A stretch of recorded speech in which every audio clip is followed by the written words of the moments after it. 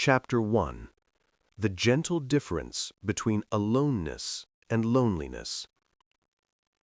There's a quiet distinction that shapes much of how we experience life, though we rarely stop to notice it.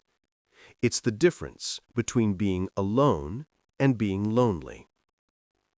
At first glance, the two seem almost identical. They both describe moments when we are by ourselves. But in truth, they are worlds apart. Aloneness can be nourishing, calm, and restorative, while loneliness can feel hollow, heavy, and painful. The key difference lies not in whether others are present, but in how we relate to ourselves when they're not. From early childhood, most of us are taught to view solitude with suspicion. We grow up believing that being alone means being unwanted, or worse, being forgotten. Think of how adults react to a child sitting by themselves at lunch. People tend to whisper, "Poor kid," as if solitude were something that needs to be fixed. That same conditioning follows us into adulthood. When someone says they spent the weekend alone, others often respond with concern, not curiosity. Yet being alone does not automatically mean something is wrong. Sometimes it means something deeply right is happening. A return to our own company, a pause in the constant noise of connection. Aloneness, in its truest form, is simply the state of being with yourself without the weight of loneliness. It's the feeling of contentment that arises when you realize you don't need to fill every silence or every empty room. Psychologists like Carl Jung and Abraham Maslow both viewed this state as essential to growth. They saw solitude not as withdrawal, but as integration, a period when your attention turns inward and you begin to understand yourself with greater honesty. When you experience true aloneness, you're not escaping the world. You're engaging with it from a quieter, deeper angle. You might be walking by the sea, reading by the window, or sitting still after a long day. You're not performing for anyone, not waiting for validation. You're simply being, and that simplicity itself feels whole. Loneliness, on the other hand, is an emotional ache. It is not defined by physical separation, but by emotional disconnection. You can be surrounded by friends, colleagues, or even a partner, and still feel profoundly lonely. That's because loneliness is the absence of meaningful connection, not the absence of people. The late social neuroscientist John Cacioppo spent years studying this phenomenon and discovered something striking. Loneliness activates the same parts of the brain as physical pain. In other words, social isolation registers to the body as an injury. It's not a weakness or a flaw. It's a signal, a biological alarm that says you need connection, you need belonging. The danger of modern life is that we often try to quiet that signal with quick distractions, scrolling, posting, filling every pause with stimulation, without ever addressing what the loneliness is really asking of us. Part of why solitude feels uncomfortable at first is because it removes the distractions that usually protect us from facing ourselves. When the external world quiets down, the internal one grows louder. The thoughts we've been avoiding begin to surface. We start to hear our own doubts, regrets, or unprocessed emotions. That can be unsettling, especially if we've spent years drowning them out with constant activity. So, when that discomfort appears, our first instinct is to run back to noise. We reach for our phones, turn on music, text someone, anything to avoid the stillness. But the truth is, that early discomfort is not a danger signal, it's the mind's way of recalibrating. If we sit with it long enough, it begins to settle. The muddy water clears, and in that clarity, we find something honest and healing. This is why so many spiritual and philosophical traditions treat solitude as a teacher. The Stoics, Buddhist monks, Christian mystics, and Sufi seekers all understood that when the world grows silent, we start to hear the deeper voice of life itself. Solitude gives us space to confront what's real. It is not about building walls against the world, but about strengthening the foundations within. Only from that inner stability can genuine connection with others take root. If you think about it, the quality of your relationships often depends on how comfortable you are with yourself when no one else is around. Reframing solitude as nourishment changes everything. Instead of seeing it as emptiness, we start to see it as a form of rest. The mind, like the body, needs recovery time. Just as muscles grow stronger after a period of rest, the psyche becomes clearer after time alone. Research from psychologist Tui V. Nguyen at Durham University shows that people who spend intentional time alone, who choose solitude rather than fall into it, often experience higher levels of calm and creativity afterwards. When they return to social life, they do so with more patience and empathy. They listen better, respond with more understanding, and feel less drained by social interactions. In other words, solitude refills what connection consumes. The art of being alone starts small. You don't have to disappear into the woods or meditate for hours. Begin with a few quiet minutes each day without your phone, your music, or your agenda. Just sit, walk, or observe. Notice how your mind immediately protests, saying, "This is boring, this is pointless." That's okay. It's just the noise of habit dissolving. If you stay with it, that restlessness eventually turns into curiosity. And curiosity leads to reflection. You start asking gentle questions like, what am I actually feeling right now? What do I truly need? And the answers that come are often softer and truer than the ones you find in constant motion. Henry David Thoreau, who spent 2 years living alone by Walden Pond, once wrote, "I never found the companion that was so companionable as solitude." He didn't mean that human connection is unnecessary. He meant that being comfortable in your own company makes every other connection richer, because you no longer approach others from a place of lack. When solitude becomes your friend, you stop using people to fill your silences. You start meeting them as equals, not as escape routes from yourself. In many ways, the ability to be alone is one of the clearest signs of emotional maturity. It shows that you can soothe yourself, entertain yourself, and face your thoughts without fear. People who cultivate this inner stability tend to be more grounded, more authentic, and less reactive to social pressure. They can give love without losing themselves, and walk away from noise without feeling abandoned. They have discovered that peace is not something the world gives, it's something that grows quietly inside. So the next time you find yourself alone, resist the urge to label it as loneliness right away. Take a breath. Ask yourself how it really feels. Does it feel heavy, like something missing? Or does it feel light, like something returning? If it's loneliness, reach out. Connection heals that ache. But if it's aloneness, stay there a little longer. Let it unfold. Because in that calm space, you might discover that solitude is not an emptiness to escape, but a fullness to enter.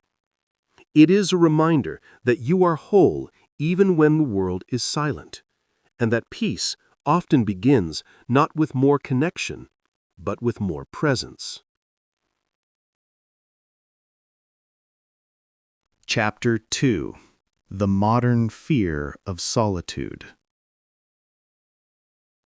We live in a world that never stops talking. From the moment we wake up to the moment we fall asleep, we are surrounded by noise. Messages, updates, notifications, podcasts, headlines, and endless conversations. It's easy to forget that silence is even an option. Solitude in our time has become almost suspicious. When someone spends too much time alone, we worry that something must be wrong. We've built a culture that treats constant connection as a sign of health and constant solitude as a sign of distress. And yet the more we surround ourselves with people, screens, and stimulation, the more disconnected we often feel from ourselves. The fear of being alone didn't appear out of nowhere. It's a product of both psychological instinct and cultural evolution. Humans are social creatures.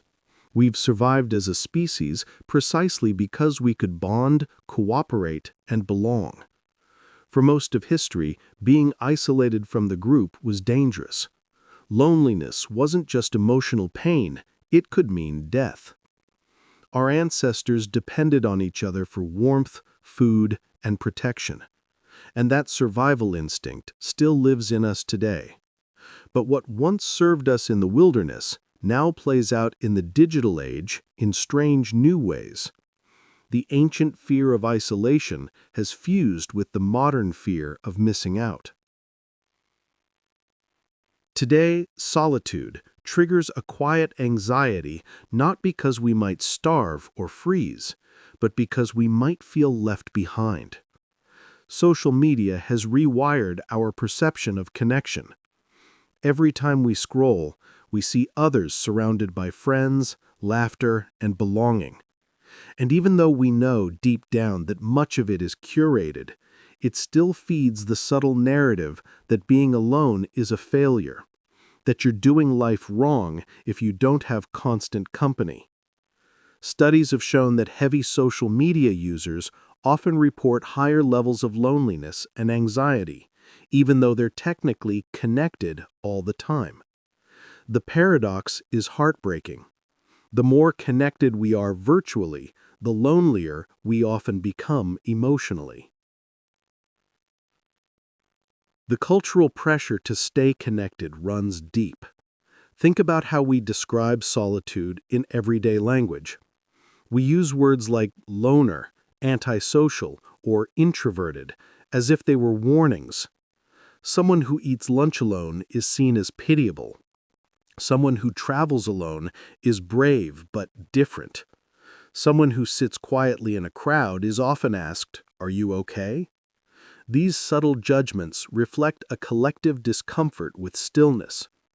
We've equated busyness with purpose and silence with emptiness. To sit quietly by yourself without a phone or conversation now feels almost rebellious. Part of this fear comes from the way modern society defines success. Productivity has become a moral value. We're told that every minute should be optimized, every pause filled, every moment measured. In that worldview, solitude appears wasteful because it produces nothing visible. A person sitting alone, simply thinking or daydreaming, doesn't look efficient. Yet history shows that some of humanity's greatest insights, inventions, and works of art emerged precisely from those unstructured hours of solitude. Einstein came up with his theory of relativity while working quietly as a patent clerk. Virginia Woolf wrote that a woman must have money and a room of her own if she is to write fiction. But the modern world rarely gives us that room.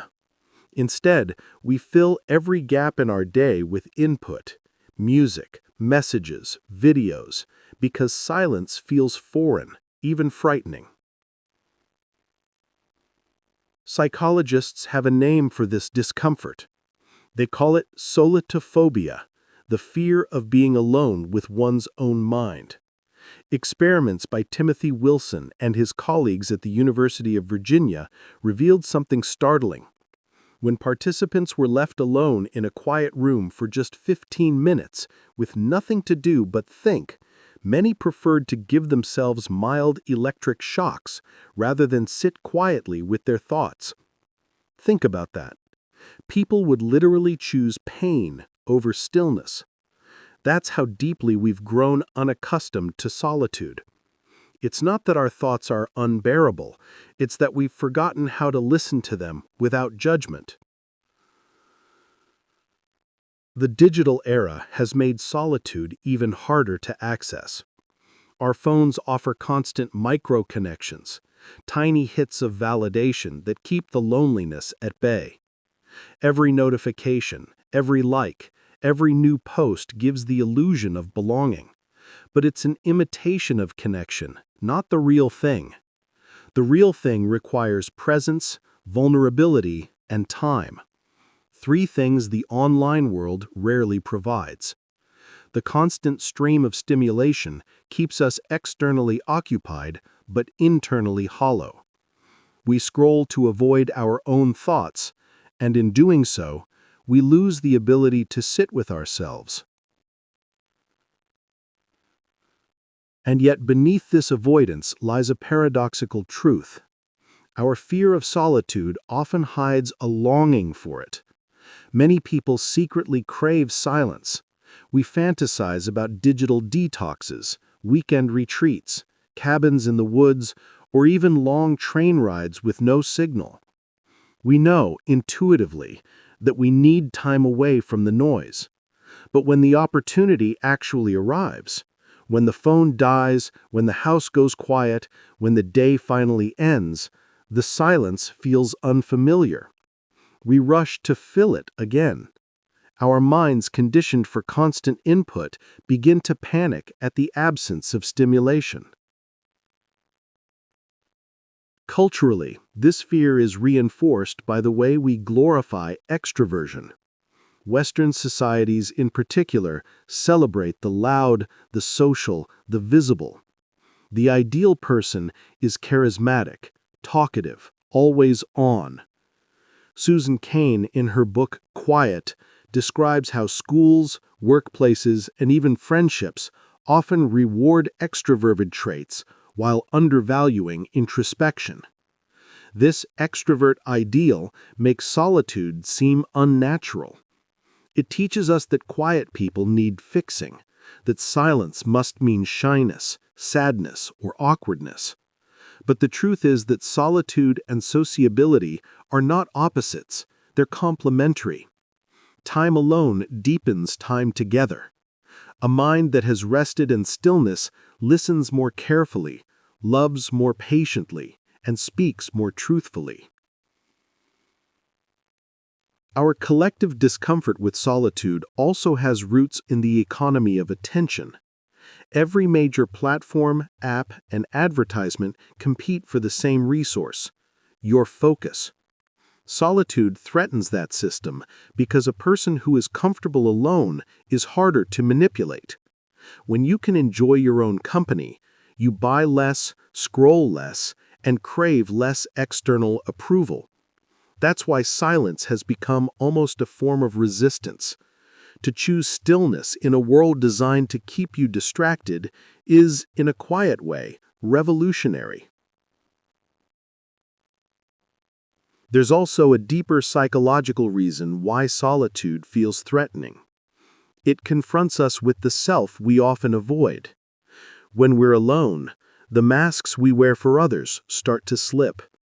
The roles we play, employee, parent, friend, achiever, fade into the background, and what's left is something raw and unfiltered. Sometimes that self feels uncertain or vulnerable. But that confrontation is where growth begins.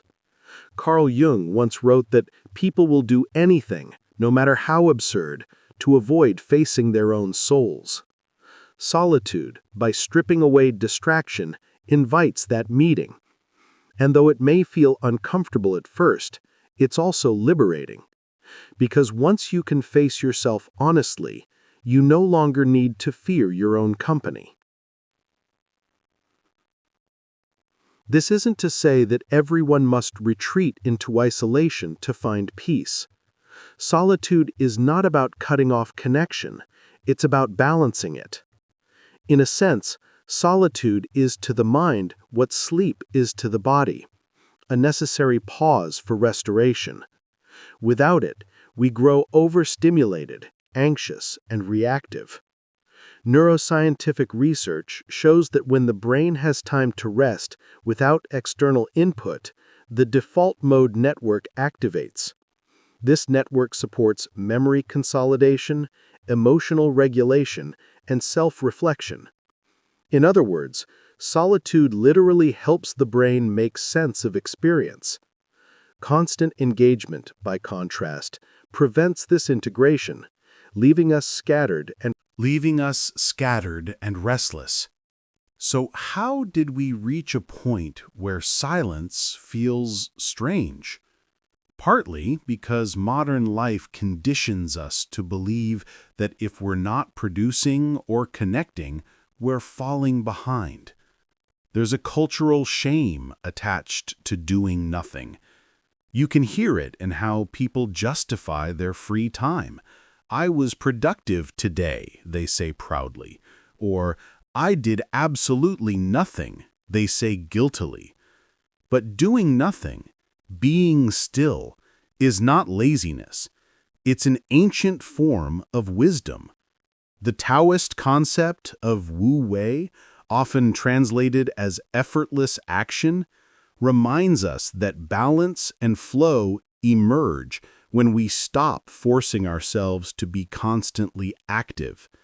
Solitude allows that kind of natural rhythm to return. The modern fear of solitude is in many ways the fear of meaninglessness. When the noise fades, we're left with big questions. Who am I really? What do I want? What if I've been living on autopilot? Those questions can feel overwhelming, especially in a culture that measures worth by performance. But facing them is what gives life depth. The Danish philosopher Søren Kierkegaard once said, "The crowd is untruth." He meant that truth, personal, moral, spiritual truth, can only be discovered in quiet individual reflection. You cannot outsource it to the collective. That's what solitude offers, a chance to hear your own answers before the world drowns them out. Of course, solitude doesn't have to mean physical separation. It can also mean mental spaciousness. You can be alone on a walk or even in a crowded cafe if your attention turns inward. The key is intentionality. Solitude chosen freely nourishes. Solitude imposed or feared depletes. The goal isn't to retreat from life, but to return to it more centered. When you give yourself regular moments of quiet, you become more resilient against the noise. You learn that silence is not empty. It's full of information, insight, and calm. Perhaps what we need today is not to overcome solitude, but to unlearn our fear of it. To remember that being alone doesn't mean being unloved, and being silent doesn't mean being forgotten. It means pausing long enough to hear life as it is. It means reclaiming your attention from the machines and markets that constantly demand it. It means making peace with your own mind. If the modern world has taught us to fear solitude, maybe the next stage of wisdom is to welcome it back. Because solitude isn't the absence of connection, it's the soil from which connection grows. It's where you meet yourself before meeting others. It's where noise turns to understanding, and restlessness turns to clarity. In that quiet space, the modern fear begins to dissolve, and what replaces it is something far gentler, a sense of belonging not just to others, but to life itself. Chapter 3. The Archetype of the Loner, Reclaiming a Maligned Figure. In almost every culture, the image of the loner carries a faint shadow. We hear the word and picture someone withdrawn, perhaps strange, maybe even dangerous. Movies often reinforce this view.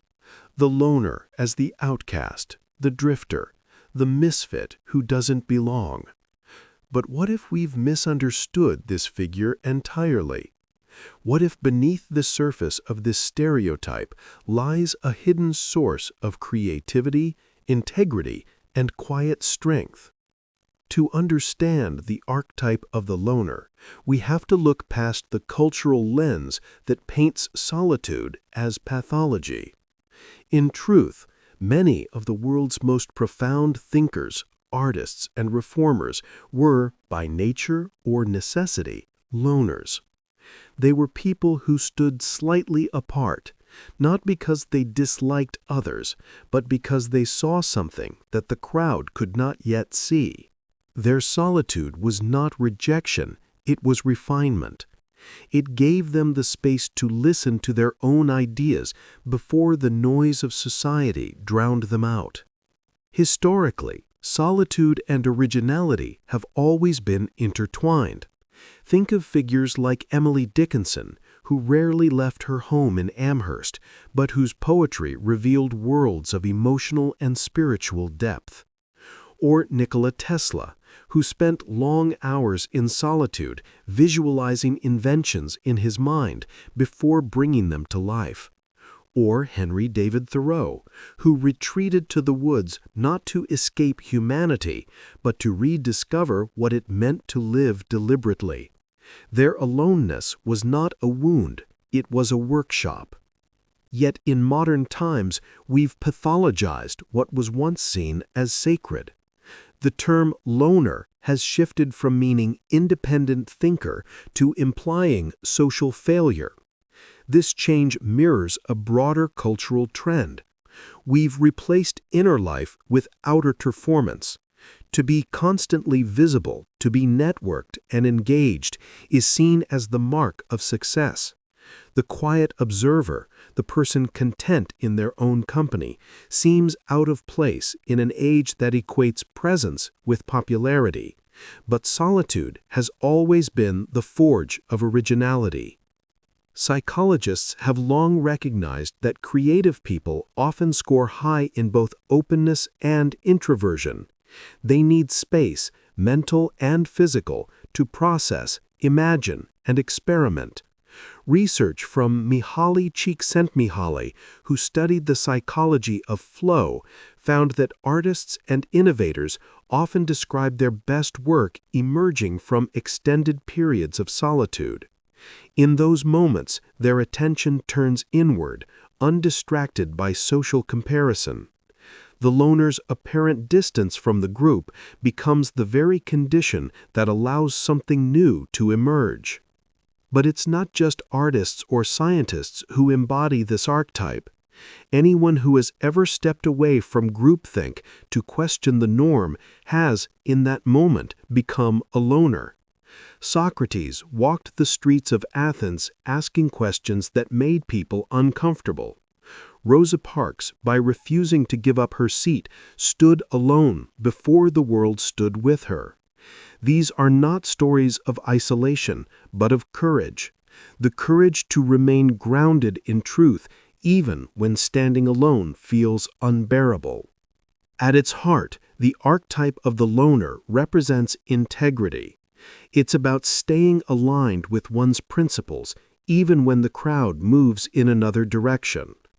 The social psychologist Erich Fromm once said, "The ability to be alone is the condition for the ability to love." What he meant is that genuine relationships and ethical convictions both depend on an inner foundation, one that only solitude can build. The loner isn't detached from humanity, they are often its conscience. Of course, solitude can be misunderstood, and not all forms of withdrawal are healthy. There's a difference between solitude and isolation, between reflection and avoidance. The loner archetype becomes destructive only when it hardens into resentment or alienation. But when solitude is chosen from strength rather than fear, it becomes a source of clarity. A person who knows how to be alone is less likely to follow the crowd blindly. They act from conviction, not conformity. There's also a spiritual dimension to the loner archetype. In myth and religion, the hero's journey almost always includes a period of solitude, a time apart from society in which transformation occurs. Jesus spent 40 days in the desert. The Buddha meditated under the Bodhi tree. Prophet Muhammad received revelation in the stillness of the Hira cave. These moments of aloneness are not incidental, they are essential. They represent a threshold where the individual faces the self and emerges renewed. The archetype of the loner is in many ways the archetype of awakening. If we look at it through this lens, solitude becomes an act of service. The loner withdraws not to escape the world, but to see it more clearly, and then returns with insight to share. Think of the scientist in the lab, the poet at the desk, the philosopher on a long walk. Each retreats into solitude so that others might later benefit from their clarity. Their isolation is not self-indulgence, it's incubation. And yet, because this process is invisible, it's often misunderstood. The modern world celebrates the final product, but rarely honors the quiet process that makes it possible. It's important, too, to recognize that not all loners choose solitude. Some are chosen by it. Circumstance, temperament, or difference can set a person apart. But even then, solitude can be transformed into a source of meaning. Consider the story of Vincent van Gogh. His life was marked by loneliness and misunderstanding. Yet through his solitude, he produced art that now touches millions. His letters to his brother Theo revealed not a madman, but a man who felt deeply and saw the world with painful clarity. In his solitude, he transmuted suffering into beauty. Modern psychology increasingly acknowledges that solitude can be vital for emotional health. Studies show that people who regularly spend intentional time alone often experience higher self-awareness and lower stress levels. A 2019 study published in Personality and Differences found that people who are comfortable with solitude tend to have stronger emotional regulation and greater satisfaction with life.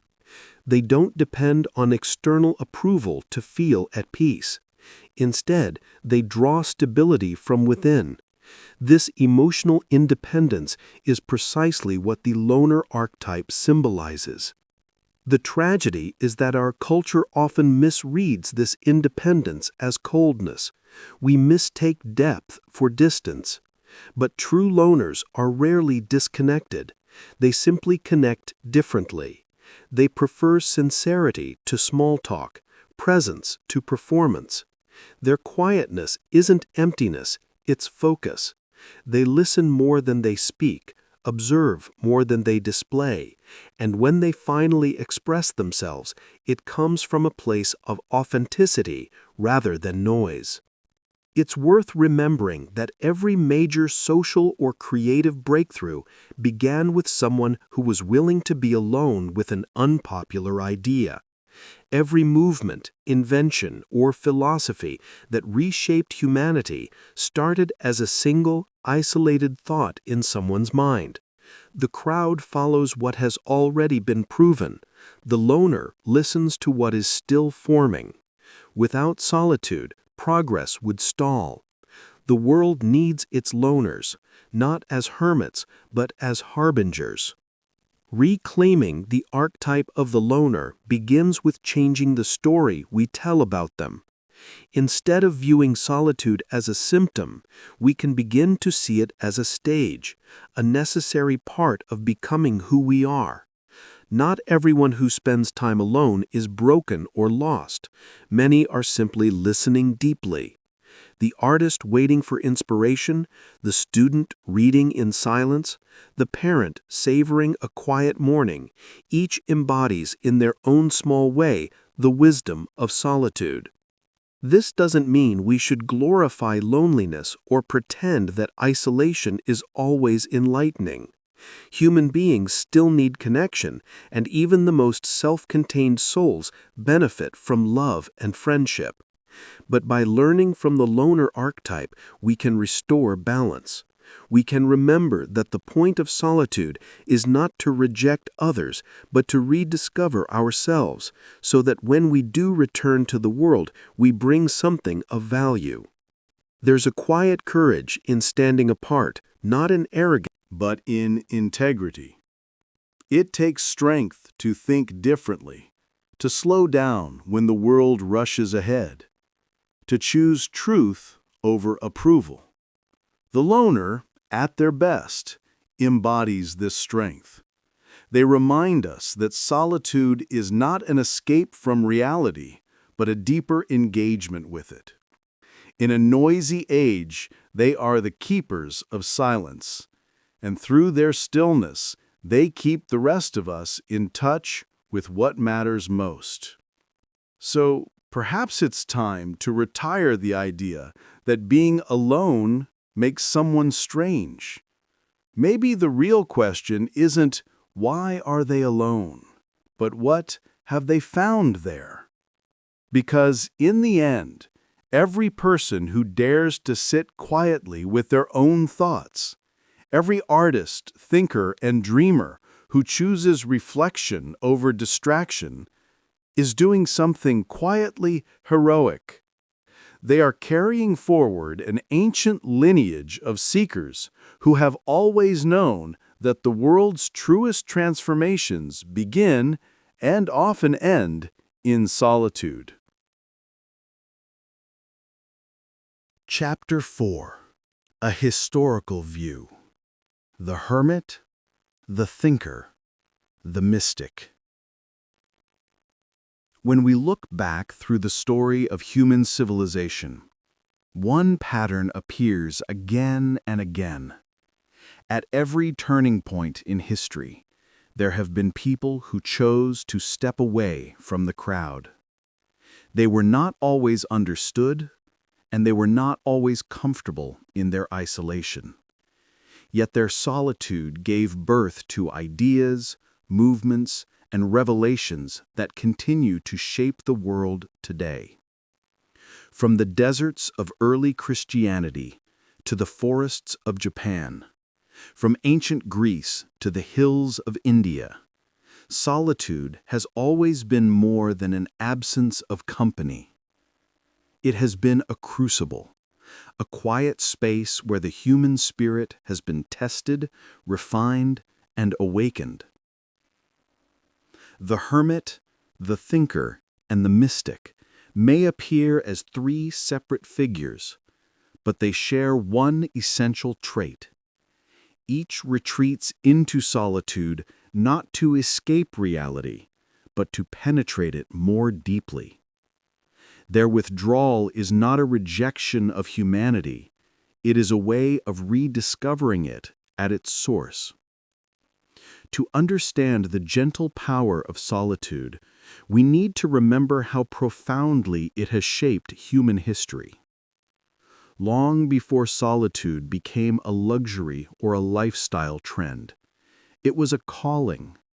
In the deserts of Egypt, during the 3rd and 4th centuries, early Christian hermits known as the Desert Fathers and Mothers fled the chaos of urban life and the corruption of power to seek God in silence. They lived in caves or simple huts, surviving on little, devoting their days to prayer and contemplation. To the outside world they seemed eccentric, even mad. But their writings, preserved through centuries, became the foundation of monastic spirituality. They believed that by removing themselves from the noise of the world, they could face their own inner noise, the pride, anger, and fear that clouded their hearts, and through that confrontation, come closer to truth. One of them, St. Anthony the Great, famously said, "Whoever sits in solitude and is quiet has escaped from 3 wars, hearing, speaking, and seeing. Yet against one thing shall he continually battle, that is, his own heart." That sentence alone captures the timeless paradox of solitude. It is both refuge and reckoning. The hermit withdraws from the outer world only to discover the vast, untamed landscape within. And in facing that landscape honestly, something transforms. What begins as separation becomes communion, not with people, but with being itself. Across cultures, this pattern repeats. In ancient China, Taoist sages wandered mountains, living simply among rivers and mist. For them, solitude was a way to align with the rhythms of nature, to experience wu wei, or effortless harmony with the flow of life. The poet and scholar Tao Yuan Ming left his official government post to live quietly in the countryside, where he wrote verses about tending his garden and drinking wine under the sun. He wrote, "I built my hut in a human realm, yet there is no noise of carriage and horse. You ask how this is possible? A heart far away creates its own quiet place." His solitude was not about escape, but clarity. To live apart from ambition, in stillness, was to recover one's humanity. In the West, philosophers and thinkers also turned toward solitude as a condition for thought. The Greek philosopher Heraclitus believed that wisdom required detachment from the crowd. He wrote, "I searched myself," suggesting that truth was not something found in public debate, but in inward observation. Centuries later, the Stoics, Epictetus, Seneca, and Marcus Aurelius, developed entire philosophies around the idea that peace comes from inner independence. Marcus Aurelius, though emperor of Rome, wrote his meditations alone in the field tents of his military campaigns. They were private notes to himself, never intended for publication. In them, we see solitude not as physical separation, but mental discipline. "Nowhere," he wrote, "can man find a quieter or more untroubled retreat than in his own soul." For Marcus, solitude was a sanctuary carried within, the ability to remain still amid chaos, to act justly without needing approval, to find stability in the midst of uncertainty.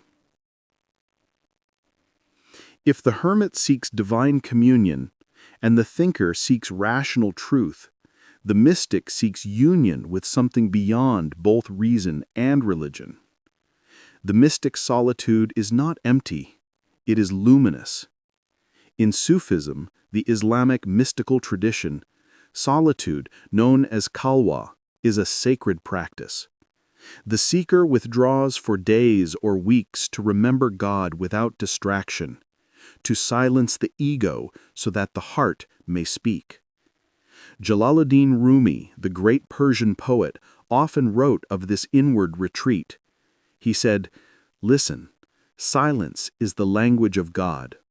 All else is poor translation." His solitude was not a withdrawal from love, but a deeper immersion in it. The silence he sought was not absence, it was presence, vast and unbroken. Buddhist monks too have long embraced solitude as the soil of awakening. The Buddha himself attained enlightenment only after sitting in deep meditation under the Bodhi tree for 49 days. His path was not one of indulgence or denial, but a middle balance, a discipline of attention that transforms solitude into insight. In Zen tradition, the monk's stillness is not isolation, but participation in reality's purest form. Every breath, every falling leaf, every ripple on the pond becomes a reminder of impermanence and interconnection. Solitude, in this context, is not separation from the world, it is intimacy with it. It strips away distraction until what remains is simple awareness, awareness of being alive, here, now. When we study these figures, the hermit, the thinker, the mystic, we notice that their solitude often precedes transformation. Moses alone on Mount Sinai, Muhammad in the cave of Hira, Jesus in the desert, Siddhartha beneath the tree. Solitude is the threshold in every sacred story, the moment when the ordinary self dissolves and something larger emerges. It is the necessary silence before revelation, the stillness in which the voice of wisdom can finally be heard. Whether one names it God, truth, enlightenment, or inspiration, the pattern is the same: retreat, insight, and contribution. And yet we must also be honest about the cost of such solitude. Many of these figures endured doubt, fear, and even despair. Solitude for them was not comfortable. It stripped away illusions. It forced them to face the parts of themselves that were unexamined or unloved. In psychological terms, it was shadow work, the confrontation with the unconscious that Carl Jung described centuries later. Jung himself often withdrew to his lake house at Bollingen to live in silence, carve stones, and record his dreams. He believed that solitude was essential for integrating the fragmented parts of the psyche. He wrote, "In each of us, there is another whom we do not know.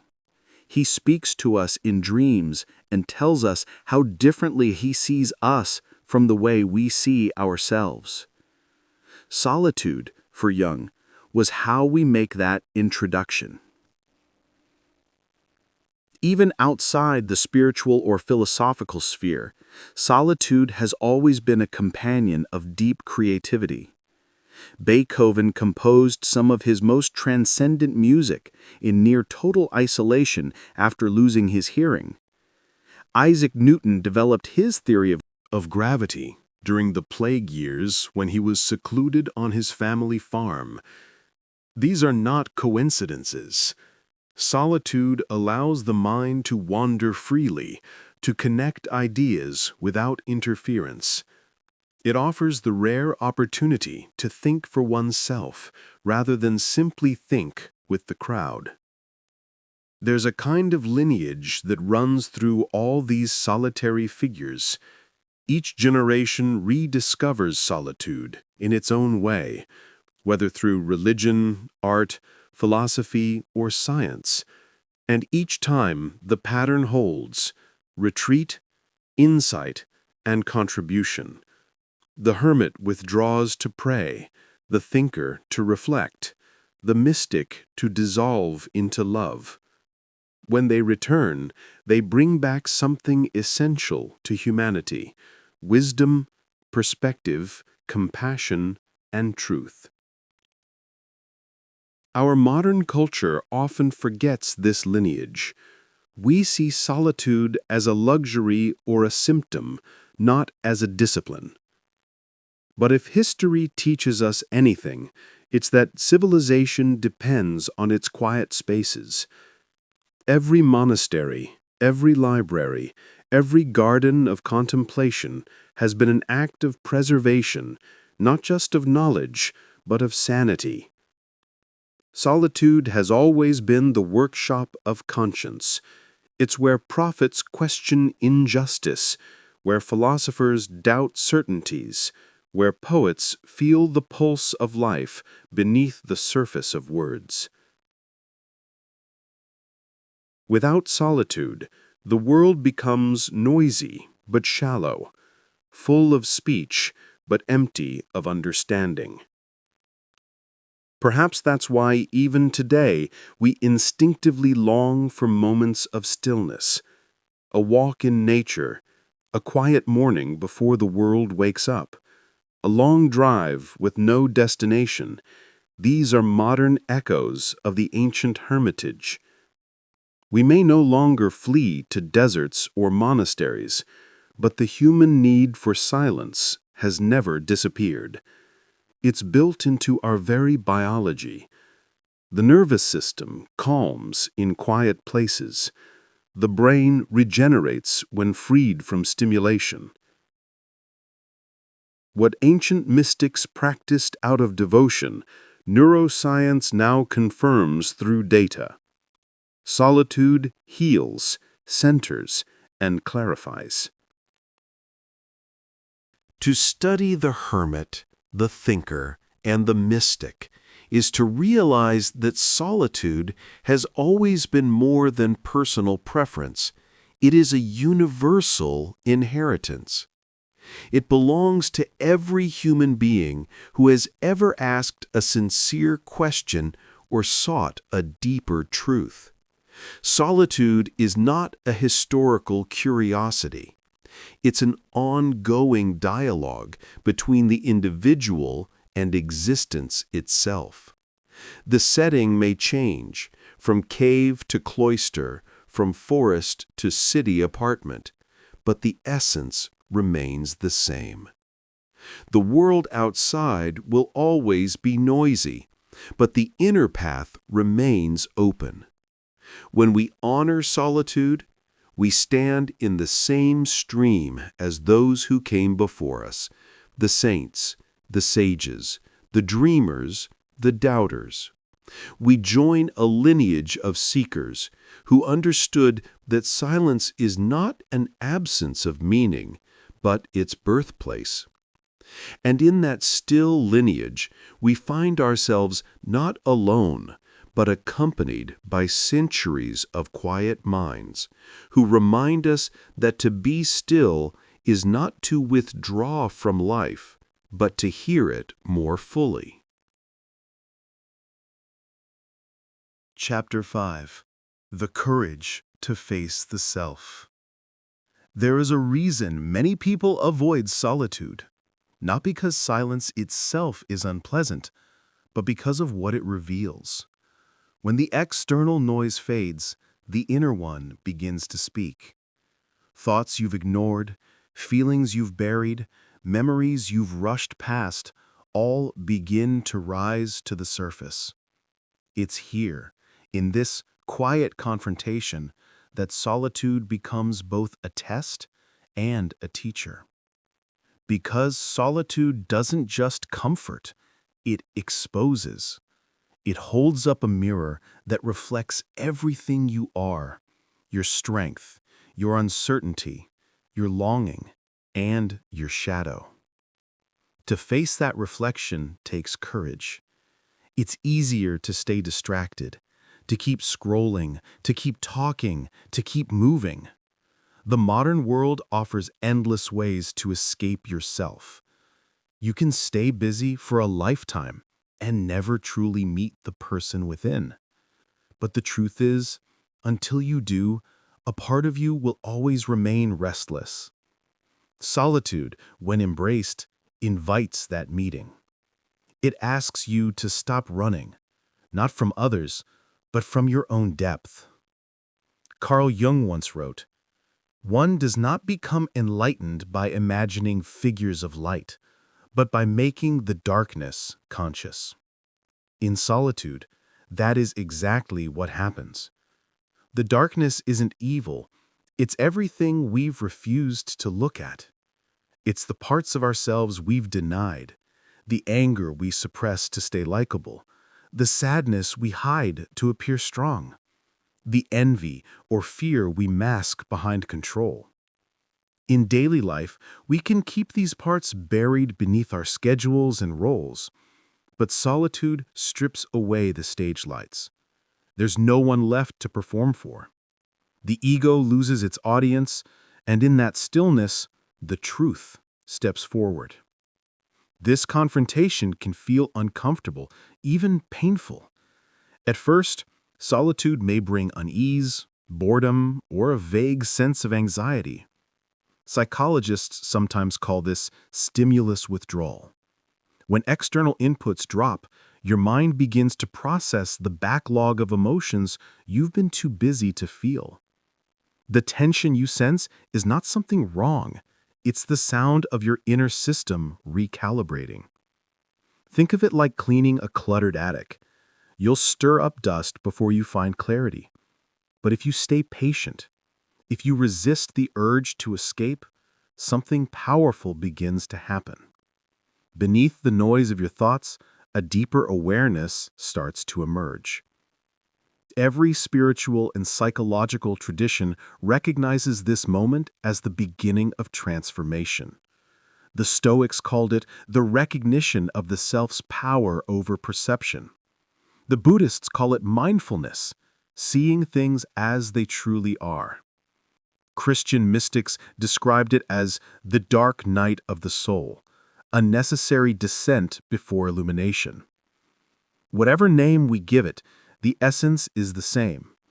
Solitude forces us to meet ourselves without disguise, and in that meeting, we begin to grow whole. It's easy to love the pleasant parts of ourselves, the kind, the generous, the capable. The challenge comes when we encounter the parts we've rejected.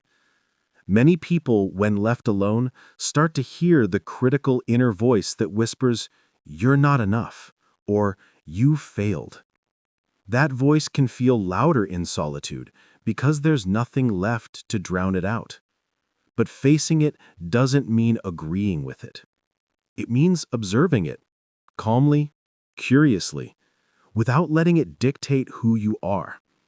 In psychological terms, this is the beginning of self-integration, learning to sit with your own contradictions without running from them. Jung believed that this inner confrontation is the foundation of individuation, the process by which a person becomes whole. The shadow, as he called it, is not meant to be destroyed, but understood. Every quality we dislike in ourselves often hides a truth or talent that has been twisted by shame. Anger can conceal a longing for justice. Fear can hide sensitivity. Envy can reveal buried desire. Solitude gives us the time and space to notice these patterns. It lets us ask, not how do I get rid of this, but what is this trying to teach me? Facing yourself also means facing your past. In silence, memories often resurface. Some tender, others painful. Many people fear solitude precisely because it reopens old wounds. But solitude can become the setting for healing if approached with compassion. Neuroscience shows that when we recall memories in a calm, reflective state rather than in panic, the brain can literally rewrite their emotional charge. This is known as reconsolidation. The memory remains, but its pain softens. In solitude, we give our mind the chance to process unfinished experiences, to make peace with what once hurt us. This inner work doesn't happen quickly. There's no switch to flip. It's more like sitting beside a frightened child. You don't lecture them. You stay with them until they feel safe again. Solitude teaches you to do the same for yourself, to sit with discomfort without judgment, to breathe through anxiety instead of resisting it, to let sadness move through you like a passing storm. Over time, this quiet companionship builds something stronger than comfort. It builds inner trust. You begin to realize that you can face your own feelings and survive them. You no longer need constant noise or company to stay afloat. You discover that your mind, once frightening, can become your ally. This is why solitude is often described as the beginning of wisdom. The Greek philosopher Aristotle said that knowing yourself is the beginning of all wisdom. Yet self-knowledge requires space. You cannot hear your own mind if it's always filled with other voices. In solitude, reflection deepens into understanding. You start to see not only what you think, but how you think. You notice your patterns, the ways you react, avoid, defend, or reach out. You begin to understand why certain people trigger you, why you chase certain goals, or why you fear stillness. And with understanding comes freedom. Modern psychology has a term for this process: self-congruence. It means that your outer actions begin to align with your inner truth. You start living from the inside out rather than the outside in. The person you show the world becomes the person you actually are. Solitude helps you make that shift because it removes the constant feedback loop of external opinion. When no one is watching, you act from sincerity, not strategy. You rediscover your authentic rhythm. Yet the courage to face the self also includes the courage to forgive it. Many people, when they finally pause, realize how harshly they've treated themselves. They replay mistakes, regrets, or words left unsaid. But solitude offers a chance to practice a gentler gaze. The same stillness that exposes our flaws can also reveal our humanity. It reminds us that imperfection is not failure, it's the texture of being alive.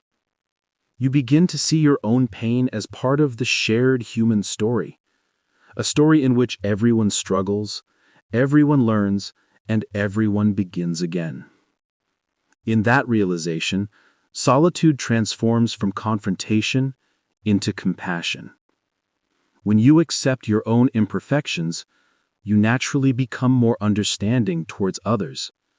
The walls between self and world soften. You recognize that everyone carries their own unspoken battles. True empathy, in this sense, begins in solitude. You can't genuinely understand another person until you've made peace with your own complexity. This, perhaps, is the quiet paradox at the heart of solitude. It begins as separation and ends as connection. The courage to face yourself doesn't lead to isolation. It leads to authenticity. When you stop hiding from your inner world, you bring your whole self into the outer one. You stop seeking validation because you no longer feel incomplete. You stop fearing silence because you've learned that silence is not emptiness, but presence. Throughout history, great teachers have spoken of this inner journey. The Buddha taught that peace comes from within. Do not seek it without. The poet Rilke wrote, "The only journey is the one within." And the Stoic philosopher Seneca reminded his students that the mind, once trained to find stillness, carries its own sanctuary everywhere. They were all pointing to the same truth. Solitude is not a punishment, but a path that begins in discomfort and ends in clarity. So what does it mean, in practical terms, to face yourself? It might begin with something simple: turning off distractions, sitting quietly, and asking, "What am I feeling right now?" You don't need to analyze or fix it. Just listen. Let the answers come in their own time. Write them down if you wish. Observe how your mind wanders, how your emotions shift. Over time, these small acts of awareness accumulate. They build a kind of inner stamina. You stop fearing what arises because you've seen it all before, and you know it passes. This kind of courage doesn't announce itself with grand gestures. It grows quietly, day by day, in moments of honesty. It's the courage to admit when you're lost, to forgive what you can't change, to accept that some questions will remain open. In solitude, you learn that control is an illusion and acceptance is a form of strength. You realize that peace is not found in perfection, but in presence. The journey inward is not easy, but it is necessary. For without it, every outer success will feel hollow. You can achieve everything the world admires and still feel incomplete if you've never met yourself beneath the surface. Solitude offers that meeting. It's an invitation to stop chasing and start listening, to let the noise settle until the still voice of truth emerges. And when it does, something remarkable happens. The fear that once kept you running begins to fade. The need for constant approval loosens its grip. You find yourself able to sit in silence, not as an escape, but as a homecoming. You realize that solitude is not about building walls. It's about clearing space. Space for honesty, space for healing, space for who you really are. That is the courage to face the self, the willingness to walk into silence and not turn away, to meet your reflection without judgment, to stay until the darkness becomes familiar, and in that familiarity to discover light. For in solitude, you do not lose yourself. You finally meet the one who's been waiting all along. Chapter 6: The Inner Critic in Solitude, Transforming Self-Confrontation. One of the most unexpected things about spending time alone is realizing just how loud your own mind can be. The external world may quiet down, but inside, another kind of noise begins. The voice that comments on everything you do, second-guesses every choice, and revisits every past mistake. That voice is the inner critic. And in solitude, without the distractions of conversation or busyness, it tends to grow louder. At first, this can be unsettling. You sit in silence hoping for peace, but instead the critic starts whispering, "You're wasting time. You should be doing something productive. You're not good enough. You'll fail again." The thoughts feel personal, almost like truths about who you are. But they're not truths. They're echoes. They come from the past, from conditioning, from experiences that taught you love must be earned or that mistakes are unforgivable. In solitude, those echoes finally have space to be heard. And while that can feel like an invasion, it's also an opportunity. Because when you hear the critic clearly, you can begin to transform it. The inner critic isn't always cruel on purpose. In fact, psychologists often describe it as a misguided protector. It developed as a defense mechanism, shaped by parents, teachers, or peers who used criticism to guide or control. Over time, that external voice became internalized. Its goal is to keep you safe, from embarrassment, from rejection, from risk. but its methods are harsh. It believes that constant judgment will keep you vigilant, that self-attack will prevent future pain. But in reality, it does the opposite. It traps you in anxiety, shame, and paralysis. In everyday life, we often avoid this inner voice by drowning it out with distractions. But solitude leaves no such escape. The silence acts like a mirror. It reflects whatever's within, including the critic's chatter. Many people mistake this moment for failure. They think, I'm doing solitude wrong because I feel worse, not better. But that's not what's happening. The discomfort simply means you're finally hearing what has always been there. And hearing is the first step toward healing. To transform the inner critic, the key is not to fight it, but to understand it. You cannot silence the voice by shouting back. You must learn to listen differently. Psychologist Richard Schwartz, the founder of internal family systems therapy, offers a useful metaphor for this process. He describes the mind as a system of parts, each with its own voice and purpose. The critic is one of those parts, a younger, protective aspect that learned to equate control with safety. When you meet this part with curiosity instead of anger, something begins to shift. You realize that the critic isn't your enemy. It's a scared guardian that doesn't know any other way to keep you safe. In solitude, you can start this dialogue gently. When the inner critic speaks, pause and ask, "What are you trying to protect me from?" The answers might surprise you. Often, behind the judgment lies fear. Fear of failure, fear of rejection, fear of being unloved. And beneath that fear often lies something even more tender, a longing to be accepted as you are. Once you recognize this, the dynamic begins to soften.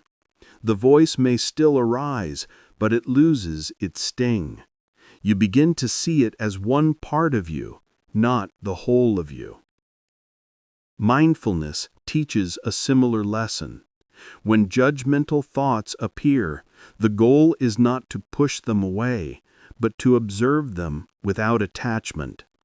The late Buddhist teacher, Thich Nhat Hanh, described this as smiling to your anger. You acknowledge its presence gently, as if greeting an old friend. You don't feed it, but you also don't deny it. Over time, that simple act of awareness disarms the critic, because judgment thrives in secrecy, but it weakens under observation. Science supports this process. Studies in self-compassion by researcher Kristin Neff show that people who respond to their mistakes with understanding rather than self-attack have better mental health, stronger motivation, and lower levels of anxiety. Self-compassion isn't indulgence, it's realism. It recognizes that imperfection is part of being human. Solitude gives you the perfect laboratory to practice this realism. When you're alone, you have no external applause or disapproval to rely on. You become your own witness. That's why solitude can be such a powerful teacher. It shows you how to offer yourself the same kindness you would offer someone you love. Think about it this way. If a friend came to you saying, "I failed again," would you call them useless? Would you tell them they're doomed to repeat the same mistakes forever? Of course not. You'd comfort them, remind them of their worth, and help them find perspective. Yet when we talk to ourselves, we often say things we would never say to another person. Solitude reveals that double standard. And once you see it, you can begin to correct it. You can replace harshness with patience, scolding with support. The transformation of the inner critic doesn't happen overnight. There will be days when the old voice resurfaces louder than ever, when self-doubt creeps back in.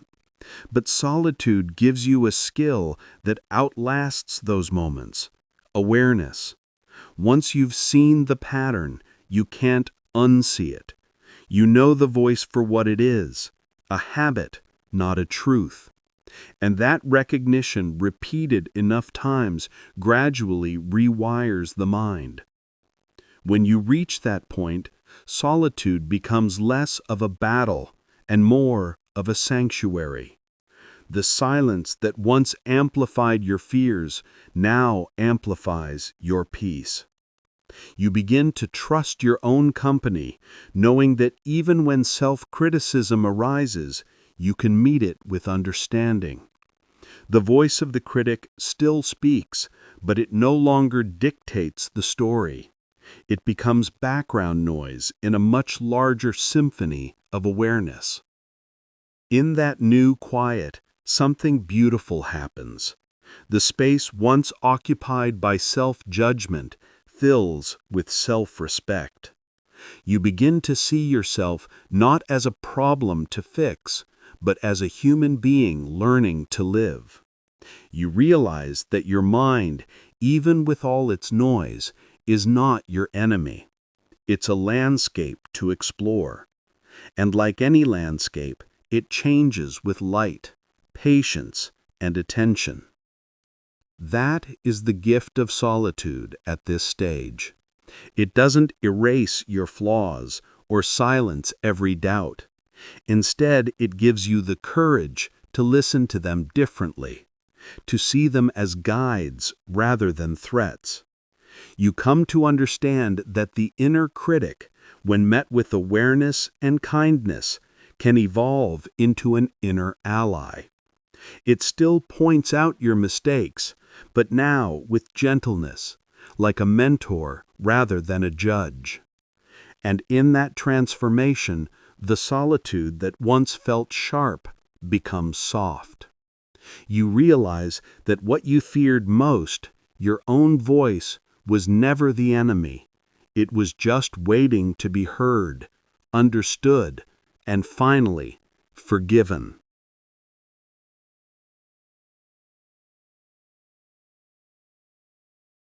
Chapter 7. Emotional Regulation. Solitude as an Emotional Reset. One of the quiet miracles of solitude is its ability to restore emotional balance.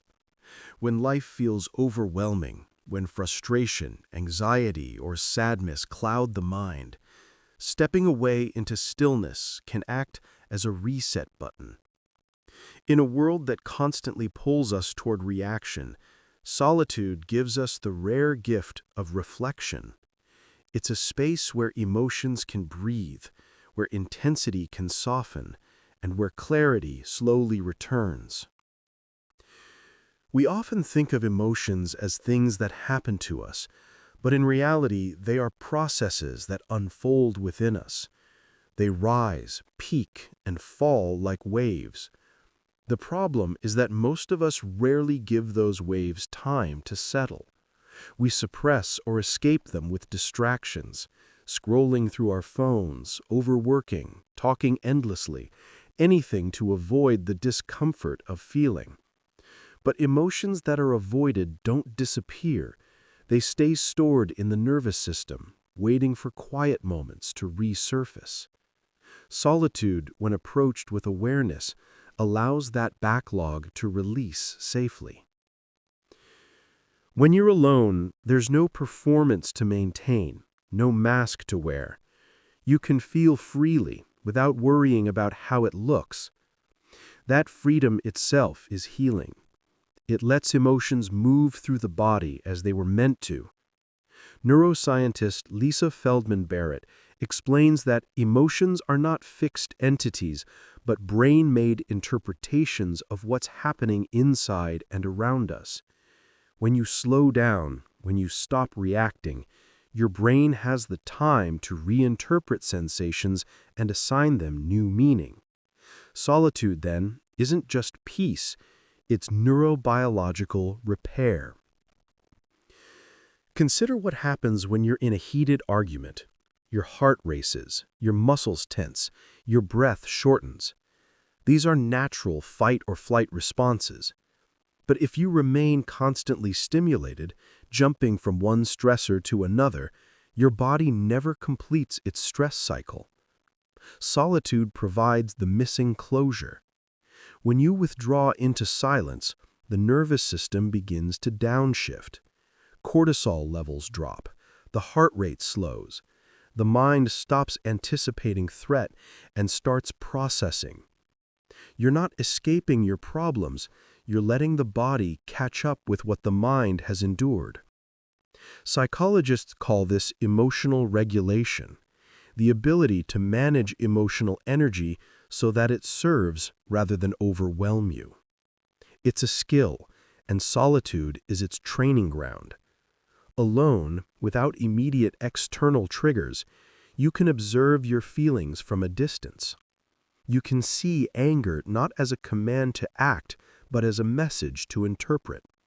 You can feel sadness without drowning in it, simply noticing where it sits in your body, how it shifts and fades. Over time, this quiet observation builds resilience. You become less reactive, more responsive. There's a beautiful concept in meditation known as the gap, the space between stimulus and response. In that tiny moment lies all your freedom. Solitude widens that gap. It gives you the time to pause before reacting, to feel before deciding, to understand before speaking. When you learn to live from that space, emotions lose their power to control you. They become guides rather than masters. Modern neuroscience has begun to explain what contemplative traditions have known for centuries. During solitude, when external stimuli decrease, the brain activates what scientists call the default mode network, a system associated with introspection, memory integration, and emotional processing. It's like the mind's maintenance mode. Without this downtime, our mental files remain disorganized, emotions half-processed, thoughts unresolved. Solitude allows the brain to sort through them, connecting past experiences with present insights. This is why a walk alone often brings sudden clarity, or why answers arrive when you finally stop searching. Think of solitude as emotional decluttering. Each day, you accumulate feelings, irritations, worries, hopes that pile up quietly. Without pauses, they blend into confusion. But when you sit alone, even for a short time, the clutter begins to separate. You can name what you feel, understand where it comes from, and decide what to release. Naming an emotion is powerful. Studies show that labeling feelings reduces their intensity by engaging the rational parts of the brain. I'm not lost, you realize. I'm just anxious. I'm not hopeless, you see. I'm tired. Once named, the emotion loses its grip. This is one of the reasons solitude feels calming. It helps the mind make sense of itself. Emotions at their core are signals. Anger signals that a boundary has been crossed. Fear warns of potential danger. Sadness tells you something needs to be let go. But when you're surrounded by noise and stimulation, you can't hear those messages clearly. You react to the surface feeling instead of listening to the underlying need. Solitude slows everything down enough for you to decode the message. You begin to see emotions not as enemies, but as messengers trying to help you realign with what matters. Take sadness, for instance. Many people fear it, associating it with weakness. But sadness, when felt fully, is cleansing. It softens the heart. It releases resistance. Solitude gives sadness room to breathe until it transforms into understanding.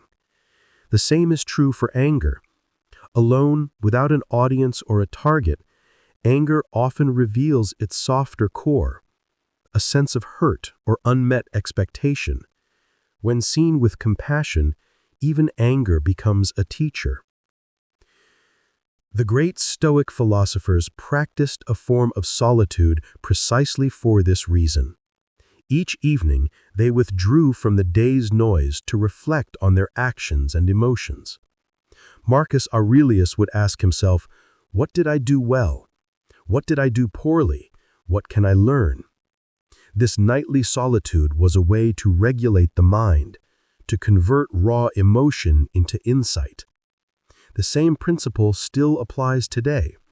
Spending even a few quiet minutes reviewing your emotional day helps you process it, rather than carry it unconsciously into tomorrow.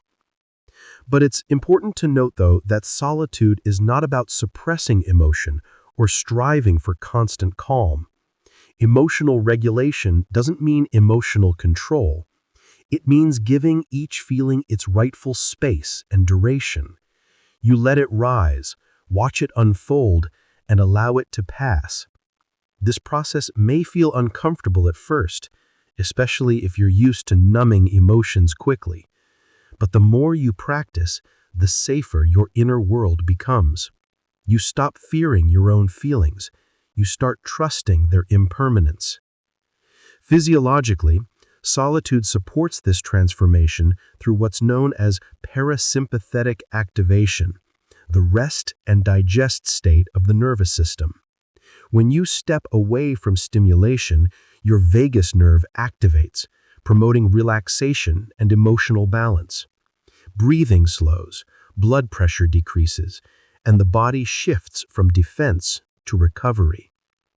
It's as if solitude tells every cell in your body, "You're safe now. You can let go."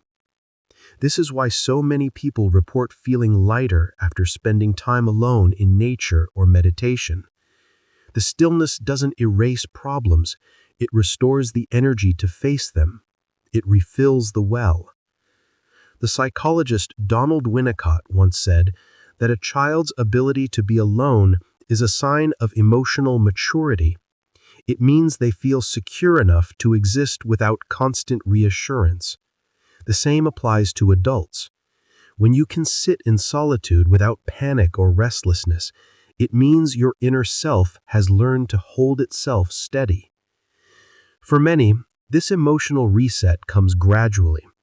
The first few times you sit alone, the silence might feel restless, thoughts spin, old worries resurface. But if you stay, if you breathe through the unease, you'll notice something subtle. The emotions that once felt overwhelming begin to lose intensity.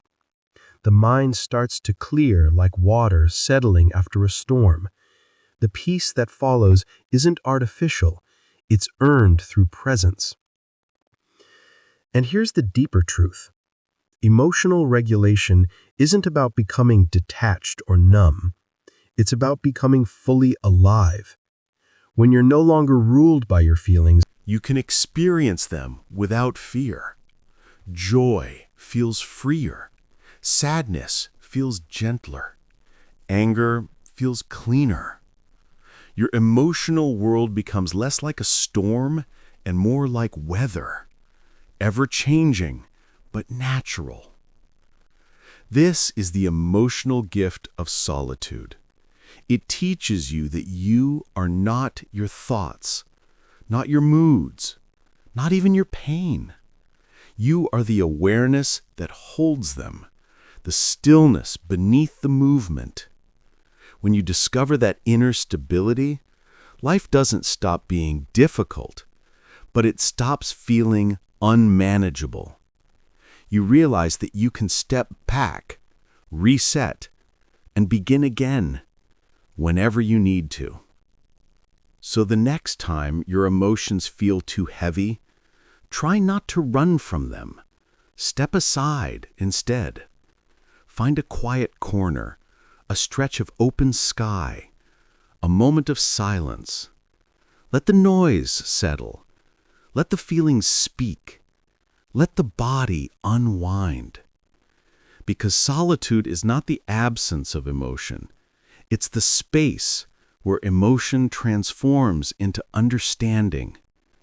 It's the reset that reminds you, beneath every wave of feeling, there is always calm water waiting to be found. Chapter 8. The Brain in Solitude, the Default Mode Network, and Reflection. When we think about solitude, we often focus on its emotional or spiritual dimensions, the calm it brings, the insight it awakens. But solitude also has a deeply biological side. The brain itself changes when we step away from noise and stimulation. In those quiet moments, when you're not actively doing anything, no phone, no conversation, no task, your mind shifts into a unique and powerful mode of operation known as the Default Mode Network, or DMN. This network, active only when we're at rest, is one of the reasons solitude feels so restorative. It's not that the brain turns off when we're alone, it's that it begins a different kind of work. For decades, scientists assumed that a resting brain was an idle brain. The common belief was that mental activity occurred only when we focused on external tasks. But in the early 2000s, researchers using functional MRI scans made a surprising discovery. Even when people were not engaged in any activity, just lying quietly, their brains lit up in complex, coordinated patterns. It turned out that the brain has a default state, one devoted not to reacting, but to reflecting. The default mode network includes several key regions, such as the medial prefrontal cortex, posterior cingulate cortex, and parts of the hippocampus. You don't need to remember those terms, but what's important is what they do. This network becomes active when we daydream, recall memories, imagine the future, or think about ourselves and others. It's the brain's introspection system, the seat of our inner narrative, the quiet storyteller that gives continuity to our identity. In solitude, when external demands drop away, the DMN comes alive. The brain begins to process experiences that daily busyness leaves unfinished. It replays interactions, examines emotions, and integrates information into memory. Essentially, solitude is the brain's maintenance time, the psychological equivalent of defragmenting a hard drive. It's when short-term experiences are woven into long-term understanding. That's why insights often appear out of nowhere when you're walking alone, showering, or resting in silence. The DMN has been working behind the scenes, connecting dots you didn't realize were connected. One study conducted at Harvard by neuroscientists Randy Buckner and Daniel Schachter found that the default mode network is crucial for what they call mental time travel. When we're at rest, the brain uses this network to simulate possible futures and revisit the past, not as rumination, but as rehearsal. This reflective activity helps us learn from experience, plan more wisely, and develop empathy by imagining others' perspectives. In other words, solitude doesn't just calm the mind, it strengthens the very circuits that make us human. But in the modern world, this reflective rhythm is constantly disrupted. Notifications, noise, and multitasking keep the brain in a state of task-positive mode, which is great for immediate problem-solving, but poor for deep reflection. The more we fill every pause with stimulation, the less time the DMN has to operate. Over time, that deprivation takes a toll.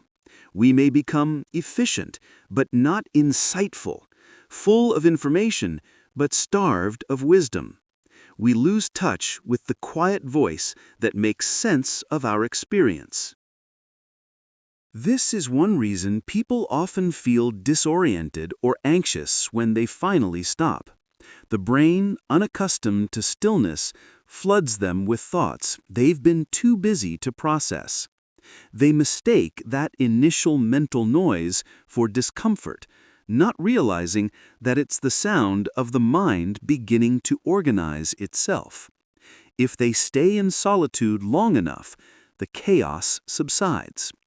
The DMN settles into coherence, and a different kind of clarity emerges, a sense of perspective that cannot be accessed in constant motion. To understand why this matters, imagine two kinds of intelligence. The first is active intelligence, the sharp, goal-oriented focus that gets things done. It's the energy of concentration, useful for solving external problems. The second is reflective intelligence, the calm, spacious awareness that synthesizes meaning. It's the energy of understanding. Modern life overdevelops the first and neglects the second.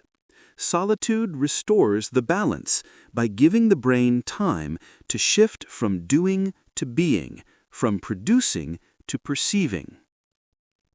Psychologist Jerome Singer, who studied daydreaming in the 1970s, found that allowing the mind to wander during quiet moments plays a crucial role in creativity. When the DMN is active, the brain doesn't rest aimlessly. It explores. It tests scenarios, builds narratives, and forms associations that linear thinking could never reach. This is why artists, scientists, and writers often credit their breakthroughs to moments of solitude rather than work. Einstein famously said that his greatest insights came during thought experiments, quiet moments of imagination when he allowed ideas to drift freely. Yet it's not just creativity that depends on the DMN. It's also self-understanding. The network is heavily involved in what psychologists call self-referential processing, the ability to think about who we are and what we value.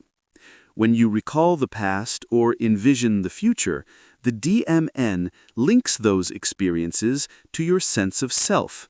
It weaves continuity through your memories, helping you understand your story. Solitude, by activating this system, strengthens your narrative identity. It helps you see your life as a whole, not as a series of disconnected moments. Interestingly, research also suggests that a healthy functioning of the default mode network is associated with emotional regulation and empathy. When the brain has time to integrate feelings and experiences, it becomes easier to understand both yourself and others. Conversely, when this network is overactive without balance, especially when combined with stress, it can fuel rumination and anxiety. That's why how we enter solitude matters. Solitude used mindfully invites reflection.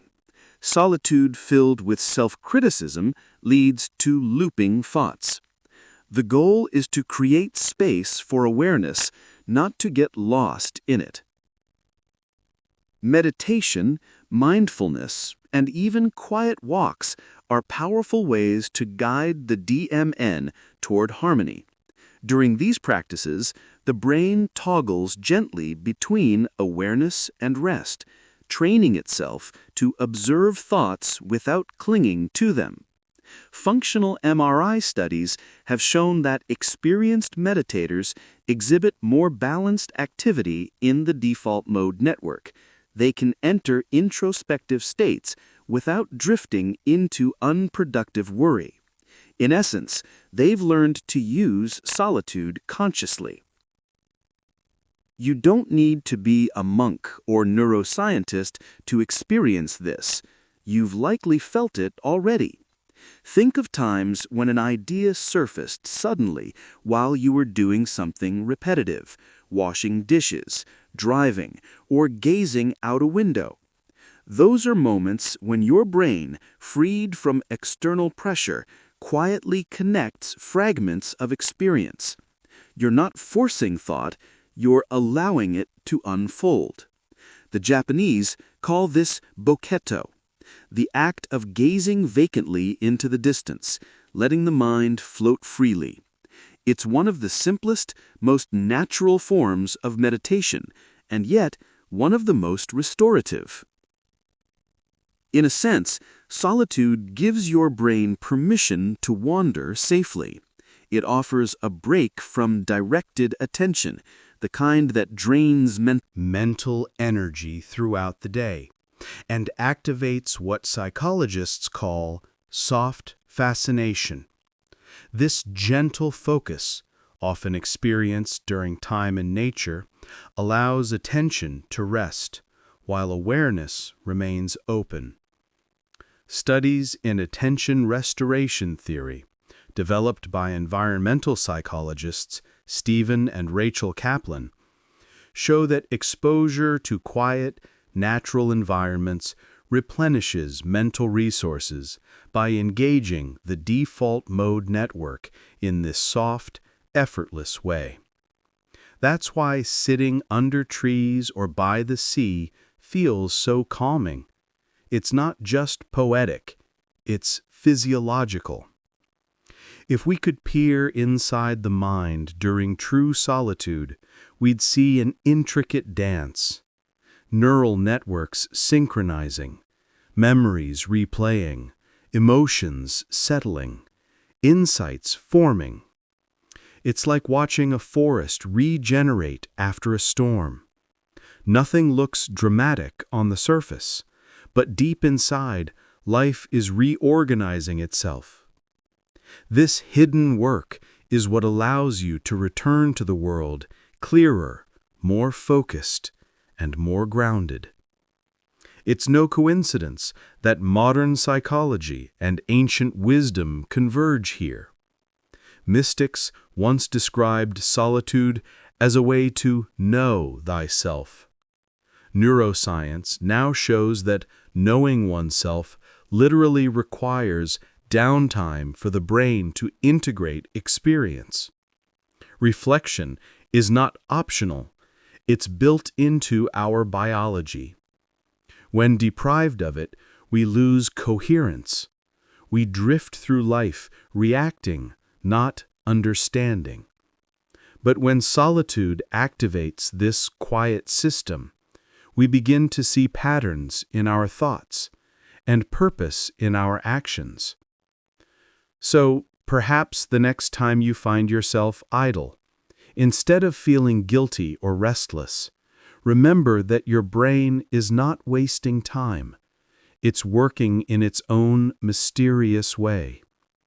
It's sorting, weaving, restoring. Solitude, far from being an escape from reality, is a way of aligning with it. It's how the mind heals and renews itself. When you learn to honor this rhythm, something changes. You stop fearing quiet moments. You stop equating stillness with laziness. You begin to trust that reflection is not inactivity. It's deep activity of a different kind. And in that trust, solitude transforms from emptiness into energy. It becomes not just a break from life, but the space where life begins to make sense. Because when the world goes silent, the brain does not sleep. It listens. It listens to memory, to imagination, to possibility. And in that listening, we rediscover the quiet intelligence that has always lived within us, the intelligence that doesn't shout, but whispers, that doesn't demand, but reveals. Chapter 9. The Physiology of Aloneness, the Vagus Nerve and Restorative Stillness. We often think of solitude as something that affects only the mind, peaceful, introspective, perhaps even spiritual. But solitude reaches deeper than that. It touches the body. When you're alone and still, when noise fades, and you let the breath slow naturally, something remarkable happens inside. Your entire nervous system begins to rebalance. It's as if your body, long held in tension by the pace of life, finally exhales. Beneath the calm you feel, a quiet physiological transformation is taking place, one that's governed by one of the most fascinating and essential parts of the human body, the vagus nerve. The vagus nerve is the body's great communicator. Its name comes from the Latin vagare, meaning to wander, and that's exactly what it does. It wanders from the brainstem through the face, throat, heart, lungs, and abdomen, connecting nearly every major organ along the way. It's the main highway of the parasympathetic nervous system, the network responsible for rest, recovery, and digestion. When you're under stress, the sympathetic nervous system activates the fight or flight response. The vagus nerve performs the opposite function. It tells your body that it's safe to relax. When you step into solitude, you begin to activate this calming pathway. The pace of your breathing slows, your heart rate steadies, and the body shifts from defense to healing. This state is called vagal tone, a measure of how effectively the vagus nerve can regulate your inner balance. The higher your vagal tone, the more resilient you are emotionally and physically. People with strong vagal tone recover faster from stress, sleep better, and experience lower levels of inflammation. In essence, solitude doesn't just quiet the mind, it strengthens the body's ability to self-regulate. Modern research has shown that solitude can enhance vagal activity through two main channels, breath and stillness. Deep, rhythmic breathing, which happens naturally when we relax, stimulates the vagus nerve. You don't need a special technique, just slow, intentional breaths in and out through the nose. This pattern sends signals to the brain that say, there's no threat here. The body, convinced, releases tension from the muscles, lowers blood pressure, and restores equilibrium. Even a few minutes of this state each day can have measurable effects on well-being. Stillness works in a similar way. When you sit quietly and allow your senses to rest, your heart and respiratory systems begin to synchronize, a phenomenon called cardiorespiratory coherence.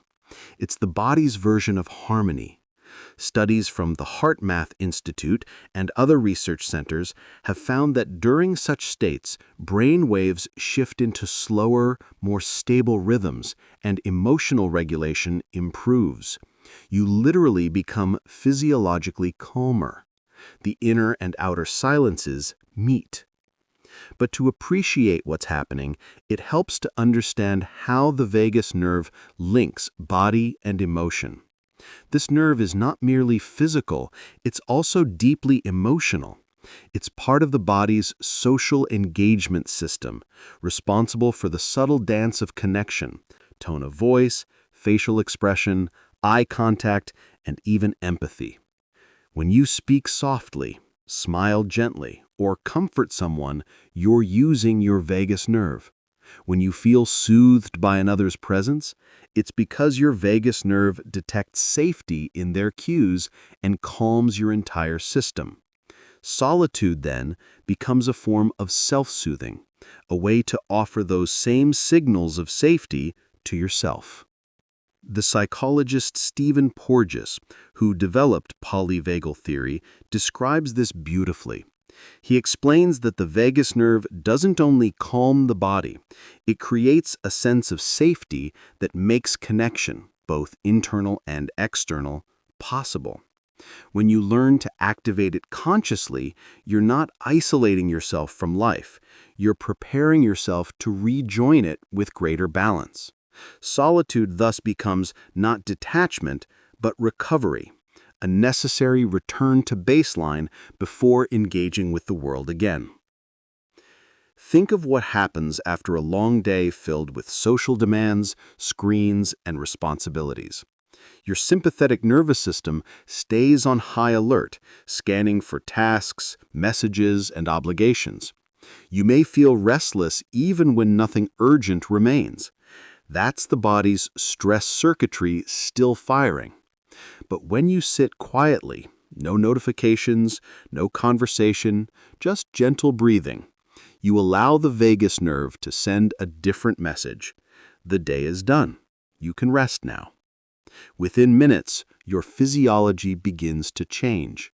Your digestion improves, muscles unclench, the mind stops scanning for threat. You re-enter the natural rhythm your body was built to maintain, but modern life so often interrupts. This process isn't just theoretical. Studies have found that intentional quiet time, whether through meditation, prayer, or even silent reflection, reduces inflammation markers like C-reactive protein and lowers heart rate variability, both signs of improved parasympathetic function. The implication is profound. Solitude may literally heal at the cellular level. By quieting the nervous system, it gives the body space to repair itself. In the same way, solitude helps regulate emotional pain. When you're upset, the body reacts as if it's under threat. Heart pounding, chest tight, breath shallow. In company, you might suppress these reactions to appear composed. Alone, you can finally let them move through. You can cry without apology, breathe without holding back. As you do, the vagus nerve helps restore balance, releasing the pent-up tension stored from unexpressed emotion. This is why solitude, even when it feels sad, so often leads to relief afterward. It's not just psychological catharsis, it's physiological reset. There's an intimate connection, too, between the vagus nerve and the voice. Humming, chanting, or even softly speaking to yourself can stimulate vagal tone. That's why ancient traditions across cultures use vocal sound in solitary practice. Gregorian monks chanting in stone halls, Hindu yogis reciting Om, Sufi mystics whispering divine names, all were engaging in something both spiritual and biological. The vibrations of the vocal cords send calming signals through the vagus nerve, slowing the heart and deepening the breath. What they experienced as divine resonance, we now understand as the body's own built-in harmony system. Modern research has even found that spending time in quiet nature environments enhances vagal activity. When you sit by the ocean, walk in a forest, or listen to birdsong, your nervous system receives a constant stream of gentle, patterned stimuli, none of them demanding, all of them regulating. Nature offers a kind of rhythmic predictability that reassures the body. It tells your ancient biology this place is safe. That's why solitude in natural settings feels so deeply restorative. It's not just peaceful, it's physiologically grounding. In contrast, environments saturated with noise, speed, and unpredictability, city streets, endless screens, constant alerts, keep the vagus nerve suppressed. the body remains in low-grade alertness, unable to fully relax. Over time, that chronic tension contributes to fatigue, irritability, and even illness. Solitude, by removing those stimuli, allows the nervous system to complete its stress cycles. It's the equivalent of letting the body sigh after holding its breath all day. This connection between stillness and healing isn't new. Ancient cultures intuited it long before neuroscience confirmed it. In the Japanese art of Shinrin-yoku, or forest bathing, people immersed themselves quietly in the woods, breathing slowly and observing with all their senses. Research shows that this simple practice lowers cortisol levels and strengthens immune function. In the Christian monastic tradition, silence and stillness were considered forms of purification, not just moral or spiritual, but physical. The monks may not have known the term vagal tone, but they understood that stillness renews both soul and body. When you begin to honor solitude as a physical necessity, not just an emotional luxury, your relationship with it changes. You stop seeing it as doing nothing and start seeing it as returning to balance. Just as muscles need rest between exertion, the nervous system needs quiet between stresses. Without it, the body Cannot sustain well-being. This understanding reframes solitude not as withdrawal, but as maintenance. Maintenance of peace, clarity, and vitality. And here lies something beautiful. Solitude not only calms you in the moment, but trains your physiology to find calm more easily later. The more often you enter restful solitude, the more responsive your vagus nerve becomes. This means that even in stressful situations, your body can recover faster. Emotional resilience isn't just mental toughness, it's physiological flexibility. It's your system's ability to move gracefully between activation and rest. So, the next time you sit quietly, perhaps with a cup of tea, a slow breath, a moment of stillness, remember that your calm is not just in your head, it's in your heartbeat, your lungs, your digestion.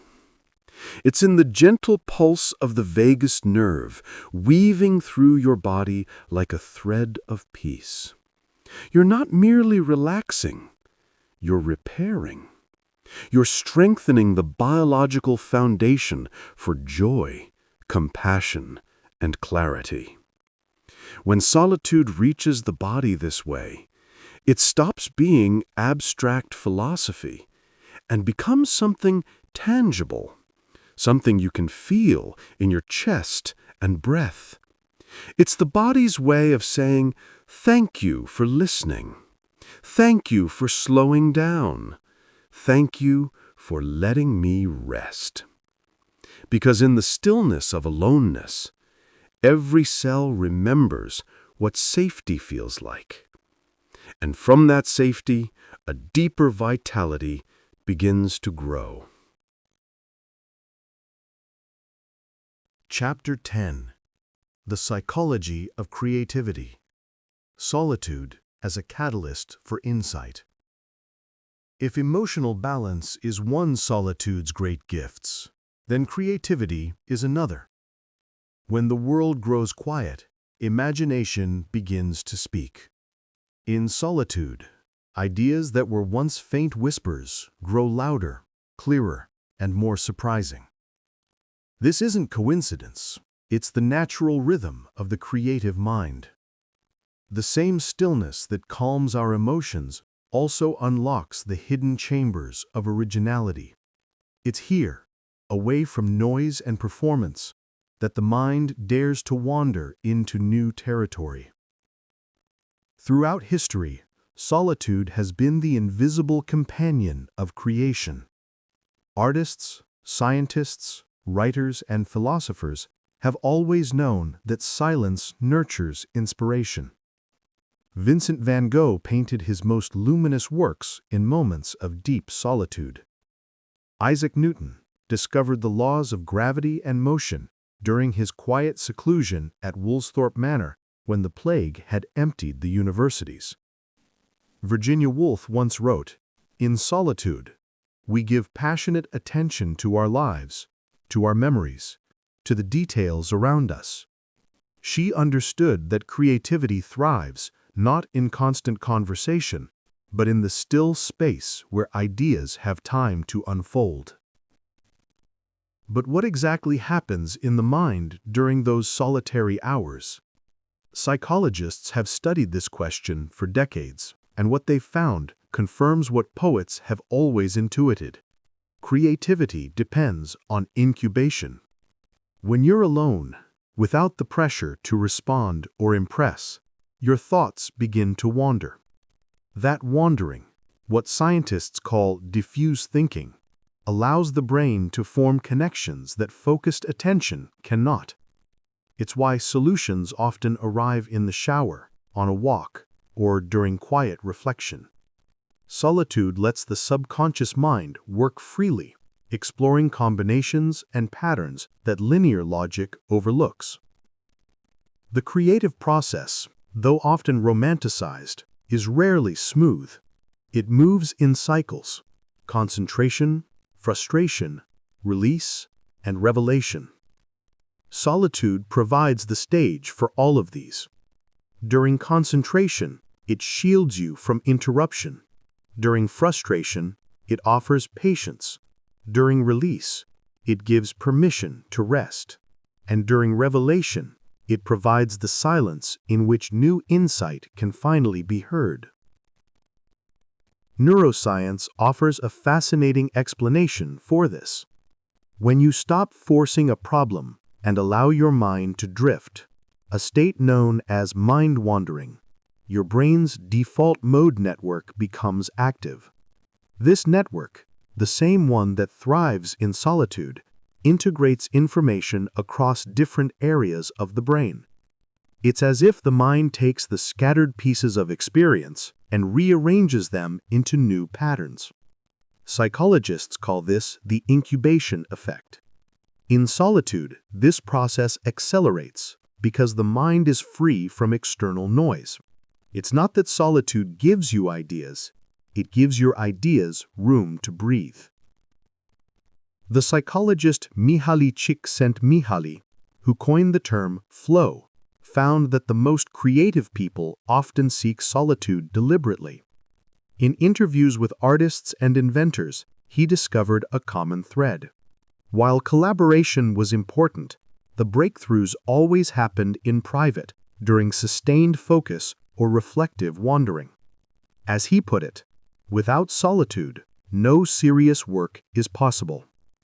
The mind needs those long, unbroken stretches of attention where external validation falls away and the inner voice becomes the guide.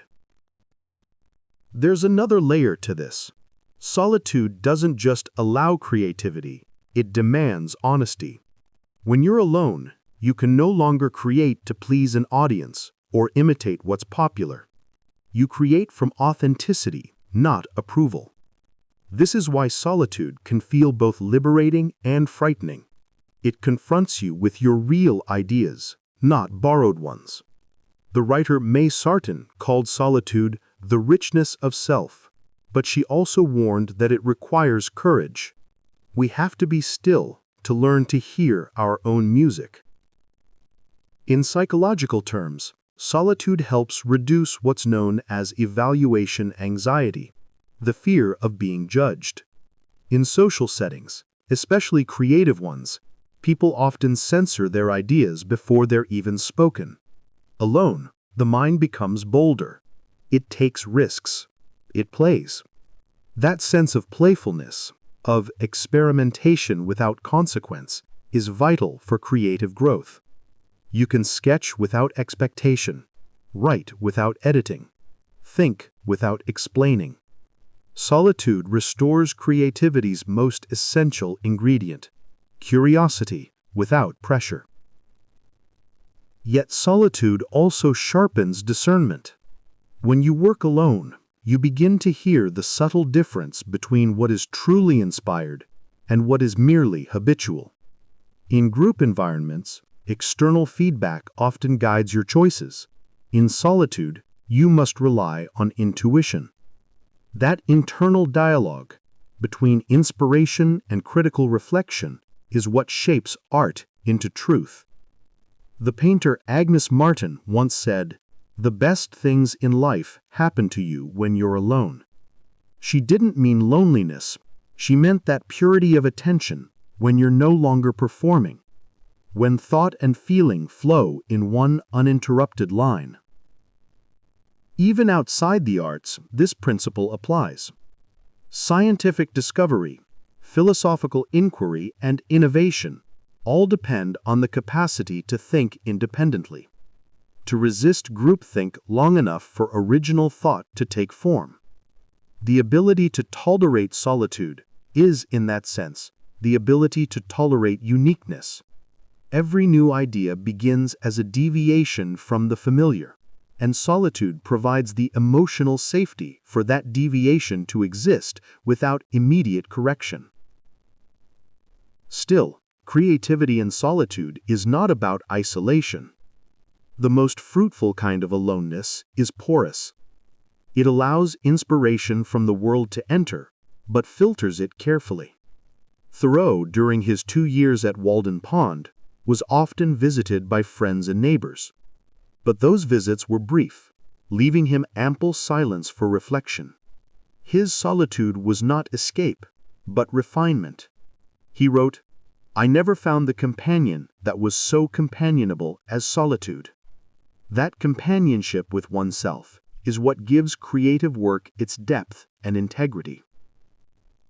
Cognitive studies also show that alternating between solitude and connection, the so-called oscillation effect, enhances creativity. Periods of alone time help generate ideas. Social interaction helps test and refine them. But without solitude, the ideas themselves would never take root. It's the same rhythm you see in breathing. Inhale, solitude. Exhale, connection. One nourishes the other. There's a particular quality of attention that arises only in solitude, an attention that's both soft and deep. You're not looking for something, you're allowing it to appear. Psychologists call this open monitoring, a state of awareness that's receptive rather than directive. In this state, the mind is free to explore subtle associations, to wander across memories and sensations without judgment. Artists often describe this as being carried by the work. They're not forcing inspiration, they're listening to it. Solitude creates the stillness necessary to hear that quiet call. But creativity in solitude is not just mental, it's also emotional. The absence of external noise allows buried feelings to rise, and those feelings often become the raw material for creation. Many great works of art are born from solitude, not because loneliness is glamorous, but because it clarifies emotion. Alone, you can feel fully without interruption. You can trace where sadness comes from, where wonder begins, where longing turns into expression. Creativity in this way becomes a dialogue between solitude and feeling, a translation of the inner world into form. Consider how music often comes from silence. A composer listens inwardly before writing a single note. The beauty of the melody depends on the pauses between the sounds. Solitude plays the same role in the human mind. It's the pause that makes insight audible. Without it, life becomes a blur of continuous noise, with no space for reflection or resonance. Solitude gives meaning shape by giving thought a border. It's worth noting, too, that solitude doesn't only serve the gifted few. It serves everyone who wants to live creatively. Creativity isn't limited to art or invention. It's in the way you solve problems, decorate your home, raise your children, or respond to a challenge. Whenever you bring originality, empathy, or vision to ordinary life, you're creating. And solitude, even in small doses, keeps that inner channel open. It clears away the mental clutter that blocks intuition. In the end, creativity is less about producing and more about perceiving. It's about seeing the familiar in unfamiliar ways, and that seeing requires space. Solitude gives the eyes of the mind room to adjust, to notice details, to connect seemingly unrelated things, to imagine alternatives. The philosopher Søren Kierkegaard said that purity of heart is to will one thing. Solitude cultivates that purity. It focuses your energy until the essence of an idea comes forward. And perhaps this is why solitude feels sacred to so many who create. It's not just a mood, it's a meeting place. You meet your thoughts before they harden into opinions. You meet your dreams before the world tells you which ones are possible. You meet the part of yourself that still believes, still wonders, still dares. Solitude gives that part a voice. So if you ever feel creatively stuck or uninspired, resist the urge to fill the silence. Step into it instead. Take a walk without your phone. Sit by a window with no agenda. Let your mind drift. Trust that the stillness is not empty. It's incubating something. Because creativity isn't born from constant doing. It's born from deep listening. And solitude is the quiet room where that listening happens. When the noise fades, you might discover that ideas were never missing. They were only waiting for you to be still enough to hear them. Chapter 11. The Creative Solitude of Great Minds. When we look back through history, the world's most transformative ideas rarely appeared in the middle of noise. They were born in moments of stillness, in gardens, cabins, monasteries, and studies where the mind had room to breathe. The story of creativity is, in many ways, a story of solitude. It's the record of men and women who stepped back from the crowd long enough to see what others could not. These people weren't antisocial or detached from life. They simply understood that clarity requires distance. They treated solitude not as withdrawal, but as incubation, a necessary pause between perception and creation. From philosophers to painters, composers to inventors, their lives reveal a common rhythm: retreat, reflection, and return. They went inward to find something that the world later recognized as universal. Let's begin with Leonardo da Vinci. Though he was surrounded by patrons and apprentices, Leonardo often vanished into his own thoughts for days, sketching quietly in notebooks filled with thousands of observations of flight, anatomy, motion, and light. His solitude was not isolation. It was intense curiosity turned inward. He once wrote, "Where there is shouting, there is no true knowledge." To him, silence was not emptiness, but precision. It was the condition in which observation became insight. The drawings and inventions that later defined his genius were born in those long hours of quiet examination, where he listened to nature more than to people. The same could be said of Isaac Newton. During the plague years of 1665 to 1666, when Cambridge University closed, Newton retreated to his family home in Woolsthorpe.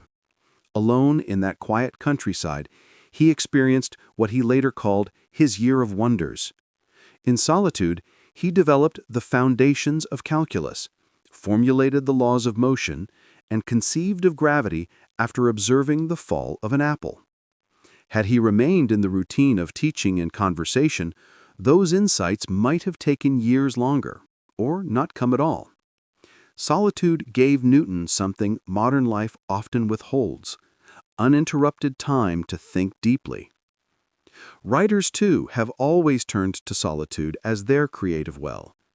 Virginia Woolf, in her famous essay, A Room of One's Own, argued that every writer needs a room of her own and 500 a year, a space both physical and mental to think without interruption. She knew that solitude wasn't about shutting the world out, but about gaining the inner quiet to translate experience into meaning. In her diaries, she described her morning hours alone as the time when the mind is richest, when ideas arrive uninvited, like birds landing on a branch. Henry David Thoreau took that principle literally. His 2 years at Walden Pond weren't an escape from society, but an experiment in attention. Surrounded by trees and still water, he discovered that solitude stripped life down to essentials, revealing truths that busyness conceals. He wrote, "I went to the woods because I wished to live deliberately." In that small cabin, he learned what many later realized. Solitude doesn't separate you from life, it brings you closer to its source. The stillness that filled Thoreau's days became the seed of one of the most enduring reflections on human freedom ever written. For others, solitude became a spiritual practice that fueled creativity. Friedrich Nietzsche, who spent years walking alone in the Swiss Alps, claimed that great thoughts come on the feet. His solitary walks were his laboratory. It was there, amid the silence of nature, that he composed much of Thus Spoke Zarathustra. He understood that solitude was not about emptiness, but about amplification, the magnification of one's inner voice. The mountains became mirrors for his ideas, vast enough to hold his wrestling with meaning, truth, and morality. Artists, too, have long known that solitude is the canvas on which inspiration paints. Vincent van Gogh's letters reveal a man who understood the loneliness of creation, yet drew strength from it. "I am seeking, I am striving, I am in it with all my heart," he wrote from his quiet room in Arles. His solitude was not despair, but devotion, a kind of feverish listening to beauty. Even in his darkest moments, he painted light, sunflowers, starry skies, the trembling air of rural France. He once said that he painted to express what cannot be said in words. Only in solitude could he hear that wordless language. Ludwig Beethoven offers another striking example. As his deafness worsened, he withdrew increasingly from society. What might have destroyed another artist became for him a gateway to depth. In silence, he began to hear music differently, not through the ear, but through imagination. The symphonies he composed during this period, especially the ninth, are filled with an intensity that seems to emerge from the inner world itself. When we listen to them, we're hearing what solitude sounds like when it turns pain into creation. But not all solitude is peaceful. For many great minds, it was a crucible, a space where they confronted themselves, their fears, and their limitations. Emily Dickinson, who rarely left her home in Amherst, Massachusetts, lived most of her adult life in near seclusion. Yet within that quiet confinement, she composed nearly 2,000 poems, distilling vast emotional truths into just a few lines. Her solitude wasn't the product of fragility, it was her strength. By turning inward, she captured universal experiences: love, death, faith, doubt, The soul should always stand ajar, she wrote, ready to welcome the ecstatic experience. What these figures share isn't genius alone, it's discipline. Their solitude wasn't passive, it was intentional. They created routines, rituals, and spaces that protected their focus. Beethoven took long, solitary walks after lunch, carrying a pencil and paper for ideas. Woolf wrote every morning before seeing anyone. Thoreau built his cabin himself, not as a symbol of isolation, but as a structure for clarity. Solitude was their workspace, the environment where attention could deepen until it touched something original. Psychologists today recognize the same pattern. Studies on creativity by Dr. Teresa Amabile of Harvard show that people do their most original thinking when they feel free from evaluation and interruption, precisely the conditions solitude provides. The absence of social judgment liberates the imagination. You stop editing ideas before they're born. The brain's divergent thinking networks, which generate novel solutions, flourish best when you're alone. This aligns with what every great mind has intuitively practiced: solitude as a form of mental expansion. Of course, not all solitude leads to brilliance. The difference lies in intention. Isolation without purpose can turn stagnant. Solitude with direction becomes fertile. The figures we remember didn't retreat out of despair, but out of devotion to truth, to beauty, to understanding. Their solitude was active. It wasn't about withdrawing from humanity, but about serving it more fully once they returned. After all, every idea that began in solitude eventually re-entered the world. Thoreau's essays, Beethoven's symphonies, Woolf's novels, Van Gogh's paintings. Their quiet served everyone who came after them.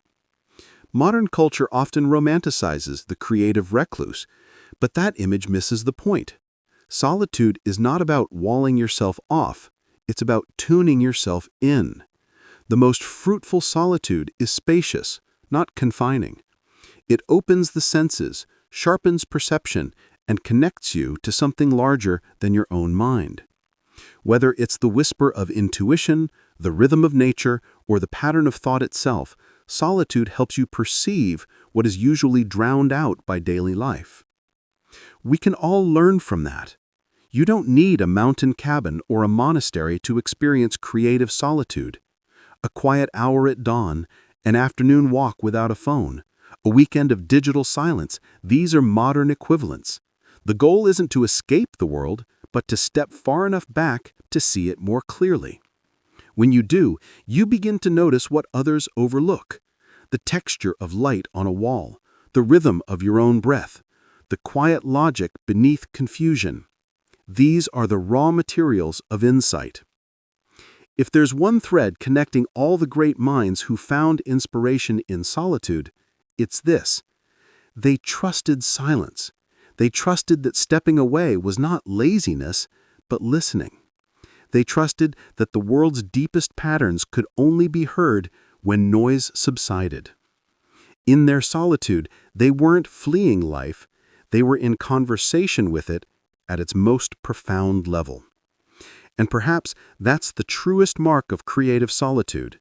When you return to others, you bring back something they didn't know they were missing: a vision, a truth, a beauty that can only be found in quiet.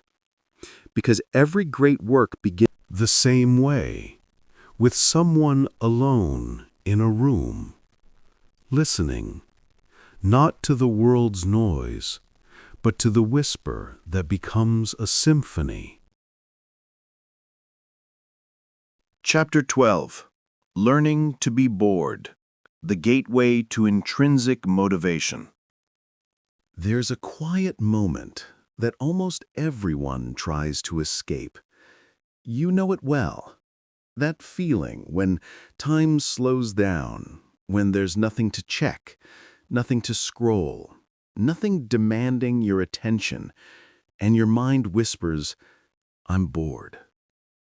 In the modern world, boredom has become almost intolerable. We treat it like a bug in the system, something to fix immediately. A red light turns green, Check your phone. Waiting in line? Open another app. Even silence itself has become something to fill. Yet hidden inside that restless discomfort lies one of the most underestimated teachers of our age. Because boredom, if we stop running from it, is not emptiness. It's the space where genuine desire begins to speak. Psychologists describe boredom as an emotion that arises when our attention wants to engage, but finds nothing satisfying to engage with. It's a signal, not a flaw. When you feel bored, your mind is saying, the current stimulation isn't meaningful. Find something that is. In that sense, boredom isn't the absence of meaning. It's the search for it. It's the spark that can lead us from passive consumption toward creative action. For centuries, people didn't fear boredom the way we do now. They accepted it as part of the rhythm of life. Farmers waded through seasons. Sailors stared at endless horizons. Writers spent long, uneventful days before a single sentence arrived. That quiet space was the soil in which imagination grew. Today, that soil has been paved over by constant stimulation. The result is that we rarely reach the point where new ideas can germinate, because the moment stillness appears, we rush to fill it. You can see this change even in children. Decades ago, a bored afternoon might end with building a fort, drawing a story, or simply lying on the grass watching clouds drift by. Now, the moment boredom appears, a screen appears with it. And while technology offers endless amusement, it also robs us of something subtle but crucial: the ability to generate our own interest from within. When every spare second can be filled with dopamine on demand, the muscles of curiosity atrophy. Researchers call this the boredom paradox. We have more entertainment than any generation before us, yet we complain of boredom more often. Why? Because constant stimulation raises the threshold for satisfaction. What once engaged us no longer does. Our brains adapt to the flood of novelty by demanding ever more of it. It's the same mechanism that drives addiction. The more you consume, the less each dose fulfills. In that sense, boredom today isn't a failure of the world to entertain us. It's a symptom of overstimulation itself. But solitude changes the relationship. When you allow yourself to be bored in solitude, not as punishment, but as practice, something begins to shift. At first, the mind protests. It searches for distraction, like a hand reaching for a missing phone. The seconds stretch. The thoughts spin. You might even feel a wave of irritation, like, why am I doing this? But if you stay, if you breathe, and simply let boredom be there, you'll notice something almost miraculous. The boredom transforms. The restless surface begins to settle, and beneath it, new ideas start to ripple. This is what psychologists call spontaneous cognition, the mind's natural ability to generate thought, imagination, and insight without external prompts. It's the same process that fuels creativity and problem-solving. When you give the brain empty space, it doesn't stay empty. It begins to wander, connect, and invent. Researchers from the University of Central Lancashire found that participants who performed boring tasks, like copying numbers, actually became more creative afterward than those who did engaging activities. The mind, starved of stimulation, compensates by creating its own. In other words, boredom isn't the enemy of creativity, it's the doorway to it, but only if you resist the urge to escape too soon. Boredom also plays a vital role in developing intrinsic motivation, the drive to do something for its own sake, not for reward or recognition. When external entertainment disappears, the mind turns inward and asks, what do I actually want to do? It's in that pause that genuine interest reveals itself. Maybe you pick up a guitar not because someone told you to, but because you suddenly want to hear the sound it makes.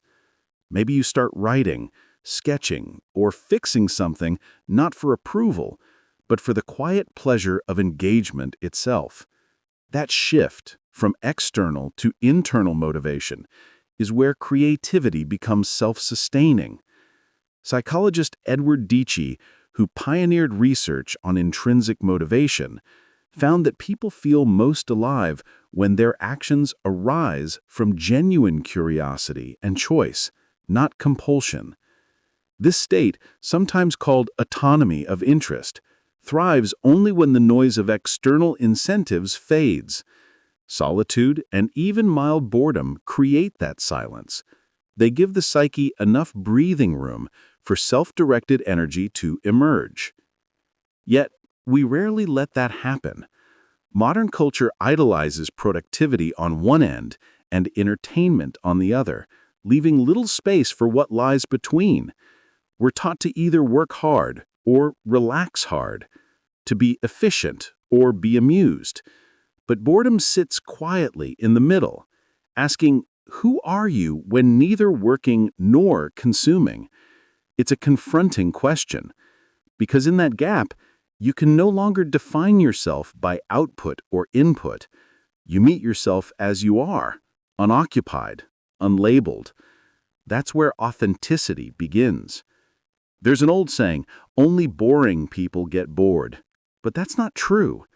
In fact, boredom is a sign that your mind is still capable of seeking depth. It means you haven't entirely surrendered to distraction. The challenge is to reinterpret that signal, not as failure, but as invitation.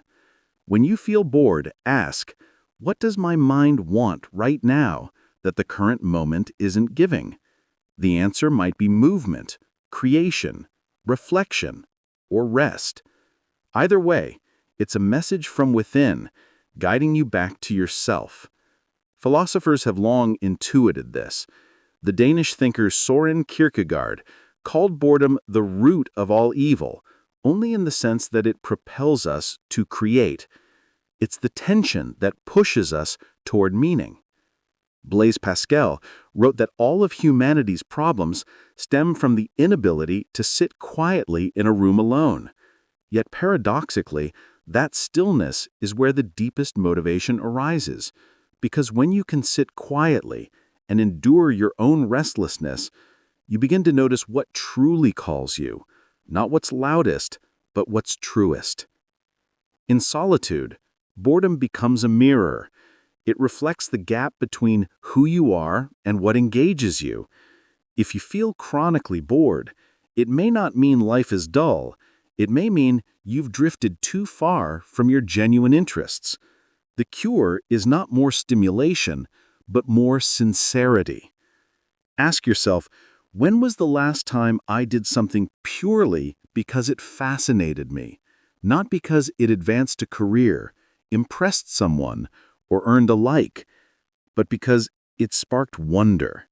That's intrinsic motivation, and it often whispers first through boredom. Children demonstrate this perfectly when left alone long enough. At first, they whine, there's nothing to do. Then after a while, they start to invent. A stick becomes a sword. A cardboard box becomes a spaceship. Their boredom turns into imagination, because they haven't yet learned to fear stillness. The same mechanism exists in adults. It's just buried under layers of busyness. Give it space, and it reawakens. One of the reasons boredom feels so uncomfortable is neurological. When external stimulation drops, the brain's dopamine levels dip.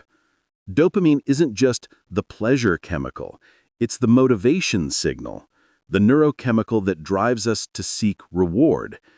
In constant stimulation, dopamine spikes endlessly, leaving little baseline satisfaction. But when you stay with boredom long enough, dopamine levels stabilize. The brain begins to reset its sensitivity. Activities that once felt dull start to regain texture and depth. A walk feels refreshing. Music sounds richer. The world, once flattened by overexposure, starts to breathe again. In that recovery, intrinsic motivation returns. You want to act not for escape, but for engagement. This is why many creative people describe their process as alternating between boredom and inspiration. The painter stares at a blank canvas. The writer stares at a blank page. The scientist stares at a question with no answer. Those stretches of nothingness aren't wasted, they're gestation. In the silence of boredom, the subconscious mind works unseen, rearranging ideas until something clicks. The breakthrough, when it comes, feels sudden, but was forming quietly all along. Of course, not all boredom is beneficial. Psychologists distinguish between situational boredom, the fleeting restlessness we feel in dull circumstances, and existential boredom, the deeper sense of disconnection that arises when life itself feels empty of meaning. The first is a doorway, the second, a warning. But even existential boredom can be instructive. It points to the need for purpose, for alignment. It's the soul's way of saying, you've been living on autopilot. Many midlife awakenings begin there, not with crisis, but with a slow, unbearable boredom that forces a person to ask, is this all there is? And that question, painful as it is, can become the beginning of transformation. In solitude, you can meet boredom with curiosity rather than panic. You can turn it into a form of mindfulness. Sit quietly and simply observe. What does boredom feel like in the body? A tightness? A restlessness? A craving for distraction? Watch it without acting on it. Soon you'll notice that the sensation comes and goes like a wave. You realize it's not a void to escape, but an energy to understand. Beneath it lies the mind's natural hunger for meaning. Some spiritual traditions even treat boredom as a form of purification. In Zen practice, long periods of sitting can induce profound boredom, and that's the point. The ego, desperate for stimulation, begins to dissolve. What remains is pure awareness, free from the compulsion to be entertained. The boredom burns away superficial desire, leaving only clarity.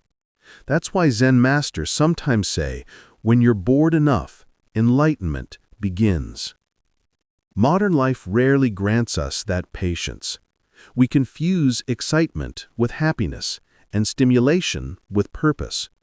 But excitement fades quickly, and when it does, boredom returns stronger than before. The only lasting cure is to change our relationship with it, to stop trying to eliminate it and start learning from it. Every time you feel bored and choose not to reach for a distraction, you're training your attention. You're strengthening the muscle that allows focus, creativity, and presence to thrive.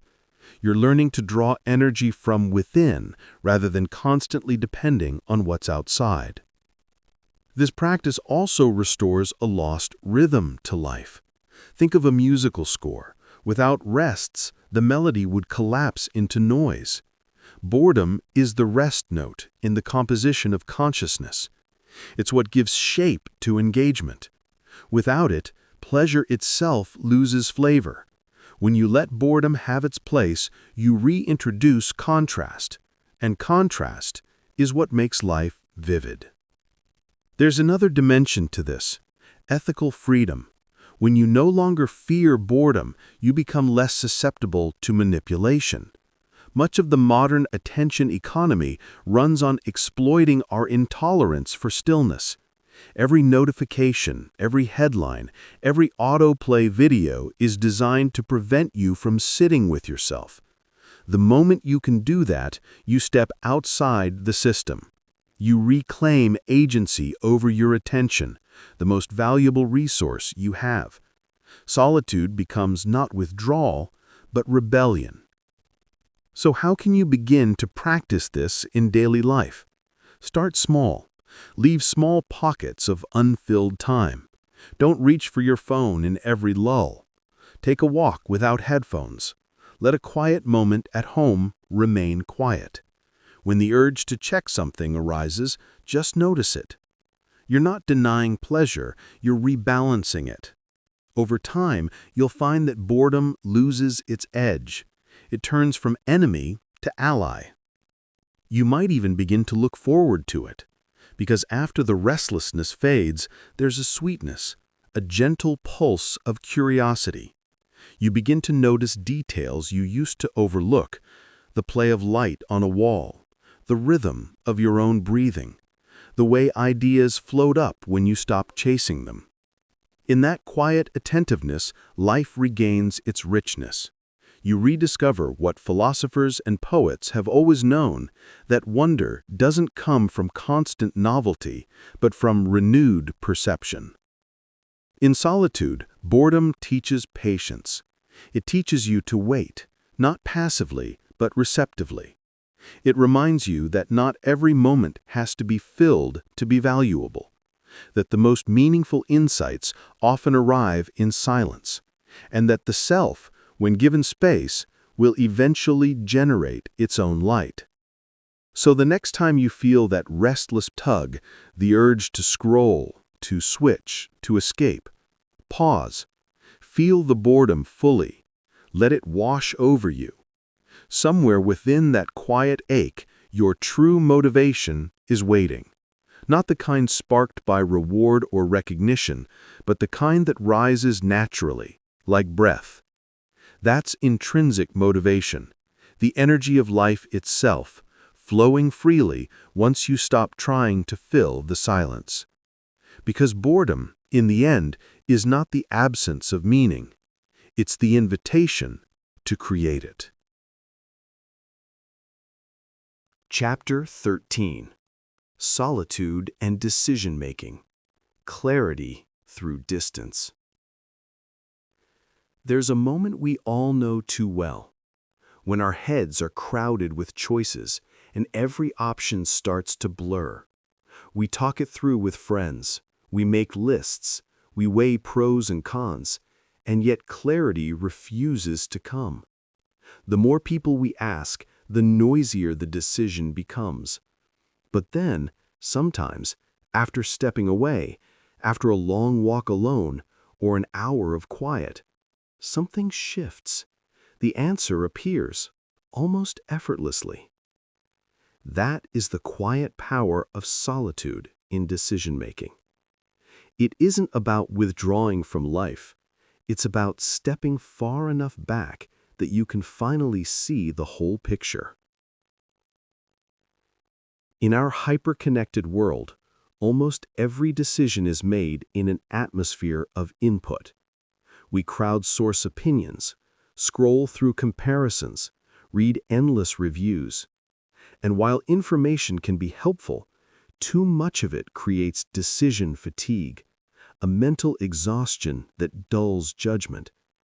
Psychologists at Columbia University, like Sheena Iyengar, have shown that when people are overwhelmed by options, they not only make poorer choices, but also feel less satisfied with them afterward. Solitude cuts through that fatigue. It pauses the influx of external voices long enough for your own to surface. It allows space for what Daniel Kahneman called System 2 thinking, the slower, more deliberate mode of reasoning that replaces impulse with insight. When we are constantly stimulated, we default to fast, emotional reactions. When we retreat into stillness, we recover our ability to think clearly. There's a reason artists step back from their canvas and writers put their drafts away before revising. Distance refines perception. The same applies to life decisions. When you're immersed in the heat of a situation, a conflict, a job dilemma, a relationship tension, your emotional temperature is high. Cognitive psychologists call this being in a hot state. In that state, the mind exaggerates short-term rewards and underestimates long-term consequences. Solitude cools that temperature. When you remove yourself from the scene, your brain's limbic system settles, stress hormones drop, and the prefrontal cortex, the seat of rational evaluation, regains control. Neuroscientist Antonio Damasio once observed that reasoning is never free from emotion, but solitude lets emotion inform rather than dominate. You can feel without being flooded. Think of it as the emotional equivalent of letting a cup of tea cool. Right after the boil, everything burns. Wait a moment, and you can finally taste. Many of our hardest decisions are not about right versus wrong, but about value versus value, career versus family, security versus freedom, comfort versus growth. In the noise of daily life, we often choose based on momentum or external expectation. Solitude interrupts that momentum. It forces you to ask, which of these options actually aligns with my deeper values? This is why leaders from every era, from Marcus Aurelius to Abraham Lincoln, built solitude into their routines. Lincoln would ride alone in his carriage for hours, reflecting before major decisions. Aurelius wrote meditations in the quiet of his tent during military campaigns, using writing as a mirror for thought. Both understood that wise decisions emerge not from constant consultation, but from inner conversation.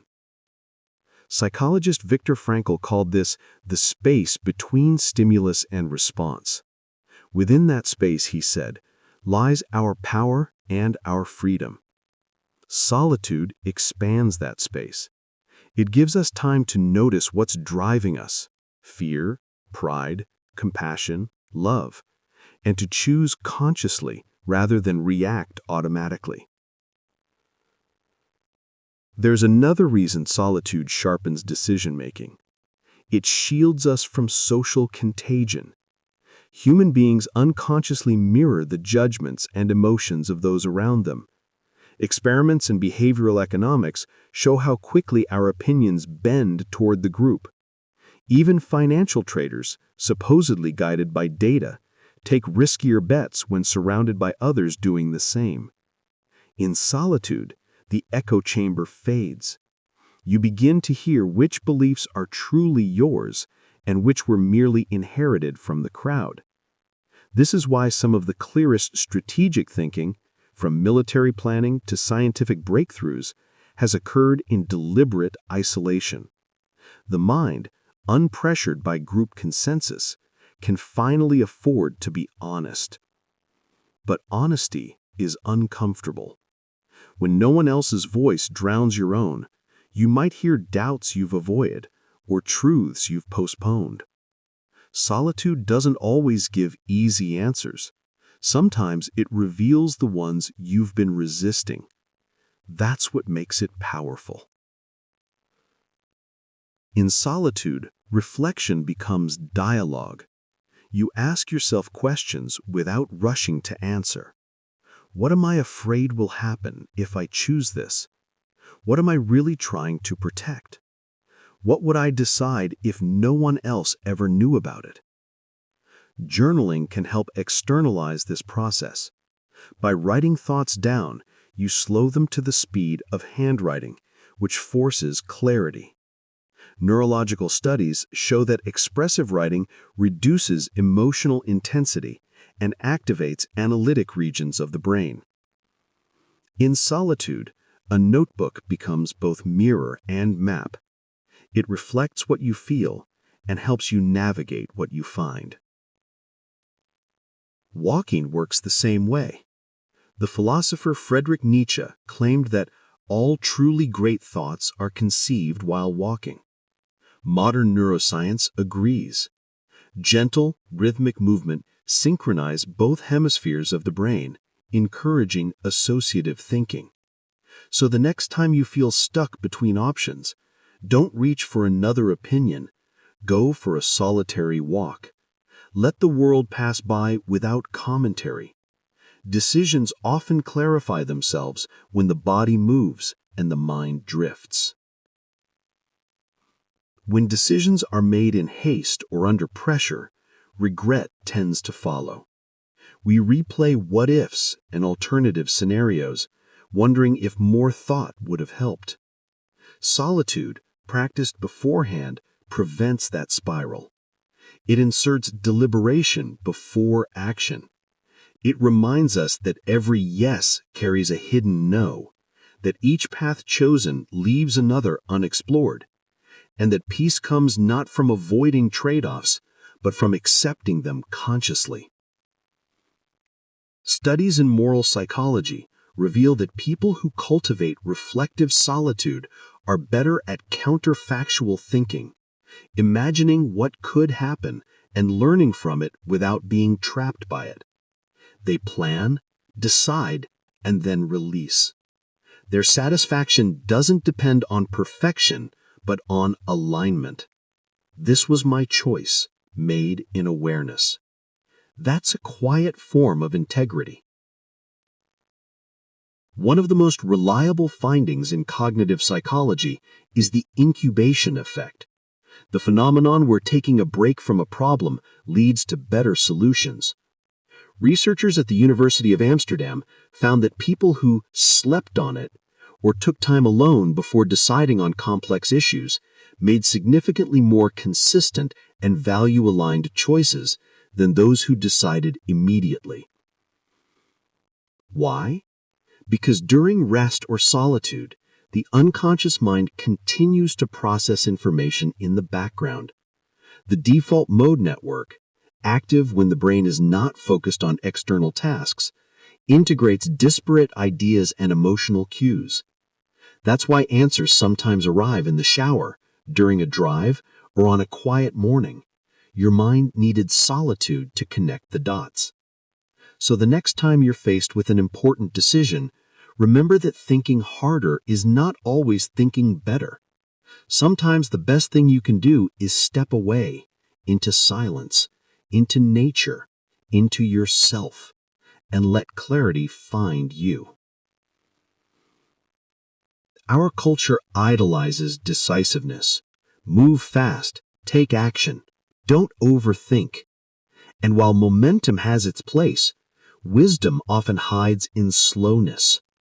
Neuroscientist Richard Davidson notes that calm, deliberate decision-making engages the brain's anterior cingulate cortex, associated with empathy and long-term reasoning. Rashness, by contrast, lights up the amygdala, the center of fear and urgency. Solitude rebalances those systems. When you allow quiet time before major choices, changing jobs, ending relationships, starting ventures, you invite both intuition and analysis to collaborate. You're not procrastinating, you're integrating. You're letting the noise settle so the truth can be heard. There's another layer to solitude's decision-making power: ethics. Many moral failures begin not in malice, but in haste. People swept along by groupthink, pressure, or fear of disapproval. Solitude restores moral independence. When you're alone, the performative layer drops. You're not choosing to impress or to belong. You're choosing because it feels right. Think of the whistleblower who spends sleepless nights alone before deciding to act, or the reformer who steps back from the crowd to ask, is this just or merely popular? Such clarity rarely survives constant company. Integrity often begins in isolation. The Stoic philosopher Epictetus taught that judgment is the one thing truly under our control. Solitude trains that judgment. It removes applause and criticism, leaving only conscience. And conscience, when listened to quietly, is remarkably precise. You don't need a mountain cabin to use solitude wisely, just a small act of distance. It might begin with something as simple as a pause. Before you respond to an emotional message or make a quick decision, step away for a few minutes. Let the pulse of the moment settle. Those few breaths can mean the difference between reacting out of tension and responding out of clarity. You can also invite solitude into your evenings. Set aside a few quiet minutes to review the day, not as judgment, but as reflection. Notice what choices felt aligned and which ones pulled you off center. Over time, these small moments of awareness form a kind of inner compass. Patterns reveal themselves, and your decisions begin to carry a thread of consistency that feels unmistakably your own. And every once in a while, give yourself a longer retreat. A day without input. No phone, no news, no conversations. Just the slow rhythm of reading, walking, or writing. The mind, freed from interruption, begins to surface insights on its own. You'll be surprised how often the big decisions, the ones you've wrestled with for weeks, rise quietly into view when you stop trying to force them. These practices are simple, but they retrain the nervous system to associate solitude with safety rather than boredom. Once that happens, you'll find yourself seeking solitude instinctively whenever clarity is needed. There's a subtle voice that often gets drowned out in noise: intuition. It's not magic. It's the brain's way of compressing vast experience into a feeling. Psychologist Gerd Gigerenzer calls it the intelligence of the unconscious. Solitude is what lets that intelligence speak. When you're alone and unhurried, gut feelings have space to unfold into insight. You can ask, what does this feeling want me to notice, rather than dismissing it as irrational. Many successful leaders admit that their most reliable judgments come from this inner sensing, not impulsive guesses, but informed instincts, clarified by quiet. Sometimes solitude doesn't change the facts, it changes the frame. You realize that what felt like a crisis is just a moment, that what felt like an ending might be a redirection. Perspective is not found by adding more data, but by widening the view. Solitude lifts you to that higher vantage point. A traveler lost in a forest can't see the path because they're among the trees. Climb a hill, and suddenly the map returns. That hill is solitude. From there, you can see not only where you are, but where you've been headed all along. Once solitude brings clarity, the final step is commitment, acting on what you've seen. This may be the hardest part, because clarity gained alone must often be defended amid noise. People might not understand why you've chosen differently, but decisions made in solitude carry a certain calm strength. They don't need validation.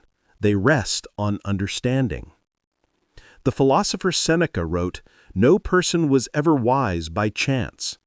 Wisdom is cultivated, and solitude is the soil." Every time you withdraw long enough to think honestly, you're training discernment. You're learning to see without distortion, to act without regret. When you practice solitude as part of decision-making, you'll notice a subtle peace afterward. Even if the outcome is uncertain, the inner conflict softens. You stop replaying possibilities because you trust the process that led you here. That trust in your own reflection, in your own timing, is the real reward. Over time, solitude stops being something you do and becomes something you are. A baseline clarity you carry into every moment. You may still seek counsel, still weigh options, still listen to others, but deep down, the final authority has returned to its rightful place, within. In a world obsessed with constant communication, solitude is the forgotten half of conversation. It's the part where we listen, not to others, but to ourselves. And when we truly listen, decisions cease to feel like battles. They become alignments, the outer step matching the inner truth. So the next time you find yourself lost in options, drowning in advice, or paralyzed by urgency, do the most countercultural thing possible. Go quiet. Step back. Let the world spin without you for a while. Then, when you return, you'll know exactly what to do, not because someone told you, but because silence did. Because solitude doesn't just help you decide, it helps you remember who's deciding. Chapter 14. The Art of Doing Nothing. The Beauty of Non-Productive Presence. There's a strange discomfort that settles in the modern heart the moment nothing seems to be happening. When the to-do list is done, the phone is silent, the sky is still, we start to twitch. The quiet feels suspicious. We check our messages again, refresh the news, open another tab. We tell ourselves we're just staying updated, but beneath it there's something deeper, a cultural fear of stillness. We live in an age that measures worth by output. Every minute must justify itself with results, something earned, posted, achieved, or shared. Even rest has become performative. We call it recharging, as if the only reason to relax is to prepare for more work. In this atmosphere, doing nothing feels almost sinful. But here's the paradox. Some of the most vital, restorative, and even productive moments in life happen when we stop trying to be productive at all. Ask someone how they're doing, and they'll likely reply, busy. It's no longer just a state, it's a badge of honor. Psychologists call this the busyness paradox. The more we glorify activity, the less we feel fulfilled. Studies from the University of Virginia show that people equate busyness with importance, but it also raises stress, lowers creativity, and erodes satisfaction. In trying to prove our worth through motion, we forget how to simply be. The irony is that the constant pursuit of efficiency often makes us inefficient at living. The human nervous system isn't designed for perpetual acceleration. Without intervals of idleness, the mind becomes like an overworked engine, hot, noisy, and brittle. That's why deliberate stillness isn't laziness, it's maintenance. Centuries before smartphones or calendars, Taoist philosophers described a principle called wu wei, literally non-doing or effortless action. It doesn't mean passivity, it means acting in harmony with life rather than against it. Lao Tzu wrote that the wise person does nothing, yet nothing is left undone. In that paradox lies a profound truth. When we stop forcing outcomes, life often unfolds more gracefully on its own. Think of water flowing around a rock. It doesn't struggle or argue, it finds the natural path. Wu Wei invites us to live that way, to let go of constant striving and rediscover the intelligence of ease. In solitude, this philosophy becomes tangible. When you stop scheduling every minute, moments begin to breathe again. You start noticing sunlight moving across the floor, the rhythm of your breath, the faint hum of life continuing without your management. Modern neuroscience has a term for what happens when you do nothing. During unfocused rest, the brain shifts into the default mode network, the same reflective system discussed earlier. It's active during daydreaming, self-reflection, and memory integration. In other words, your mind is quietly reorganizing itself. Far from being wasteful, idle time allows creative and emotional repair. Artists have always understood this. The composer Erik Satie would sit for hours staring at a blank wall before writing a note. He said that silence was not empty, but pregnant. Agnes Martin claimed that her inspiration arrived only when she stopped thinking altogether. The novelist F.C. Fitzgerald put it simply: the test of a first-rate intelligence is the ability to hold two opposed ideas in the mind at the same time and still retain the ability to function. That balance between effort and surrender is born in stillness. Why is it so hard to sit still? Because doing gives us the illusion of control. We equate movement with meaning. Yet psychologists note that constant activity often masks anxiety. We stay busy to avoid the unease of being with ourselves. The moment we stop, that suppressed restlessness rises to the surface. But if we allow it, if we breathe through those first fidgety minutes, something remarkable happens. The tension softens, and we rediscover calm without needing to earn it. Italian culture has a phrase for this: dolce far niente, the sweetness of doing nothing.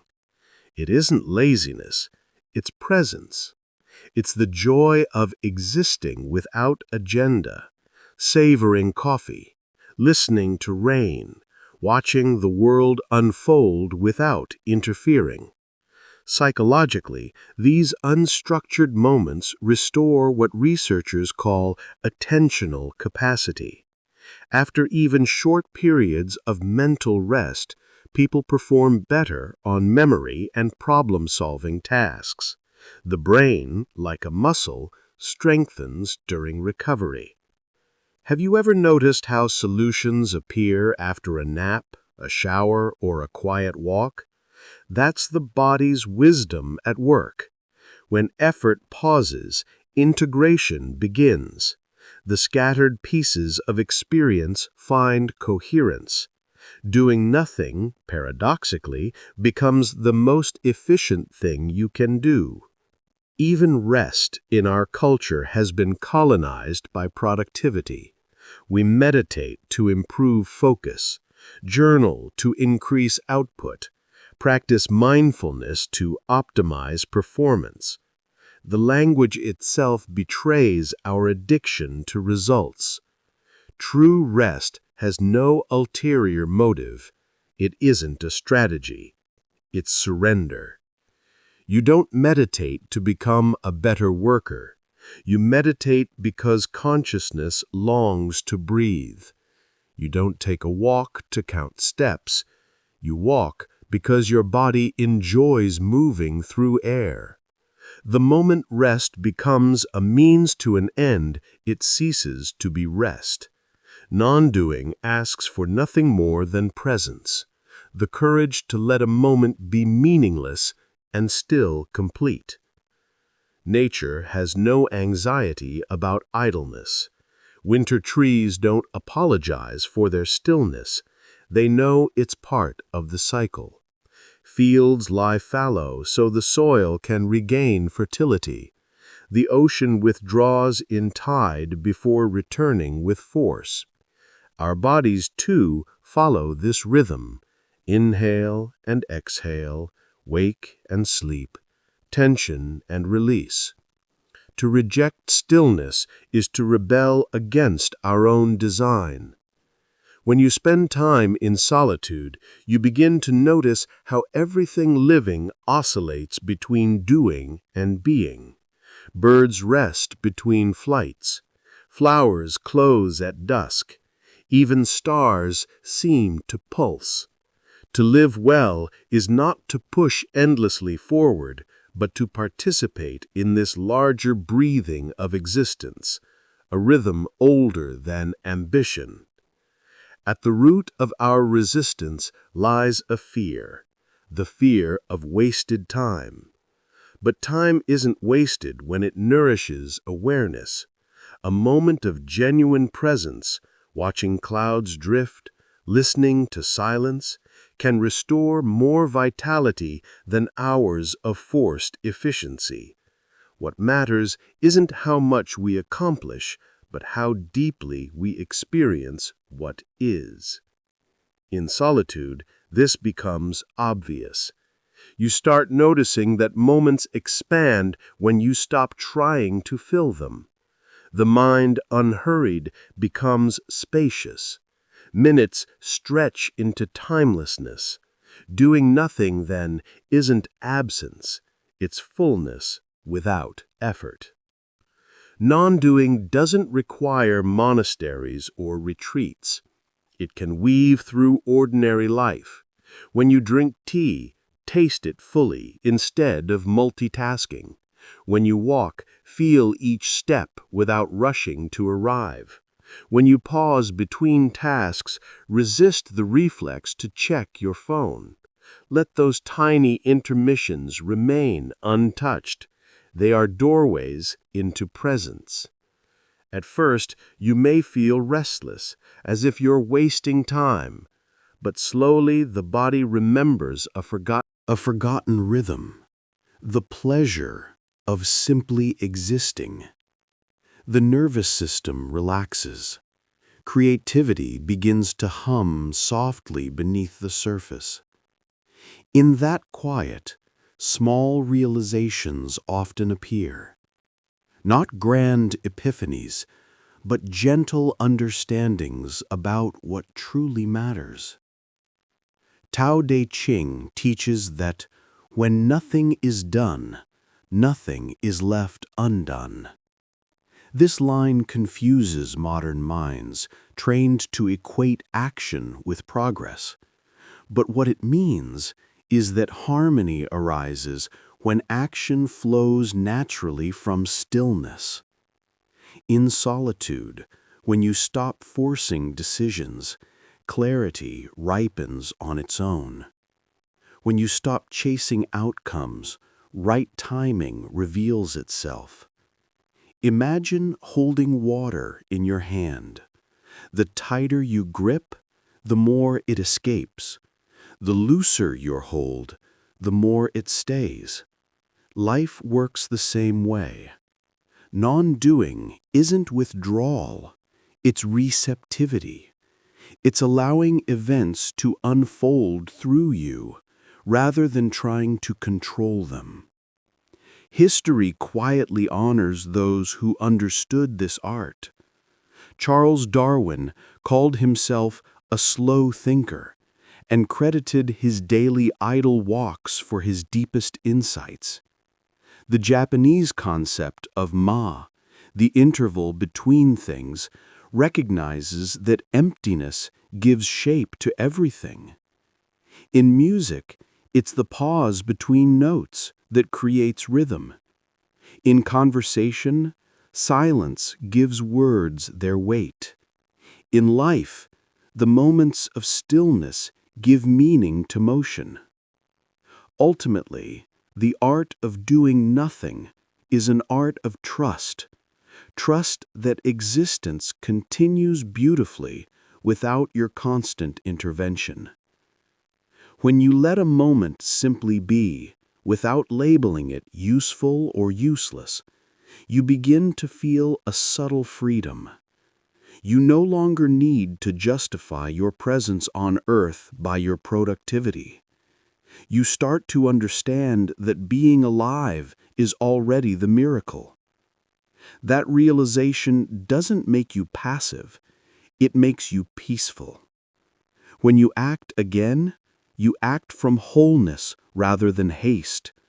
You create, decide, and move, not to prove worth, but to express it. Doing and being merge into one seamless flow, effort arising from ease, purpose emerging from peace. So perhaps the next time you catch yourself filling every silence, stop. Let the quiet stand.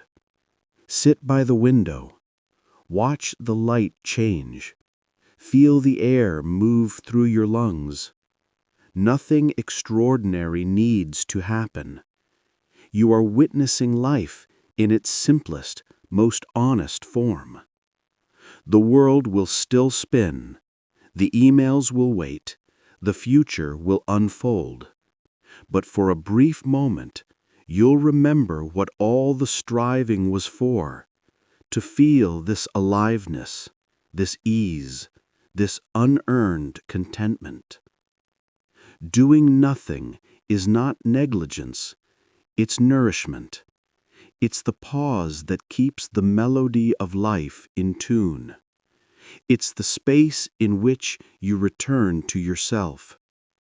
Because when you finally stop rushing to live, you begin to realize you already are. Chapter 15. The Digital Detox. Reclaiming Inner Silence in a Hyperconnected Age. It often begins with a glance. One quick check that turns into a scroll, a tap, a reply, and another scroll. The sun hasn't fully risen yet, but your mind is already racing through dozens of other lives, conversations, headlines, and alerts.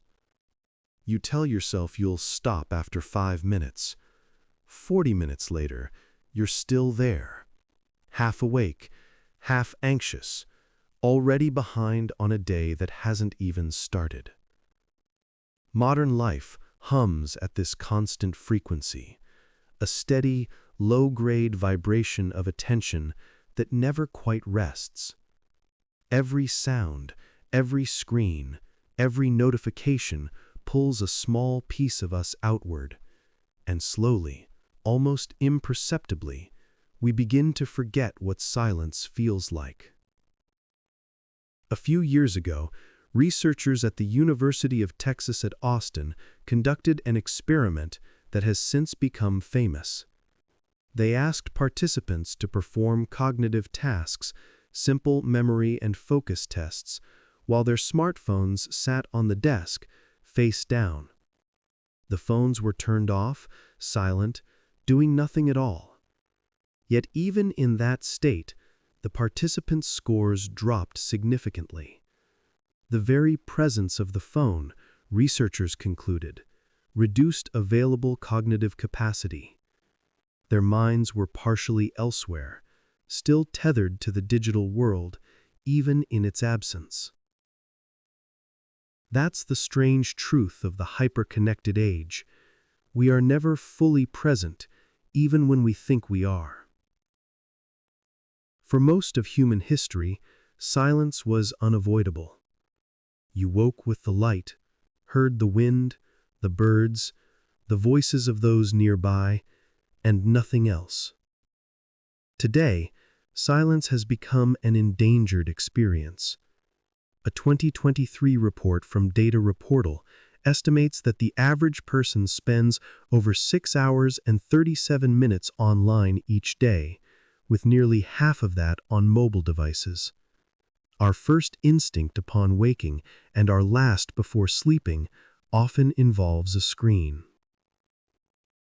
It's not that technology is evil, it's that it was designed to never let go.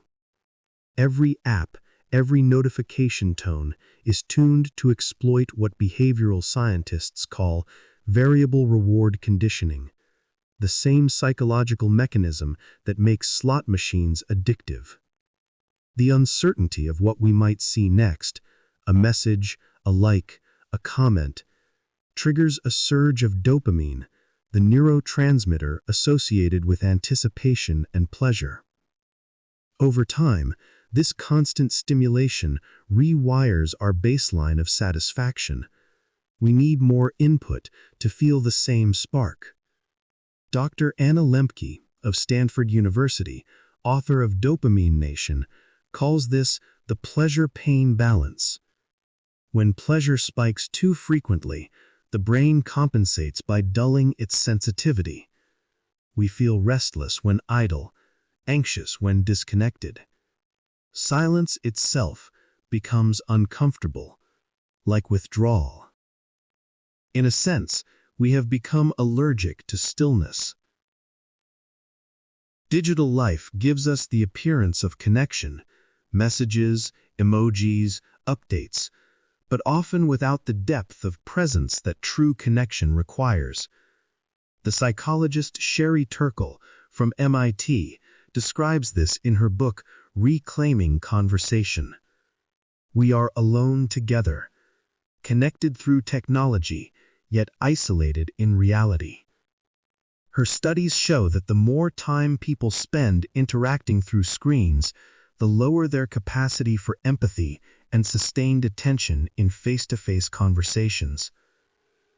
When every silence in dialogue feels awkward, when every pause demands to be filled with a glance at a screen, we lose the subtle rhythms of human presence. We become spectators of our own lives, constantly documenting, but rarely dwelling. Neurologically, the human brain wasn't built for endless stimulation. Each notification demands the tiny shift of attention, what cognitive scientists call context switching. Gloria Mark, professor at UC Irvine, has tracked digital workers for years and found that the average person switches tasks every 47 seconds on a computer. After each switch, it takes about 25 minutes to fully return to the original task. The result isn't just inefficiency, it's mental exhaustion, what psychologists now term attention fatigue. Attention is like a muscle. Use it without rest, and it weakens. Solitude, especially unplugged solitude, functions as its recovery period. Without external input, the brain engages its default mode network, the same reflective system discussed earlier in this series.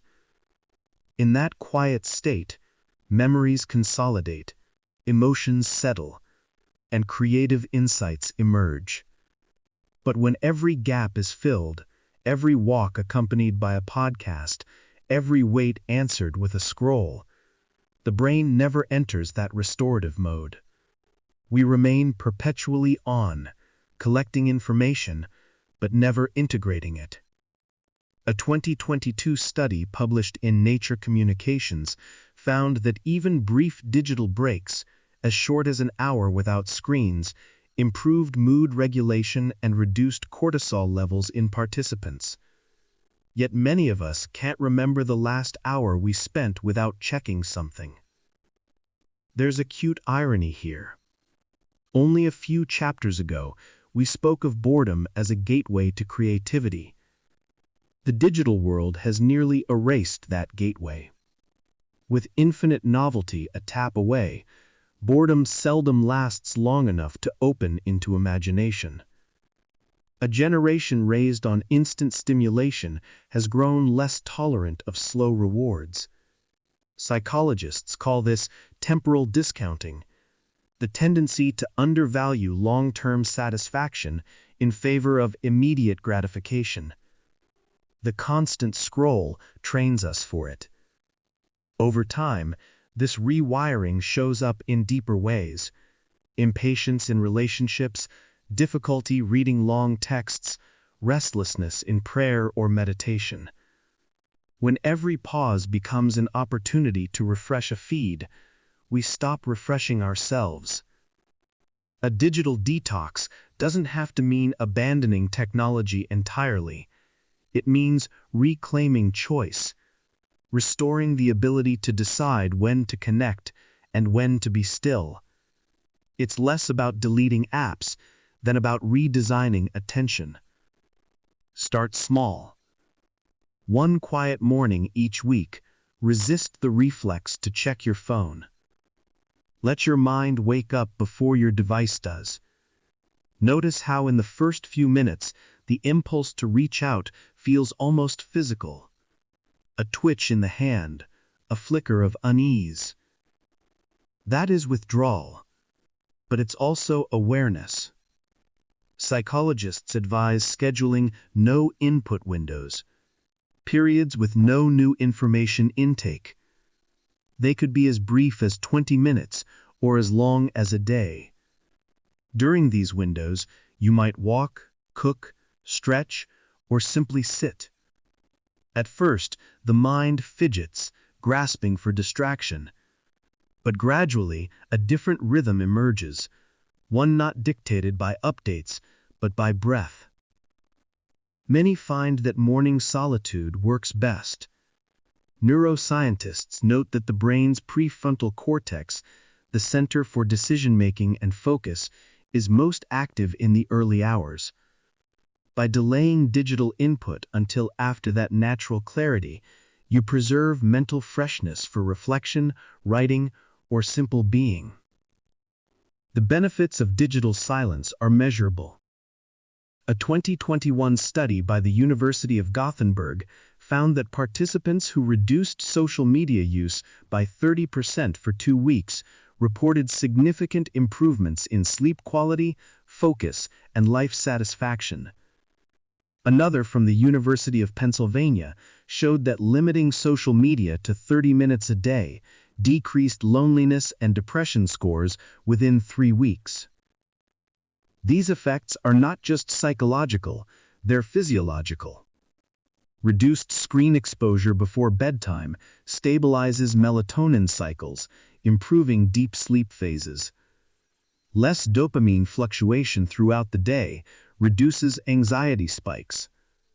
Even posture changes, as screens demand constant forward tilt, muscles strain, breathing shallows, and stress hormones rise.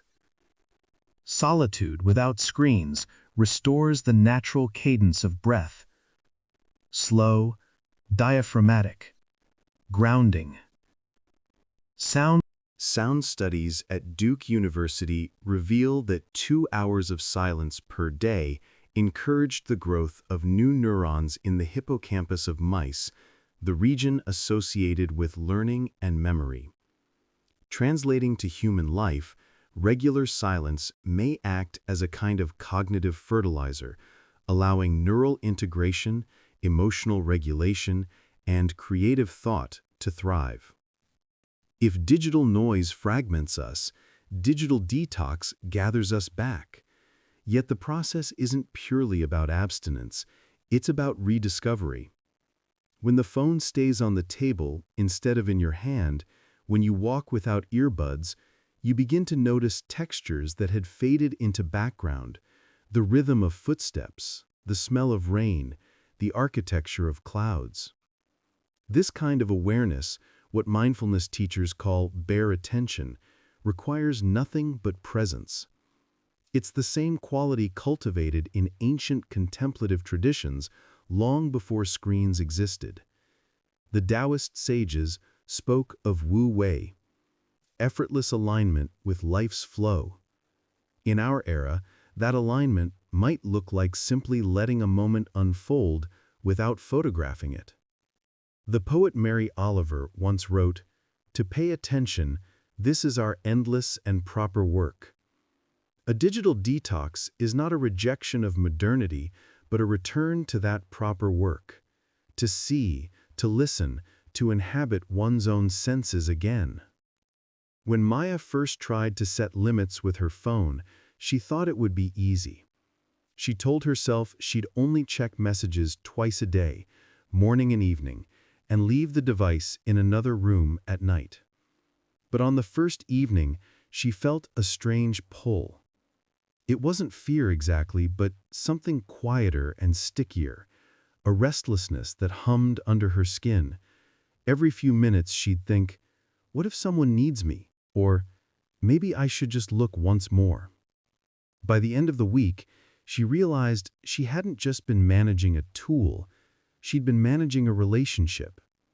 That's what our devices have become for most of us, companions that never leave, whispering at the edges of every silence.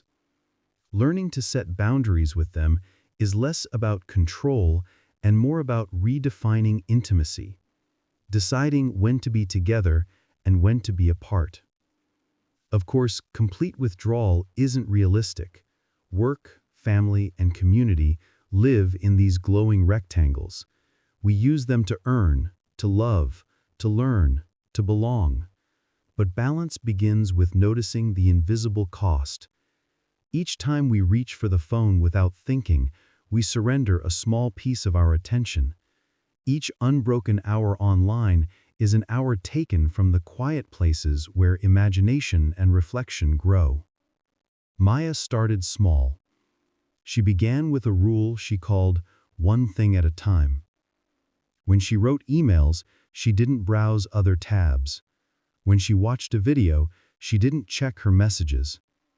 At first, it felt inefficient, almost lazy.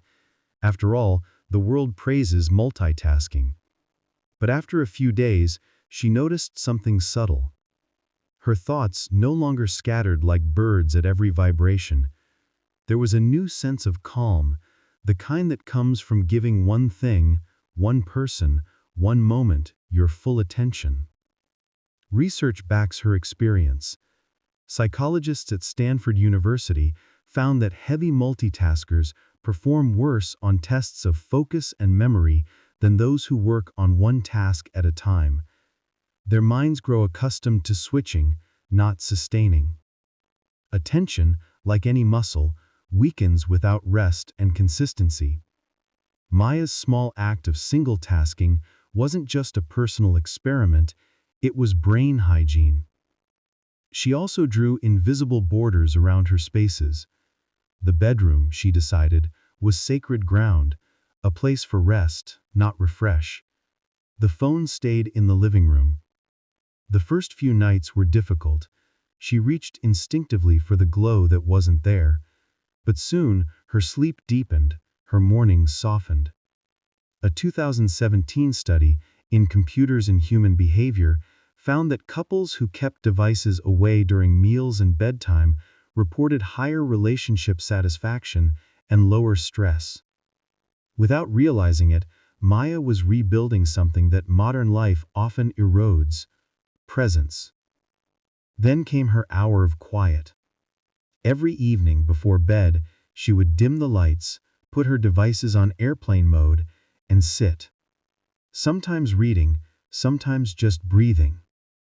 Neuroscientists call this kind of time a low-stimulus window, a necessary period for the brain to downshift from constant alertness into restoration.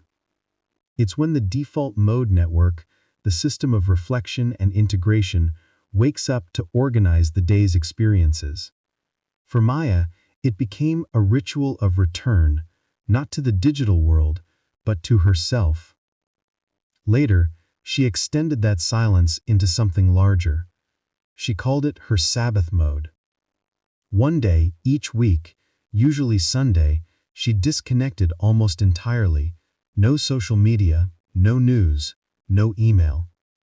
At first, the absence felt like emptiness. Then, slowly, it began to feel like air. She took long walks without headphones, cooked without background noise, and discovered that boredom was not a void, but a threshold. Studies from the University of California have shown that people who take regular digital rest days report lower stress and greater life satisfaction. The mind, when given space, renews itself. Of course, returning online after such peace required care. Maya learned to do it deliberately. Instead of diving straight into the flood, she dipped a toe. She opened her messages once, replied with intention, and then closed them. She scrolled mindfully, not aimlessly. That gentle discipline, what psychologists call mindful re-entry, allowed her to keep the silence she'd cultivated, even as she stepped back into the noise. Each of these choices, small and imperfect, added up to something larger. She began to notice that the world around her, once blurred by distraction, had edges again.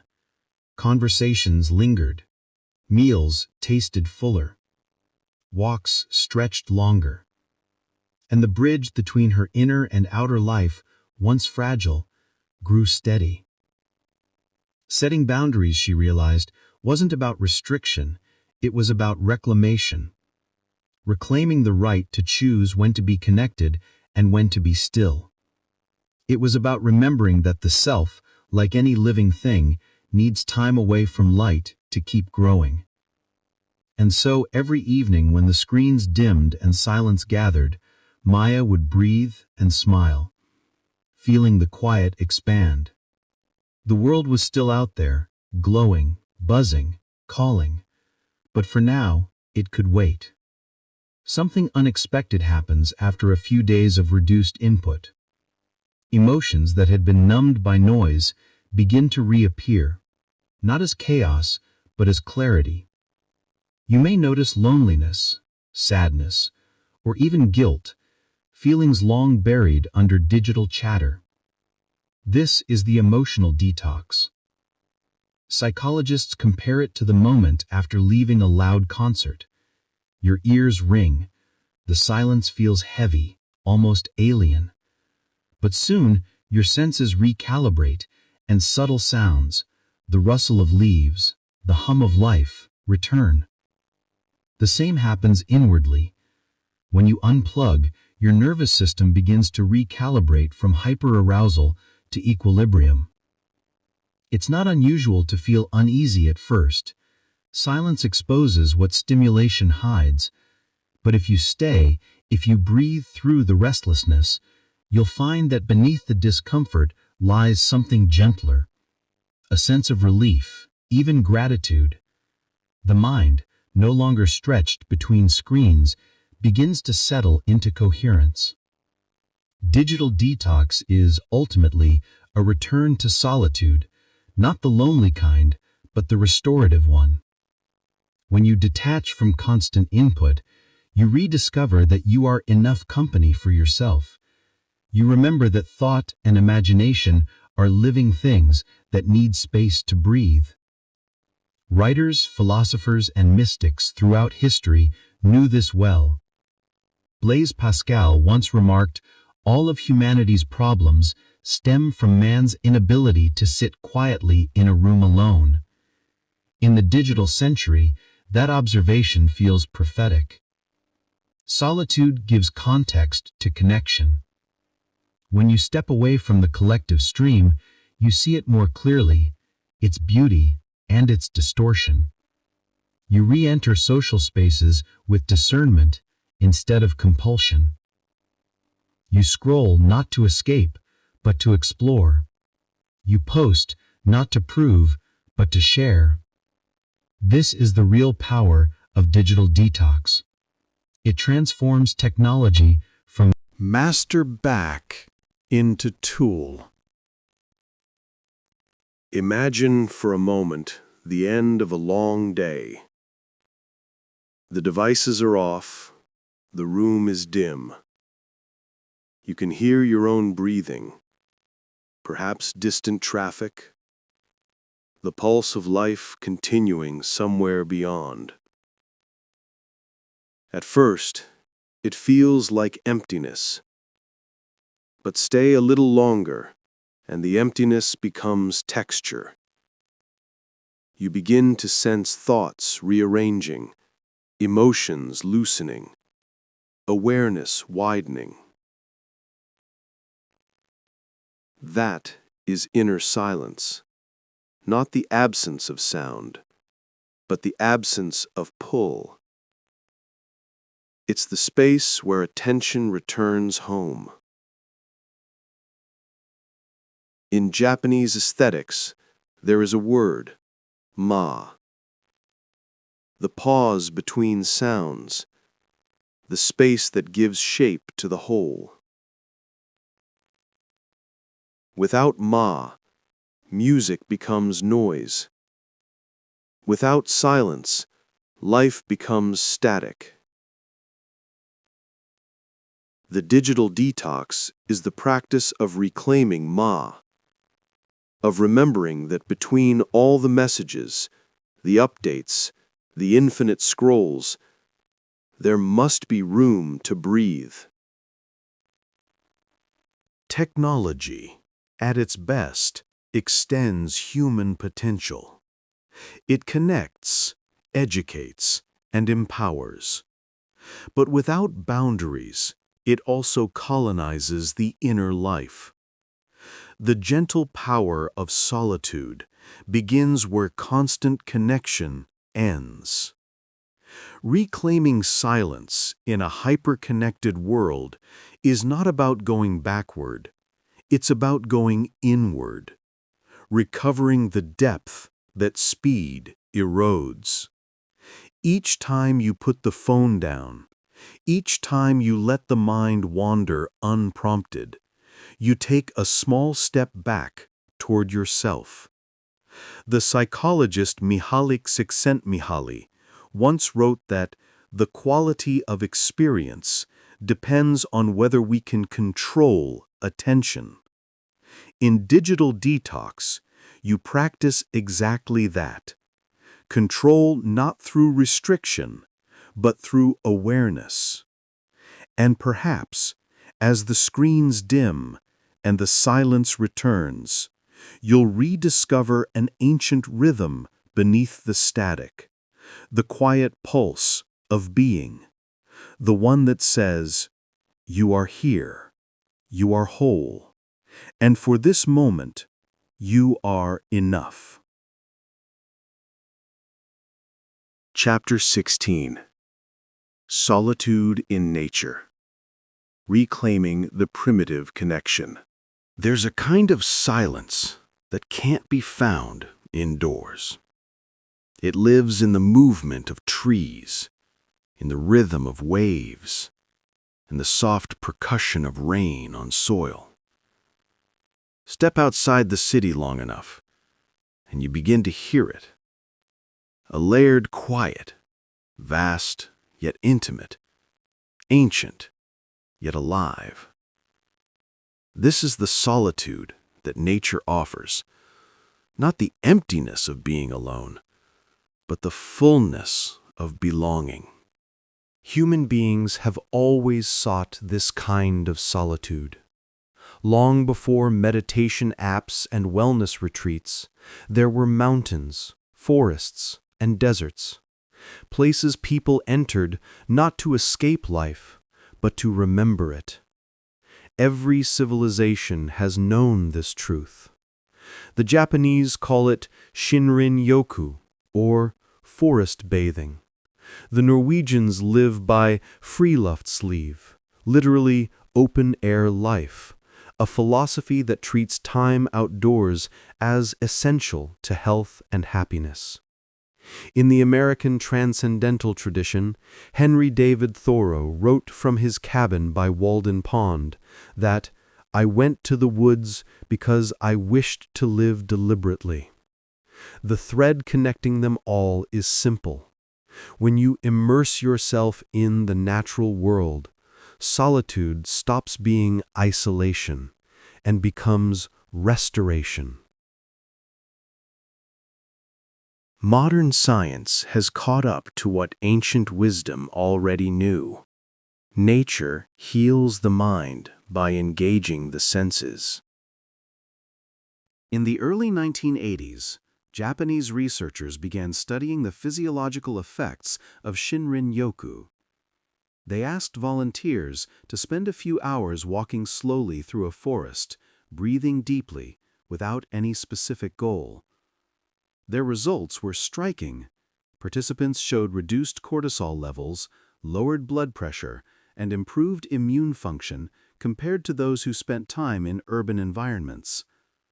Later studies by Dr. King Lee at Nippon Medical School found that trees emit aromatic compounds called phytoncides, natural oils that, when inhaled, increase the activity of our body's natural killer cells, which play a role in fighting disease. But it's not just the chemistry of air that calms us. It's the rhythm. Psychologists Stephen and Rachel Kaplan developed what they called attention restoration theory, explaining why natural settings feel so different from built ones. Our attention, they wrote, has two modes: directed attention, the kind we use to focus on tasks, and involuntary attention, which activates when something effortlessly fascinates us. Cities demand the first, forests invite the second. When you're surrounded by moving leaves, shifting light, and birdsong, your mind relaxes into soft fascination. You notice without trying. This gentle engagement allows the prefrontal cortex to rest, repairing the fatigue caused by constant concentration. In short, nature doesn't just relax us, it resets us. Long before the term stress management existed, nature was already performing that role. In the 1980s, environmental psychologist Roger Ulrich conducted a landmark study. Patients recovering from surgery who had a window view of trees healed faster and required less pain medication than those whose windows faced a brick wall. That single study changed how hospitals around the world began designing patient rooms. The underlying mechanism, Ulrich proposed, is what he called the stress reduction theory. Our nervous system evolved in close connection to the natural world. When we encounter greenery, flowing water, or open landscapes, the brain interprets them as signs of safety and abundance. Heart rate slows, muscle tension drops, and the parasympathetic nervous system, responsible for rest and digestion, activates. We are, in a literal biological sense, home. That's why the hush of a pine forest or the expanse of an ocean horizon can quiet even the busiest mind. It's not imagination, it's evolution, remembering itself. To be alone in nature is to rediscover the quiet companionship of life itself. Without the hum of traffic or the glow of screens, we become aware of subtler presences: the smell of damp earth, the weight of sunlight on skin, the pattern of wind across grass. In these moments, solitude feels less like separation and more like communion. Poets and philosophers have always understood this mirror-like quality of the natural world. The Sufi mystic Rumi once wrote, "Listen to the silence, it has much to say." For him, nature was not scenery, but scripture, a living text that revealed truth through stillness. Thoreau's long walks were not about isolation, they were a form of listening. And in the mountains of Norway, the practice of friluftsliv is passed down through generations as both recreation and reverence. It's common there for families to ski into the wilderness for days, not for adventure, but for presence. The goal is not to conquer the wild, but to remember that one belongs to it. In a modern context, psychologists have begun to speak of this relationship as eco-psychology, the study of how our mental health depends on the health of the planet. The idea is simple. When we lose our connection to the earth, we lose a part of ourselves. Imagine standing in a dense forest at dawn. Mist hangs low between the trunks. The air carries a faint scent of resin, and every sound seems amplified: the drip of water, the far call of a bird. There's a wordless recognition that this is where life began. Long before cities, commerce, and calendars, this was home. Biologists call it biophilia, the innate human affinity for other living systems. Coined by Edward O. Wilson in the 1980s, the theory proposes that our brains evolved in response to natural stimuli, not artificial ones. The patterns of leaves, the sound of running water, the warmth of sunlight, these are not luxuries, but necessities, woven into our cognitive architecture. When we spend time in nature, we're not escaping reality, we're returning to it. Even short exposure has measurable effects. A 2019 study in Scientific Reports found that people who spent just 2 hours a week outdoors reported significantly higher well-being and lower anxiety. It didn't matter whether they visited a local park or a mountain trail. The key factor was immersion in natural surroundings. 2 hours a week. That's less than the time many people spend scrolling through social media in a single evening. Our species may live in cities now, but the body still remembers the forest. For those who practice mindfulness, solitude in nature becomes a living meditation. Every sound, every shift of light, every texture of bark or stone invites awareness. Buddhist teachers often refer to this as the natural mind, a state of open, spacious attention that arises when we stop trying to control experience. Neuroscientists studying meditative awareness have found that this kind of gentle observation decreases activity in the brain's amygdala, the center of threat detection. In other words, nature literally soothes the anxious brain. It invites what researchers call a restorative state, a blend of alertness and calm that modern life rarely allows. Indigenous cultures have long understood this intuitively. Among the Australian Aboriginal peoples, walkabout is both a journey and a rite of reconnection. Time spent alone in the land to remember ancestral pathways and personal purpose. Similarly, in many Native American traditions, the vision quest requires solitude in the wilderness, where the boundaries between self and nature dissolve and insight emerges. These practices were never about escape, they were about re-entry, about returning to the community with wisdom gathered from silence. After days surrounded by concrete, stepping into nature feels almost like time travel. The senses, dulled by artificial light and constant noise, come alive again. Psychologists call this resensitization, the restoration of sensory balance after overstimulation. A study by David Strayer at the University of Utah found that participants who spent 4 days disconnected from technology and immersed in nature performed 50% better on creative problem-solving tasks. The researchers concluded that prolonged exposure to natural environments quiets the prefrontal cortex, allowing the brain's associative networks to flourish. This explains why ideas often arise while hiking, gardening, or sitting near water. The mind, freed from the tyranny of tasks, begins to wander constructively. It's what Einstein called combinatory play, the mental state where imagination thrives. In solitude among trees or tides, we rediscover that kind of thinking. For centuries, cultures have built sanctuaries in natural settings precisely for this reason.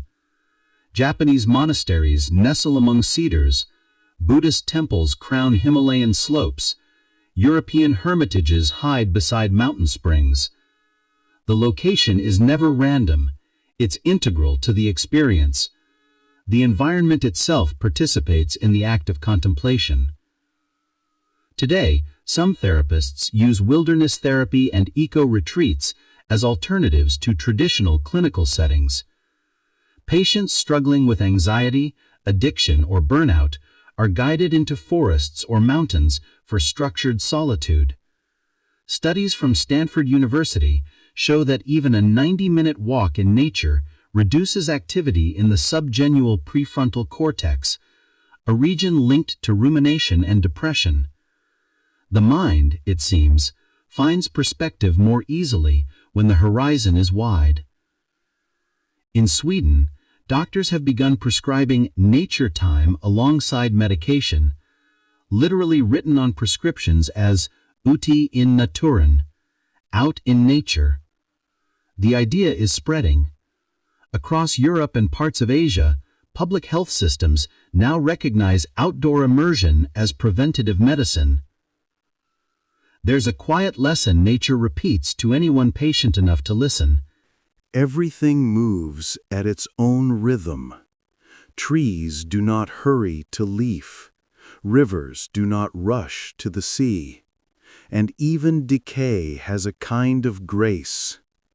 In solitude, surrounded by that slow intelligence, we remember a pace older than progress. This doesn't mean rejecting modern life.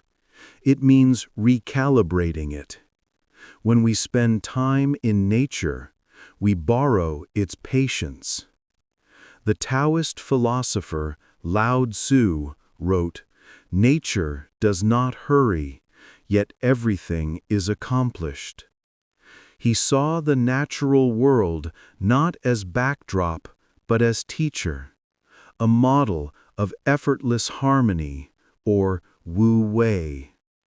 The wind doesn't argue with obstacles, it moves around them. The seed doesn't struggle to become a tree, it simply unfolds in its time. In solitude, among such quiet examples, we begin to practice the same effortless alignment. Problems lose their urgency. Thoughts settle into patterns as organic as roots finding soil. Ultimately, solitude in nature is not just about stepping outside, it's about stepping back into the parts of ourselves that civilization has muted. The body remembers how to move without choreography. The breath slows to match the rhythm of wind. And the mind rediscovers spaciousness. Many people describe this experience as spiritual, even if they don't use religious language. In the presence of vastness, mountain ranges, open sea, star-filled sky, the ego softens. The self, once so tightly defined by schedules and roles, feels porous. This is the humility of solitude in nature, realizing that you are not the center of the world, but a thread in its fabric. The poet Wendell Berry wrote, "I come into the peace of wild things who do not tax their lives with forethought of grief." In those words lies the invitation of natural solitude, not to abandon thought, but to remember peace. When the walk ends and the city reappears, something subtle has changed. The noise feels louder, but less invasive. The pace faster, but less binding. The mind carries a residue of stillness, as if a part of the forest has followed you back. This is what psychologists call transfer of calm, the lasting after-effect of time spent in restorative environments. The heart rate remains lower, focus sharper, patience steadier. Even brief encounters, an hour in a park, a weekend in the mountains, can reset the emotional baseline. The world hasn't changed, but your nervous system has. Solitude in nature teaches that stillness is not the opposite of life, but its foundation. Every tree, every wave, every breath of wind participate in the same quiet truth. Presence is enough. So the next time you feel scattered or overwhelmed, don't rush to fill the silence. Step outside. Let the world speak in its oldest language. Listen to the birds, the leaves, the air itself breathing. because somewhere between your heartbeat and the hum of the earth, you'll remember what it means to be alive. And in that remembering lies the gentle power of solitude, timeless, patient, and endlessly renewing. Chapter 17. The Paradox of Connection. How Solitude Deepens Empathy. At first glance, solitude and empathy seem like opposites. One turns inward, the other reaches out. Solitude withdraws from the world, while empathy leans toward it. Yet if you look more closely, they are not enemies, they are partners. True empathy, the kind that listens deeply and responds wisely, grows not from constant interaction, but from inner quiet. In the same way that a musician needs silence to hear each note, empathy requires space to hear another's heart. Without solitude, our listening becomes noisy, filled with our own projections, our own needs. But in solitude, the inner static fades, and we can finally perceive others with clarity and tenderness. Neuroscience offers a glimpse into why this is so.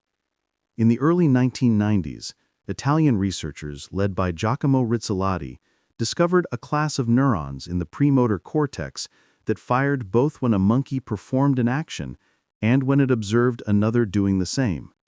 These were later called mirror neurons, the biological basis of empathy. Humans share this system. When you see someone smile, your brain's mirror network activates as if you were smiling too. When you see pain, the same neural circuits light up that would if you were hurt yourself. This is the foundation of empathy, a resonance between minds. But there's a paradox built into it. To resonate without losing your own tone, to feel with others without being overwhelmed by them, you need a strong sense of self. That strength comes from solitude. Studies by neuroscientist Tanya Singer at the Max Planck Institute show that people trained in mindfulness and self-awareness display more stable empathic responses than those who merely react emotionally. Their brains show balanced activation, enough mirroring to connect, but enough regulation to stay grounded. Solitude, practiced as mindful reflection, cultivates this balance. It teaches the mind to observe feelings without drowning in them. In other words, time alone doesn't make you detached, it makes you available. Modern life, however, rarely allows the kind of quiet in which empathy matures. We live amid emotional noise, an endless stream of opinions, reactions, and performative emotion. Social media amplifies this noise until compassion itself becomes a form of display. Psychologists call it empathy fatigue, the exhaustion that comes from constant exposure to others' distress without time to process it. Empathy fatigue is not apathy, it's depletion. When the heart never rests, it numbs itself for protection. Nurses, therapists, and humanitarian workers often experience this phenomenon.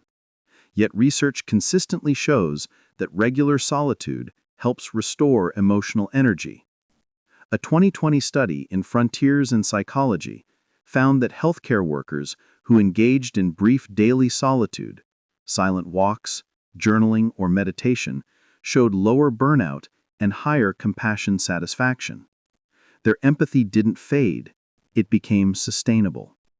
Solitude, in this way, is not the absence of care, but the oxygen mask that allows care to continue.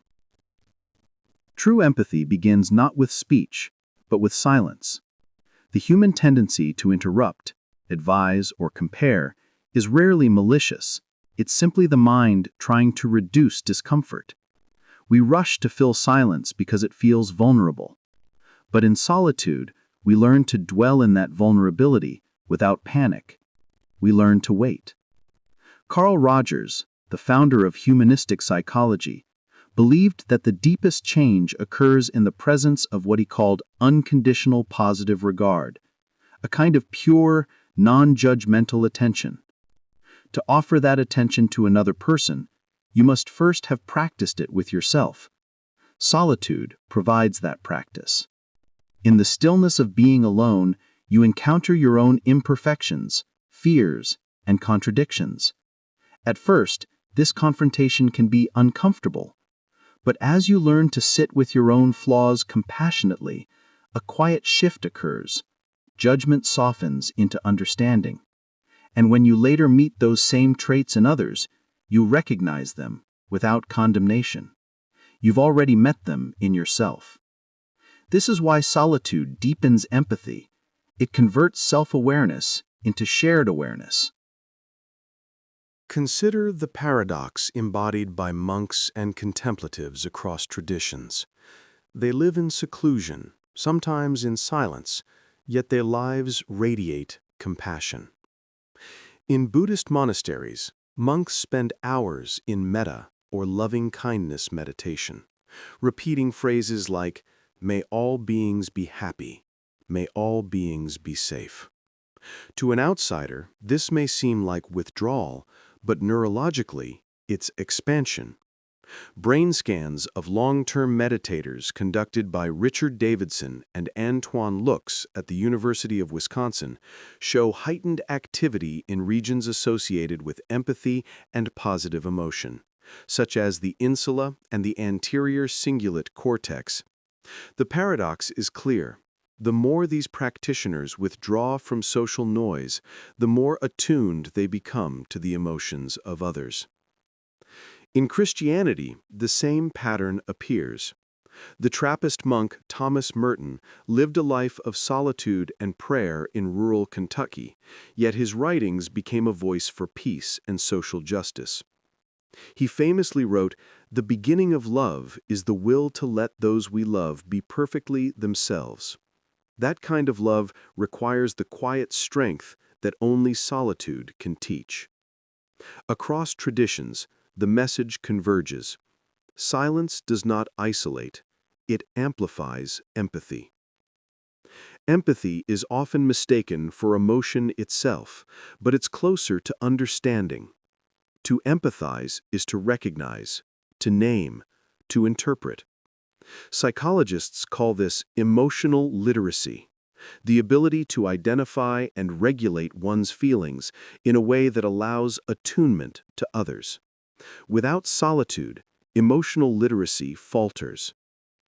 In a world that rewards quick reactions, solitude teaches slow observation. When you spend time alone reflecting on your emotional states, frustration, joy, envy, gratitude, you begin to see their patterns. This introspective clarity prevents projection, the unconscious act of assigning our feelings to others.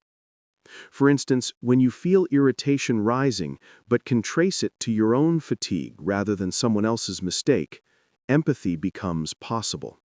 You no longer respond defensively, you respond wisely. Kristin Neff's research on self-compassion at the University of Texas echoes this principle. She found that individuals who practice self-kindness are not more self-centered, but more altruistic. By acknowledging their own suffering with gentleness, they become better equipped to recognize and alleviate suffering in others. Solitude, when used as a space for self-compassion, thus becomes a training ground for empathy. Empathy without boundaries becomes enmeshment. Solitude helps define the emotional edges that keep compassion healthy. When you regularly return to your own company, you learn the difference between understanding someone and absorbing them. You begin to sense where another's pain ends and your responsibility begins. In psychological terms, solitude enhances what's called differentiation of self, the capacity to maintain one's identity while remaining emotionally connected. Dr. Murray Bowen, who coined the concept, argued that this balance is the hallmark of mature relationships. People who cultivate solitude, he found, are less reactive and more able to respond thoughtfully under stress. Think of solitude as an emotional reset button. It doesn't close the heart, it clears it. In the digital era, much of what passes for empathy online is actually emotional contagion, an echo of outrage, fear, or sadness bouncing through virtual spaces. True empathy, however, requires depth, not speed. It asks for reflection between stimulus and response. That reflective gap is exactly what solitude restores. In solitude, you rehearse dialogue with yourself. What do I really feel? Why am I reacting this way? Is my response helpful or performative? This habit of inner inquiry translates outward into better conversations. When you meet someone else's pain, instead of echoing it impulsively, you can listen with grounded presence. You respond not from reflex, but from resonance. The difference may seem subtle, but it changes everything. Different cultures have long recognized solitude as essential to empathy and moral clarity. In indigenous traditions of North America, the vision quest was not just a spiritual test, but a way to learn humility, to listen to the world before speaking to it. In Japan, the practice of sabi, the quiet appreciation of loneliness and imperfection, taught sensitivity to the moods of others. In African Ubuntu philosophy, solitude and community were seen as complementary. The phrase, "I am because we are," implies that to serve the whole, one must first know oneself. Even modern Scandinavian societies, often praised for social trust, have cultural norms of privacy and reflection. The Norwegian word alene simply means alone, but it carries no stigma. It is understood as a time for balance, a pause that allows for more genuine connection later. Across civilizations, solitude has been less about absence than about preparation, the inner apprenticeship of empathy. Empathy also depends on imagination, the ability to inhabit someone else's perspective. That capacity grows in solitude, where the mind has room to wander beyond itself. Writers and artists have always drawn on this. Virginia Woolf once wrote that the mind has the deep desire to communicate, but it must be alone to do so.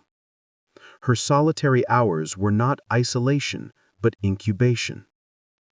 Neuroscientific studies on narrative transportation, the immersive experience of reading, show that when we imagine the experiences of fictional characters, the same neural pathways activate as when we empathize with real people.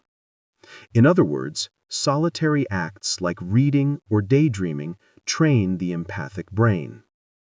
So when we spend time in reflective solitude, whether through journaling, reading, or quiet thought, we're not withdrawing from humanity, we're rehearsing for it. Empathy doesn't always require words. Sometimes the most compassionate act is presence without speech.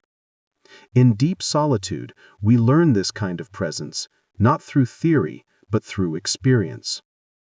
Silence becomes comfortable, not empty. In hospitals, therapists are trained in what's called active silence, allowing moments of quiet in conversation to give patients space to speak or simply to feel. Those who are at ease with silence, research shows, are perceived as more empathetic and trustworthy. It's not the words that heal, but the calm in which words can rest. This is solitude's subtle gift to connection. It teaches us that silence is not absence, but invitation. When you return from solitude, the world seems slightly changed, not because it has slowed down, but because you have. The chatter of daily life no longer feels overwhelming. The emotions of others no longer sweep you away. You listen differently. You begin to notice the pauses between sentences, the tension beneath laughter, the small signals that others often miss. You sense not just what people say, but what they mean. This kind of perception can't be taught in a classroom. It grows only in the soil of quiet observation. Empathy, in its mature form, is not dramatic, it's steady. It listens, absorbs, and responds with balance. Solitude is the apprenticeship that teaches that steadiness. There is an old Zen saying, "When the mind is quiet, the whole universe surrenders." In that surrender lies understanding. Solitude clears the mind of its noise, and what remains is pure perception of self, of others, of life. The paradox of connection is that to love fully, we must sometimes stand apart. To listen well, we must first fall silent. To understand others, we must have first understood ourselves. So when you next sit alone, without phone, without conversation, remember that this is not distance from others, it's preparation for them. Every moment spent in quiet reflection polishes the mirror of the heart until it can reflect the world with gentleness. And in that reflection, solitude fulfills its quiet promise to make us not less human, but more human. Chapter 18. Solitude and Relationships.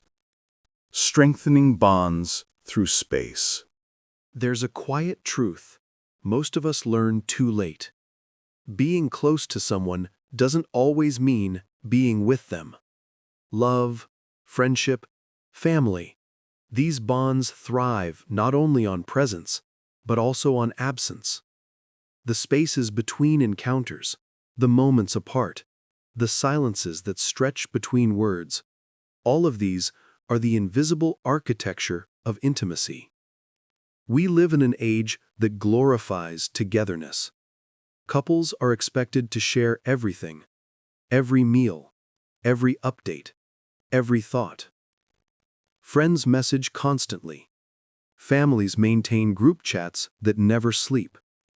We equate closeness with constant contact, forgetting that even the healthiest connection can wither under the weight of too much proximity. Like roots competing for the same soil, relationships suffocate when there's no air between them. Think of two trees growing side by side. If they stand too close, their branches tangle, their roots choke each other.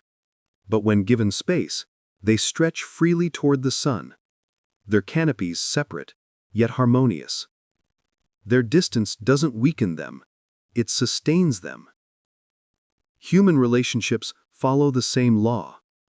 Solitude isn't the opposite of love. It's its oxygen.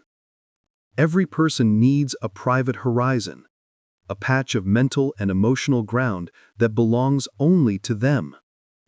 In that space, we process, dream, and restore the self that we bring back to others. Psychologist Harriet Lerner, in The Dance of Intimacy, wrote that true closeness requires a firm sense of self. Without solitude, that sense erodes.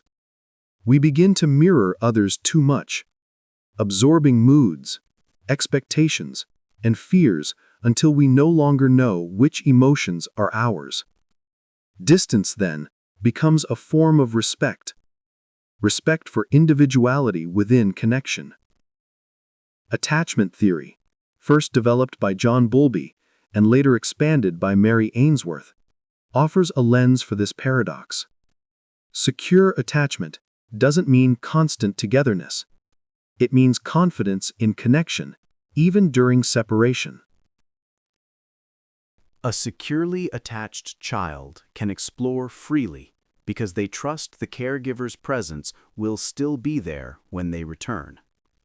Adults operate on the same principle.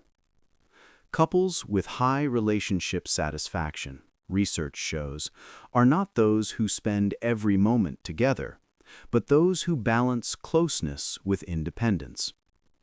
A 2017 study in the Journal of Social and Personal Relationships found that partners who practiced intentional time apart, whether through solo hobbies, travel, or quiet reflection, reported greater satisfaction and lower conflict.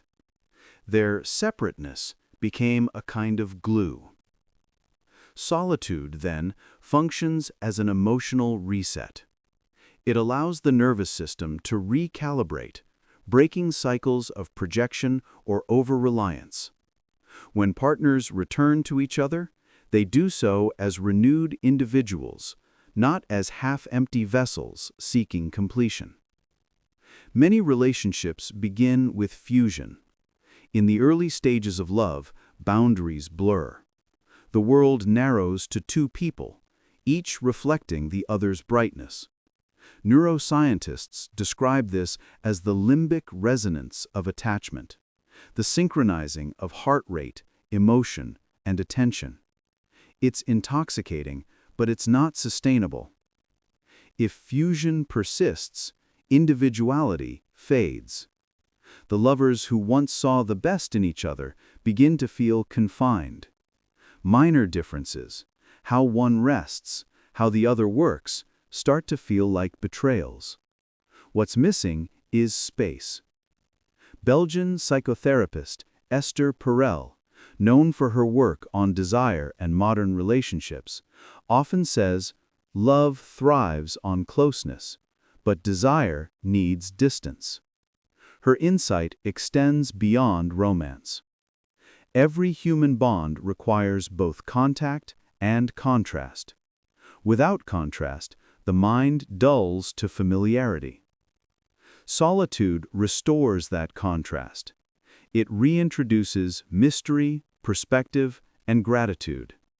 When partners, friends, or families allow one another the freedom to be alone, they create conditions for renewed appreciation. The heart, after all, remembers most vividly what it occasionally misses. At a biological level, relationships are dances of neurochemistry. When we connect with someone, through a hug, shared laughter, or even a message, our brains release oxytocin, the bonding hormone. But like any system, it needs rhythm. Release, rest, release again. Too much continuous stimulation can dull responsiveness. Solitude provides that pause. During quiet time alone, cortisol levels drop, dopamine receptors recalibrate, and the brain's social circuits regain balance. A 2021 study in Frontiers in Behavioral Neuroscience found that intermittent solitude improved emotional regulation and empathy in couples. The researchers concluded that healthy relational spacing functions as psychological homeostasis. It's a biological truth as much as a poetic one. Connection, like breath, requires exhale as well as inhale. It's important to distinguish solitude from withdrawal. Withdrawal shuts the door. Solitude opens a window. The difference lies in intention. Withdrawal hides from connection out of fear. Solitude steps back from it out of care. In long-term relationships, small doses of solitude act as mirrors. Time apart allows each person to reflect on what they bring to the relationship, their needs, assumptions, and patterns. Many therapists encourage what they call self-checks in solitude. Brief moments to ask, am I listening or just reacting? Am I showing love or seeking reassurance? These quiet self-inventories prevent small misunderstandings from hardening into resentment. When we know ourselves better, we forgive others more easily. Paradoxically, distance can deepen affection. Psychologist Arthur Aaron's studies on romantic relationships found that anticipation and longing heighten emotional intensity. The brain's reward circuits, particularly those involving dopamine, light up not only during presence but also during absence. That's why letters, pauses, and even goodbyes can strengthen bonds. They sustain the narrative of connection across time. In ancient Japanese culture, this was understood as en, a concept meaning both connection and destiny. Lovers separated by distance were believed to be joined by invisible threads of empathy. The feeling of longing wasn't pain to be avoided, but proof of attachment's endurance. Modern neuroscience supports this poetic intuition. When we miss someone, the same brain regions responsible for emotional attachment remain active. The absence doesn't erase connection, it reinforces it. The same rhythm of closeness and space applies to families. Parents often feel guilty for wanting solitude, as if every moment away from children were a failure of love. But solitude models emotional health. It teaches children that adults too need time to recharge, to think, to simply be. Developmental psychologists note that children raised by parents who respect personal space develop higher emotional regulation and autonomy. They learn that love doesn't mean surveillance, that presence doesn't have to be constant to be secure. Family systems researcher Salvador Minuchin called this balance clear boundaries, neither enmeshment nor detachment. In homes where solitude is allowed, relationships mature from dependency into respect. Friendship, too, needs breathing room. The most enduring friendships often survive years of silence, distance, or change. Their strength lies not in frequency, but in depth. Time apart gives shared history meaning.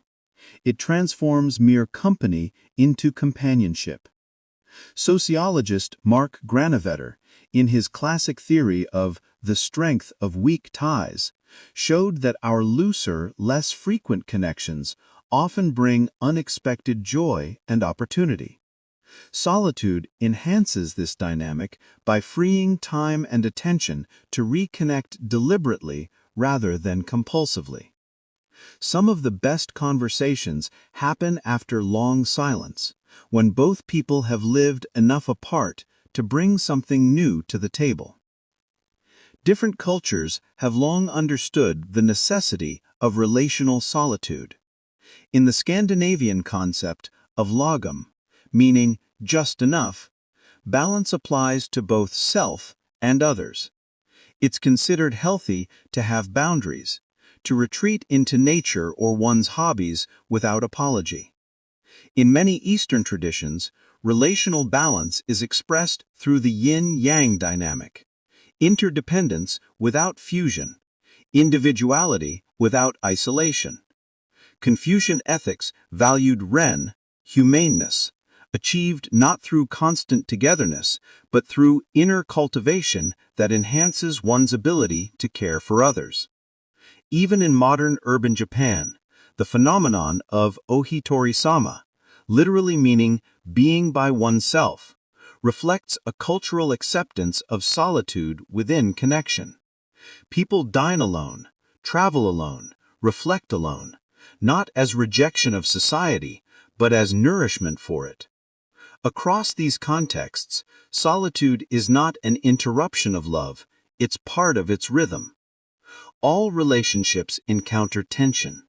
Conflict, when mishandled, can erode empathy. Yet studies in relationship counseling consistently show that temporary separation, what therapists call structured distance, can aid repair.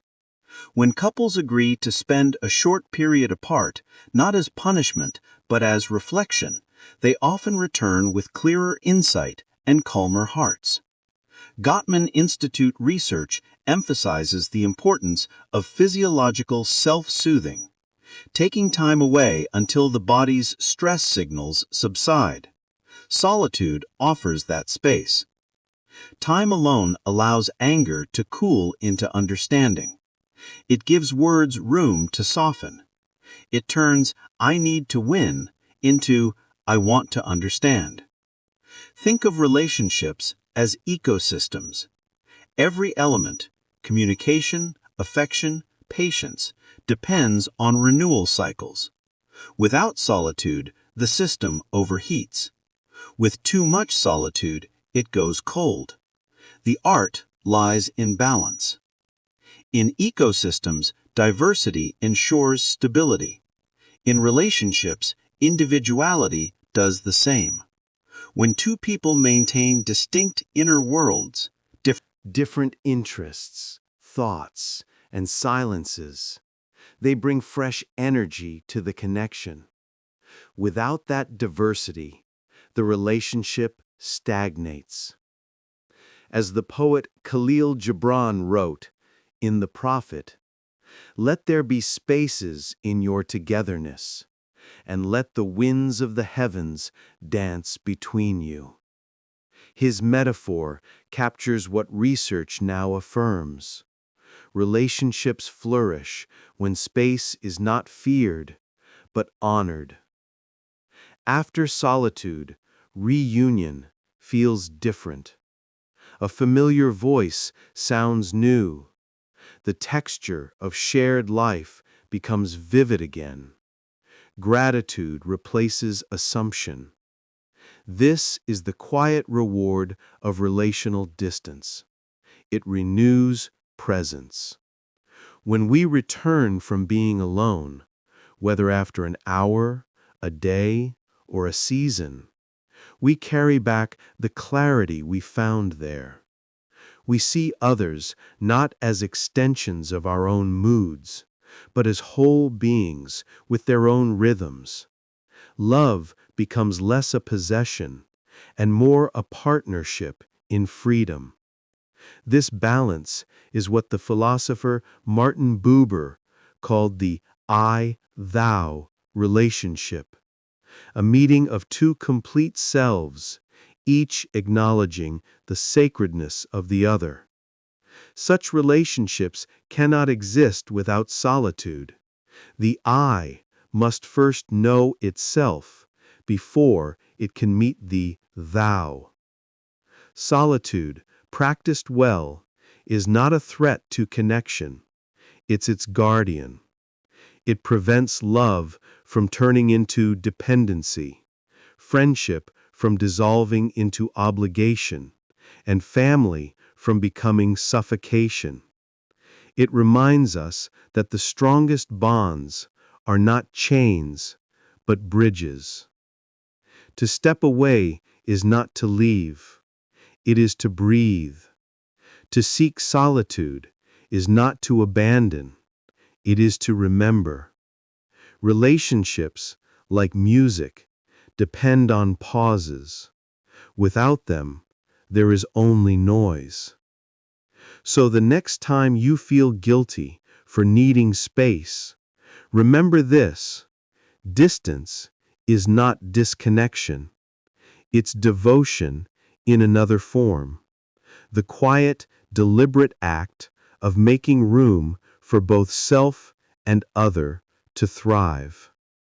In that space, love doesn't fade, it deepens. Chapter 19. Solitude and Spiritual Renewal. When the noise of the world fades, another sound begins to rise, the subtle pulse of existence itself. It's the same rhythm that guides waves, seasons, and breath. To enter solitude deeply is to tune into that rhythm. It's no longer about being away from others. It's about being present with the whole. Throughout history, human beings have turned to solitude not just for rest or reflection, but for renewal. Mystics, prophets, monks, and wanderers have all sought the same sacred silence, not as escape, but as encounter. They knew what modern life so often forgets, that beyond the chatter of thought lies a stillness in which the soul remembers its source. In the deserts of Egypt in the 3rd century, the desert fathers and mothers left their cities to live in caves, seeking God in the quiet. Their solitude was not a rejection of humanity, but a deeper embrace of it. One hermit, Abba Moses, said, "Sit in your cell, and your cell will teach you everything." That cell was not a prison, it was a mirror. Across continents and centuries, others followed similar paths. In Japan, Zen monks practiced zazen, seated meditation, to experience satori, direct insight into reality. In Islamic Sufism, seekers entered khalwa, a period of voluntary seclusion, often 40 days of fasting and prayer, to cleanse the heart of distractions.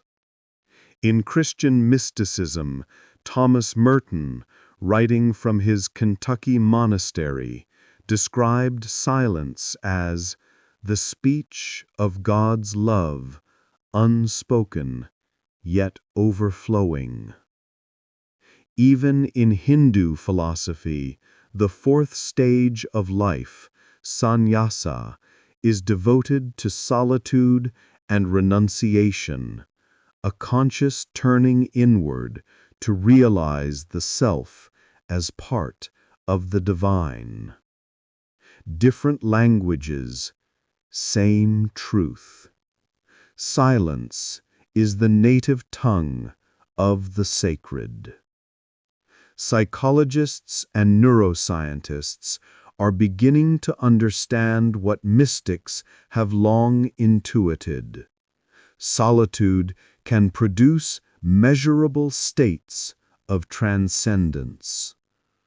When external stimuli quiet down, the brain's default mode network, the system involved in self-referential thinking, shifts into a new rhythm. Studies on long-term meditators at the University of Wisconsin show reduced activity in the parietal lobe, the region that defines the boundaries between self and environment. The result is a felt sense of unity, what mystics describe as oneness. William James, the father of modern psychology, called such experiences the varieties of religious experience. He noted that moments of mystical awareness share 4 traits: ineffability, a sense of unity, timelessness, and transformation. What James called mystical consciousness, we might today call the neural signature of deep solitude. Even brief exposure to such states leaves a lasting mark. Research on awe, the feeling of vastness that transcends the self, increases prosocial behavior, reduces inflammation, and fosters humility. In solitude, the mind naturally opens to awe. The sight of dawn over a lake, the night sky unfolding its silent infinity. Spiritual renewal is, in many ways, the biological echo of wonder. Spiritual solitude begins with a kind of emptying. You withdraw not just from noise, but from the constant performance of identity. There's no one to impress, no role to uphold. The masks fall away. At first, this can feel disorienting, even frightening. The ego resists its own quiet. But as the Buddhist teacher Pema Chodron writes, only in the absence of clinging do we find real security. This emptiness is not void, but spaciousness, the fertile ground where meaning grows.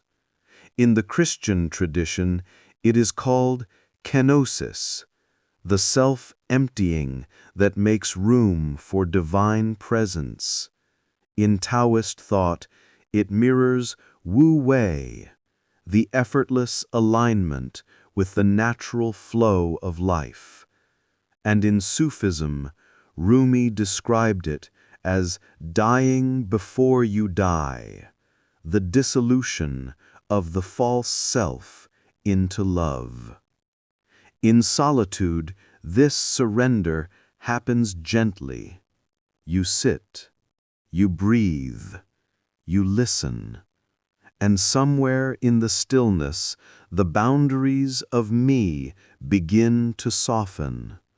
You feel less like a separate observer and more like a participant in something vast and alive. This is the renewal solitude offers, not escape from the world, but reunion with it. Silence doesn't merely calm the mind, it repairs it. Modern neuroscience shows that prolonged quiet triggers the brain's growth of new cells in the hippocampus, the region responsible for learning and memory. In a world saturated with words, silence acts as a balm, restoring clarity and integration. But beyond biology, silence has an ethical and emotional dimension. In silence, we learn humility. We realize how little we truly know, how small our certainties are in the face of existence. This humility opens the door to compassion. Thomas Keating, founder of the modern centering prayer movement, said, "Silence is God's first language. Everything else is a poor translation. When you learn that language, your perception changes. Ordinary things, the sound of wind through leaves, the rhythm of your heartbeat, become prayers without words." Each faith tradition, in its own language, has discovered that solitude is not absence, but presence, a way of remembering what is sacred. In early Christianity, the hermits of the Egyptian desert believed that silence purified the heart. Their cells were not prisons, but sanctuaries where the noise of the world could finally subside. Later, in Benedictine monasteries, silence became a discipline of love rather than denial.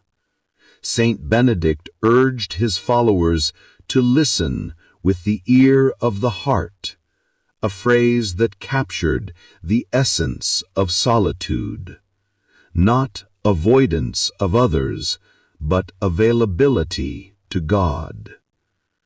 In Islam, this inner retreat found expression through khalwa, a period of voluntary seclusion that echoes the Prophet Muhammad's nights of contemplation.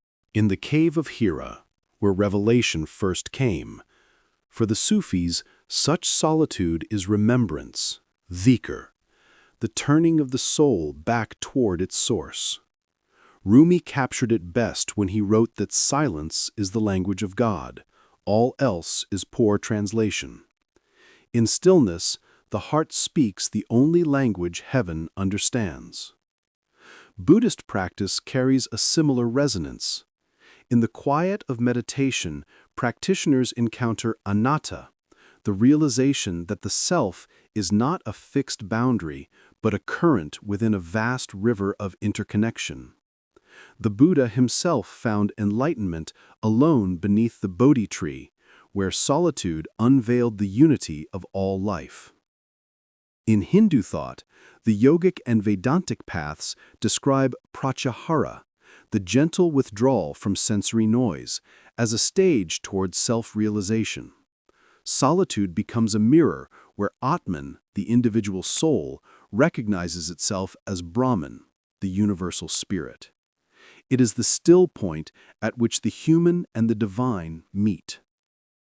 Among many indigenous peoples of North America, solitude takes the form of the vision quest, days spent fasting and praying in nature.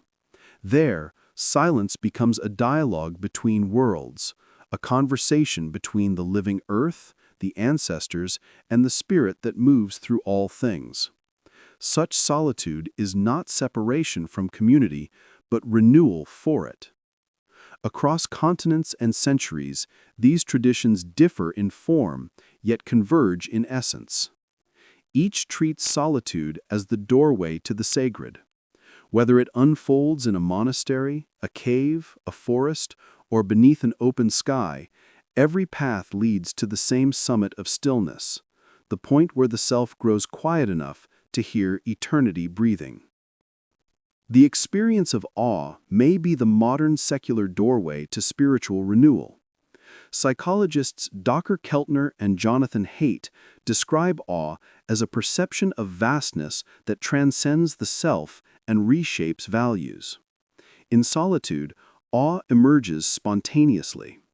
When you stand before an endless ocean or watch a storm roll over distant hills, there's a moment when thought dissolves. You're no longer a spectator, you're part of the unfolding. That moment, however fleeting, reorders the inner landscape. Studies show that regular experiences of awe increase gratitude, patience, and life satisfaction. In solitude, awe acts as a bridge between the personal and the universal. Spiritual solitude is not always light. Every tradition speaks of a dark night of the soul, a period when faith, meaning, or comfort vanish. St. John of the Cross described it as the stripping away of illusions that precedes union with the divine. Modern psychology sees parallels in what Viktor Frankl called existential vacuum, the emptiness that arises when life's purpose is questioned. Solitude amplifies that feeling at first, but only to reveal what lies beneath it. When we endure the silence long enough, despair often gives way to depth. It's in the dark night that the roots of faith grow. The absence of meaning becomes the soil for genuine spirituality, one born not from belief, but from experience. Perhaps the greatest paradox of spiritual solitude is that it leads back to connection. Not social connection, but communion. When the ego dissolves, separateness softens. You begin to feel an affinity with all living things. The line between self and world blurs. This is why mystics, after years of seclusion, often emerge as voices of compassion. The hermit returns from the desert to feed the hungry. The monk leaves the monastery to advocate peace. Their solitude wasn't a turning away from the world, but a deeper turning toward it. They learned, in silence, what words like love and mercy truly mean. Contemplatives across traditions echo the same realization, that silence expands the heart. It makes room for everyone. Spiritual solitude doesn't always require mountains or monasteries. It can unfold in the quiet of dawn, in a parked car before work, or during a walk at dusk. The essence of it is intention, the willingness to listen. When you set aside even a few minutes each day for silence, you create a chapel within yourself. The outer world remains the same, but your perception shifts. Mundane actions, washing dishes, breathing, waiting at a red light, become acts of mindfulness. The divine is no longer distant. It's woven through the ordinary. In that sense, spiritual renewal through solitude is democratic. It belongs to anyone willing to be still. In our era of constant commentary and cynicism, solitude reawakens reverence, the simple, unguarded awe at existence. Reverence doesn't mean superstition, it means recognition, the awareness that life itself is sacred. When people speak of losing faith, what they often mean is losing contact with silence, with wonder, with depth. Solitude restores that contact. It reconnects us to what theologian Paul Tillich called the ground of being. To be spiritually renewed is to remember that we live not on the surface of reality, but within its mystery. In the end, solitude's highest gift is not peace, but presence. You come to realize that what you sought, meaning, connection, transcendence, was never elsewhere. It was always here, beneath the noise. Sit long enough in silence and the boundaries dissolve, between you and nature, between you and others, between you and the divine.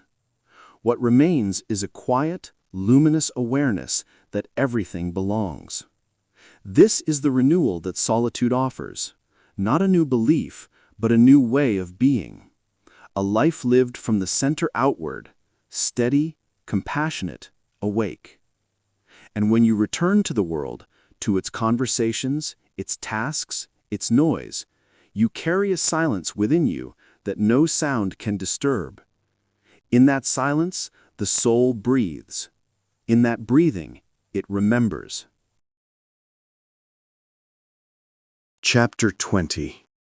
The Threshold. Transformation through Aloneness. Every true journey has a point of stillness, a moment when the path narrows, the noise falls away, and you are left standing before the unknown.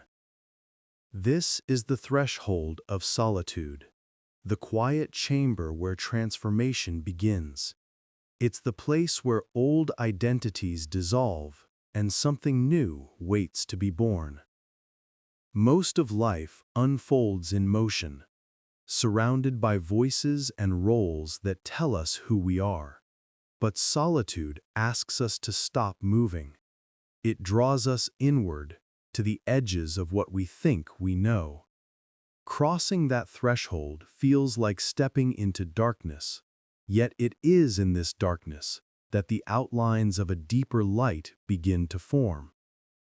Transformation rarely begins in comfort. More often, it begins with loss, of certainty, of connection, of direction. Solitude, in this sense, is not always chosen. Sometimes it arrives uninvited. Nelson Mandela understood this. During his 27 years in prison, much of it in a small cell on Robben Island, solitude became both his torment and his teacher. Cut off from his family, from his people, even from the sky, he was forced to meet himself in full. There is nothing like returning to a place that remains unchanged to find the ways in which you yourself have altered, he later wrote. In the silence of confinement, his anger burned away, replaced by resolve. Isolation became a crucible. Psychologists call this process liminality, a threshold state between what was and what will be. The word comes from the Latin limen, meaning doorway. Anthropologist Victor Turner used it to describe the middle stage of rites of passage, when the initiate is no longer what they were, but not yet what they will become. Solitude, especially long solitude, is that liminal space of the soul. When the familiar structures of life fade, the self unravels. Yet this unraveling, painful as it feels, is the prelude to renewal. In every myth of transformation, there is a moment of breaking. Psyche loses her sight.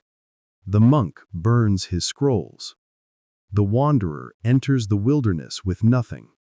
What looks like destruction is often germination, the seed cracking so life can emerge.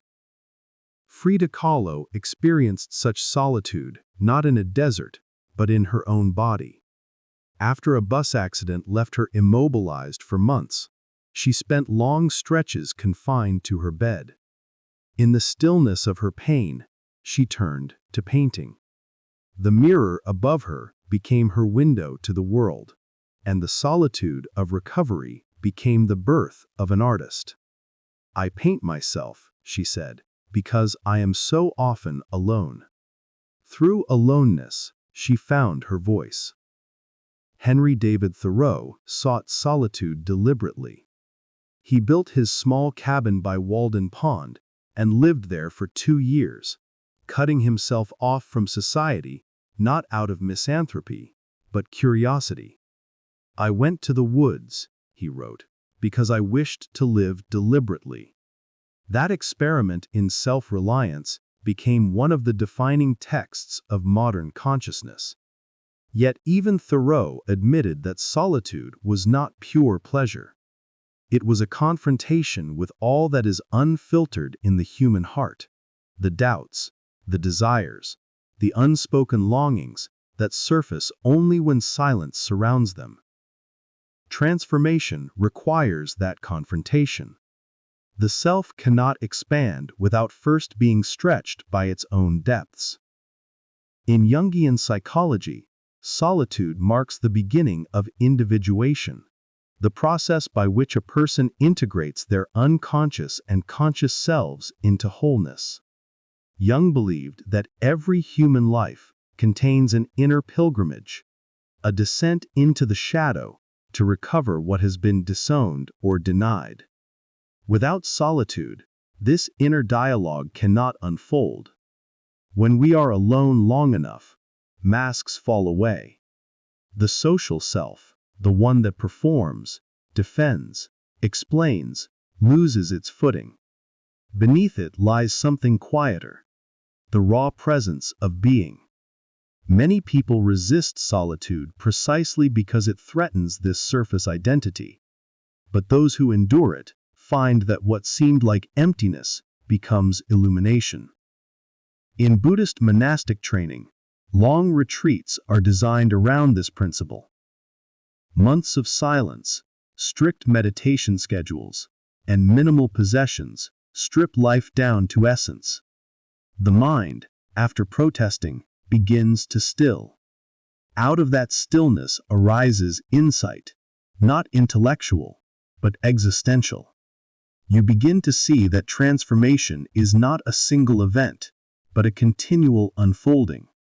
Solitude is the landscape where that unfolding can be witnessed. There's a particular kind of solitude that comes not from choice, but from circumstance. The solitude of suffering. In such moments, the question is no longer, how can I escape, but, what can this teach me? Viktor Frankl, the Austrian psychiatrist and Holocaust survivor, wrote from his years in concentration camps that when we are no longer able to change a situation, we are challenged to change ourselves. His solitude was not physical. He was surrounded by others, but existential. The guards could control his body, not his spirit. In the absence of freedom, he discovered the freedom of meaning. Frankl's insight formed the basis of logotherapy, the idea that life's central drive is not pleasure or power, but purpose. Solitude, especially the involuntary kind, strips away distractions until meaning becomes visible. The question of why transforms into the question of for what, a shift that renews the will to live. Transformation, then, is less about what solitude removes than about what it reveals. In mythology, transformation often happens in a cave, a forest, or a mountain cell. The liminal spaces between worlds. These are not random settings. Symbolically, they represent the unconscious, the inner forge where the self is remade. Nelson Mandela's cell, Kahlo's bed, Thoreau's cabin, all were modern caves. Inside them, the old selves dissolved.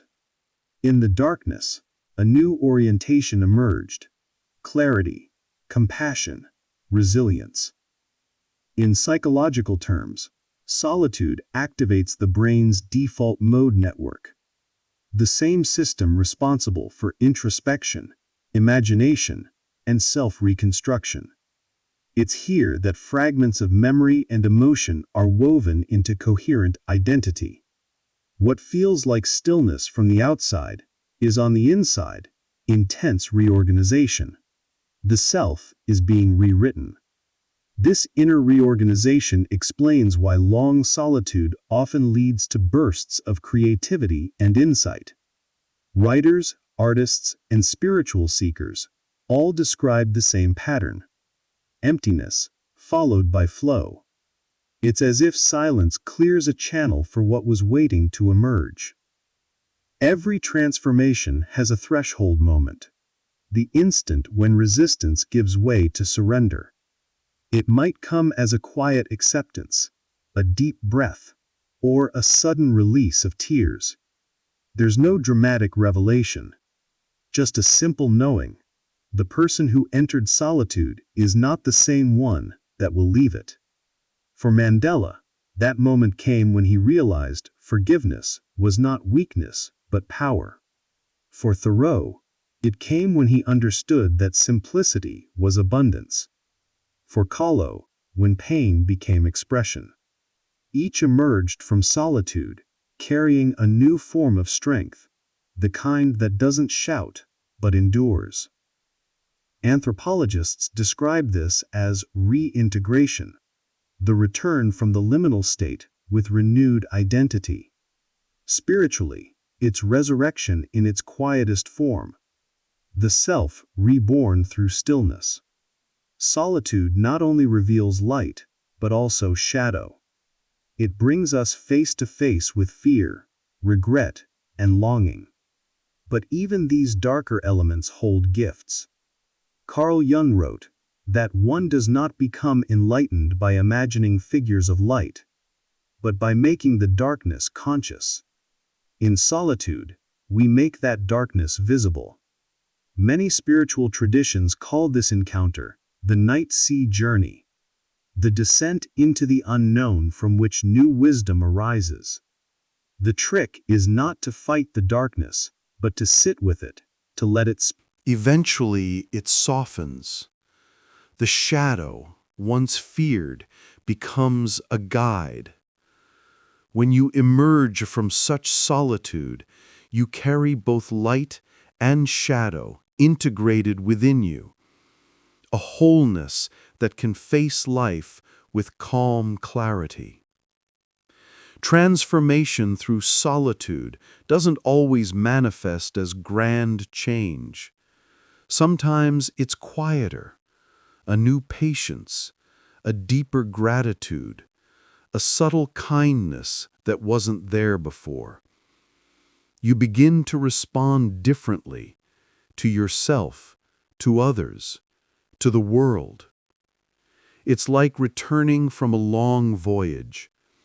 The streets are the same, the faces familiar, yet something within you perceives differently. You see patterns where you once saw chaos. You feel time's weight, but also its mercy. The noise of the world hasn't vanished, but it no longer drowns out your own rhythm. This is what it means to have crossed the threshold, not to escape the human condition, but to inhabit it with awareness. When transformation is complete, solitude begins to loosen its hold. The impulse to rejoin the world arises, not from loneliness, but from readiness. You return not because you need others to complete you, but because what you found in silence now seeks to be shared. The monk steps out of the monastery to teach. The artist opens their studio door. The prisoner walks free, carrying the wisdom of patience. In every case, solitude leads not to separation, but to service. And as you cross that invisible line between aloneness and togetherness, you realize that the threshold was never a boundary at all. It was a bridge. The world you return to is the same, yet your seeing has changed. The next chapter begins there, with the quiet return, the gentle act of bringing what you discovered in silence back into the music of life. Chapter 21. The Quiet Return. There comes a time, after long silence, when the world begins to call again. The sound is soft at first, the murmur of life beyond the window, the scent of rain on the soil, the distant hum of conversation. It isn't urgency that draws you back, but a quiet recognition. You have seen enough of the inner world to walk again among others, this time differently. Solitude has done its work. It has distilled the noise of existence into something clear and steady. Now the task is to return, to rejoin the world not as who you were, but as who you've become. Every return begins hesitantly. After long silence, even simple gestures feel new. A handshake, a conversation, the clatter of a marketplace, these things that once filled the day now carry an unfamiliar weight. But if solitude has taught anything, it's patience. You no longer rush to fill the quiet. You listen. You observe. You move slowly, as though protecting a fragile light you carry within. In psychological terms, this stage is called reintegration, the process of re-entering social life after transformation. It's what happens to astronauts returning from space, monks leaving retreat, or anyone who has spent time in deep inner change. The rhythms of ordinary life seem louder, faster, more chaotic, but the person who returns is no longer caught in the same currents. You begin to realize that the stillness you found in solitude was never confined to the forest, the room, or the retreat. It was a capacity of attention, something portable. You can bring it with you. The poet Rainer Maria Rilke once wrote that the only journey is the one within. But what he didn't say is that the inner journey changes how the outer world looks when you come back. Familiar places feel subtly transformed. The light seems cleaner. The sounds less intrusive. After solitude, perception sharpens. You notice details that used to slip past. The way sunlight moves across a wall, the quiet choreography of strangers on a street, the patience of trees. The world hasn't changed, but your seeing has. This shift is not grand revelation, it's refinement. You've learned the art of noticing. In stillness, you developed a sensitivity to nuance, a deeper appreciation for what is. You no longer crave the constant stimulation that once felt essential. Instead, The ordinary becomes luminous. The real gift of solitude is not isolation, but inner quiet. And that quiet, once learned, doesn't leave you. It becomes a kind of inner room, a sanctuary you can step into anywhere, anytime. In a crowded cafe, you can feel it beneath the chatter. In a tense conversation, it steadies your breath. In moments of decision, it reminds you to pause. This portable silence is not withdrawal from the world, but participation in it from a deeper place. The Stoics called it ataraxia, tranquility of soul. The Buddhists call it samadhi, unshakable composure. Whatever name it takes, it is the same essence, the ability to remain grounded amid the storm. You've learned that you don't need to flee the world to find stillness. The quiet you once sought in the mountains or the empty room now lives within you.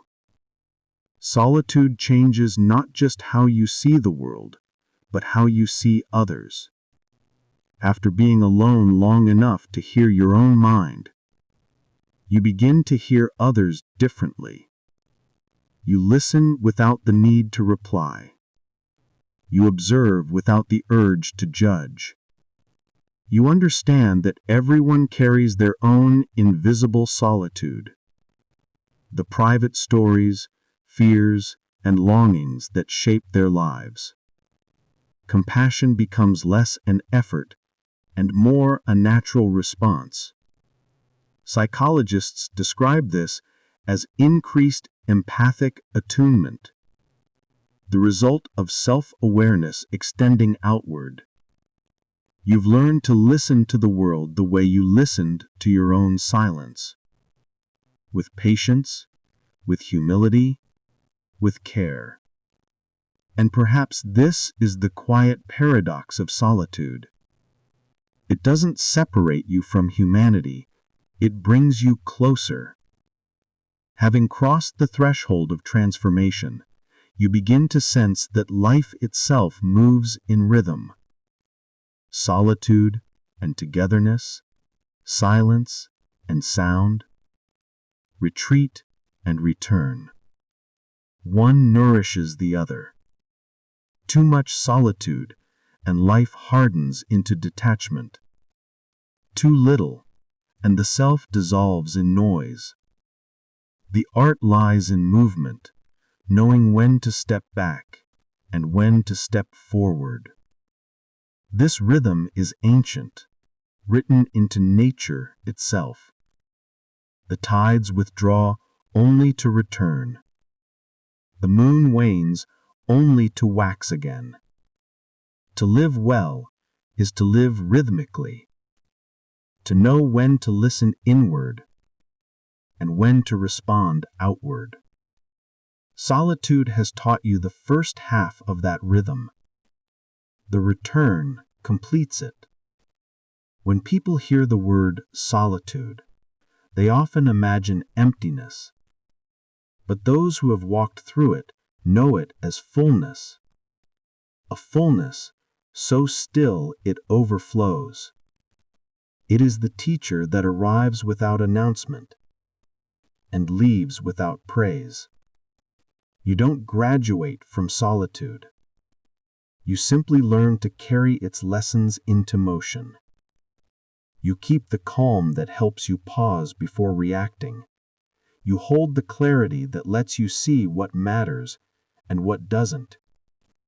You remember the humility that grows from silence, the understanding that wisdom rarely shouts. As you walk back into the noise of life, you carry this teacher within you, invisible, but alive. In the early chapters of this journey, solitude may have felt like separation. Now it feels like belonging of another kind, a belonging to the world itself. The deeper you go into solitude, the more you realize that you are never alone in any final sense. The wind through the trees, the rhythm of the sea, the pulse of your own breath, all of it spoke the same language. Solitude didn't remove you from the world, it reintroduced you to it. Many traditions call this awakening interbeing, the recognition that everything participates in everything else. You see this now in the simplest acts: sharing a meal, holding a gaze, walking beneath the same sky that watched you in your loneliness. Every connection feels like a continuation of the silence that shaped you. Transformation through solitude doesn't inflate the ego. It softens it.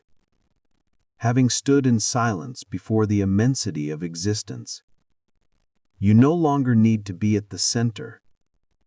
You're content to be part of the whole. This humility is the essence of spiritual maturity. You realize that your voice doesn't have to fill the room, it only needs to be honest. Your presence doesn't have to be large, it only needs to be kind. Solitude has recalibrated your scale of importance. The little things, the pause before speaking, the patience in waiting, the gratitude for a single moment of peace. These are the quiet revolutions that change a life. Returning to the world after solitude is not a one-time event. It's a practice, a rhythm you'll repeat again and again. Every morning when you open your eyes, you cross that threshold anew, from stillness into sound, from inward to outward. Each day, the world will test your calm.